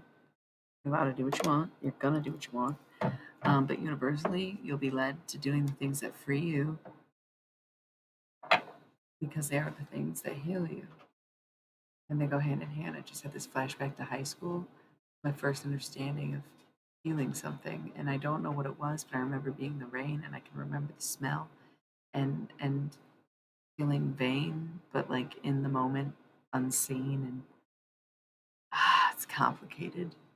Lately, I've been feeling like I have memories that come up, but not time travel moments. It's like I haven't been able to access the timeline. I'm only accessing my human basic memories.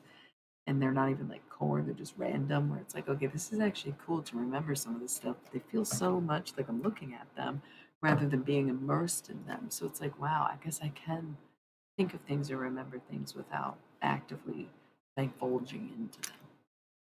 That's kind of last card of the night. What is it? Universal spirituality. Very cool. Okay, I'm gonna roll 1 minute of ads because that's how the fuck I am, and then I'm gonna end this. I'm hungry at this point. Need to go. Might be French press time, but not to stream longer, but to get on. Right? I'll be back in 60 seconds. And if you are a subscriber, I'm not even going anywhere. Watch this. Ad blockers, use them. I don't care. It's like pennies on the dollar. Whoever watches the ads, that's great. However that works, fine with me. Okay, that's very cool.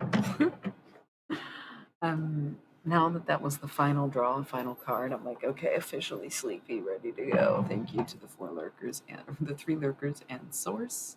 It's been a great fucking fantastic night / morning / evening / afternoon with all of you. It is every time. I love that so much, right? I do. Sagittarius energy, miracle. There's just one thing, and I'll be okay. I need a miracle every day. I need a miracle every day.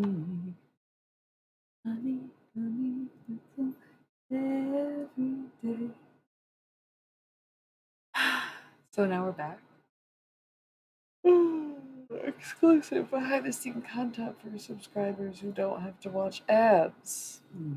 Shout out to that guy who bought like 50 subs and never came back. Or rather, I should say, hasn't been back since. That was fun and exciting as it happened. Best is left to me. I figure that's okay and it happens all the time. Cheers. Last one, last rip, last pull of the night, so I can refill it and leave it on my altar.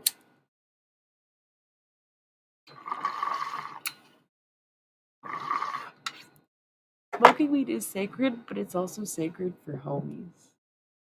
It's sacred for spirituality and spirit work, but it's also sacred for the homies and camaraderie in general. It's truly so dynamic, as well as being medicine.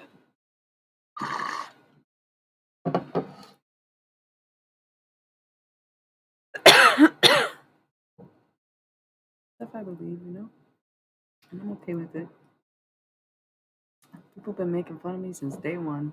I'm used to it. I had to get strong. I had to do it fast. I had to do it young so I could walk this path and be this person. It was hard, but I hear from everything and everyone, myself and y'all included, the cards, the universe, that it actually does pay off and that all of this did not happen for no reason. And I thank God already. And I thank God already because I kind of knew, but there's no way you can ever truly know. And it hasn't even happened yet, so I don't know what I'm talking about. But I'm trying to have that positive mindset and that feeling completion and welcoming the best possible scenarios into this new decade.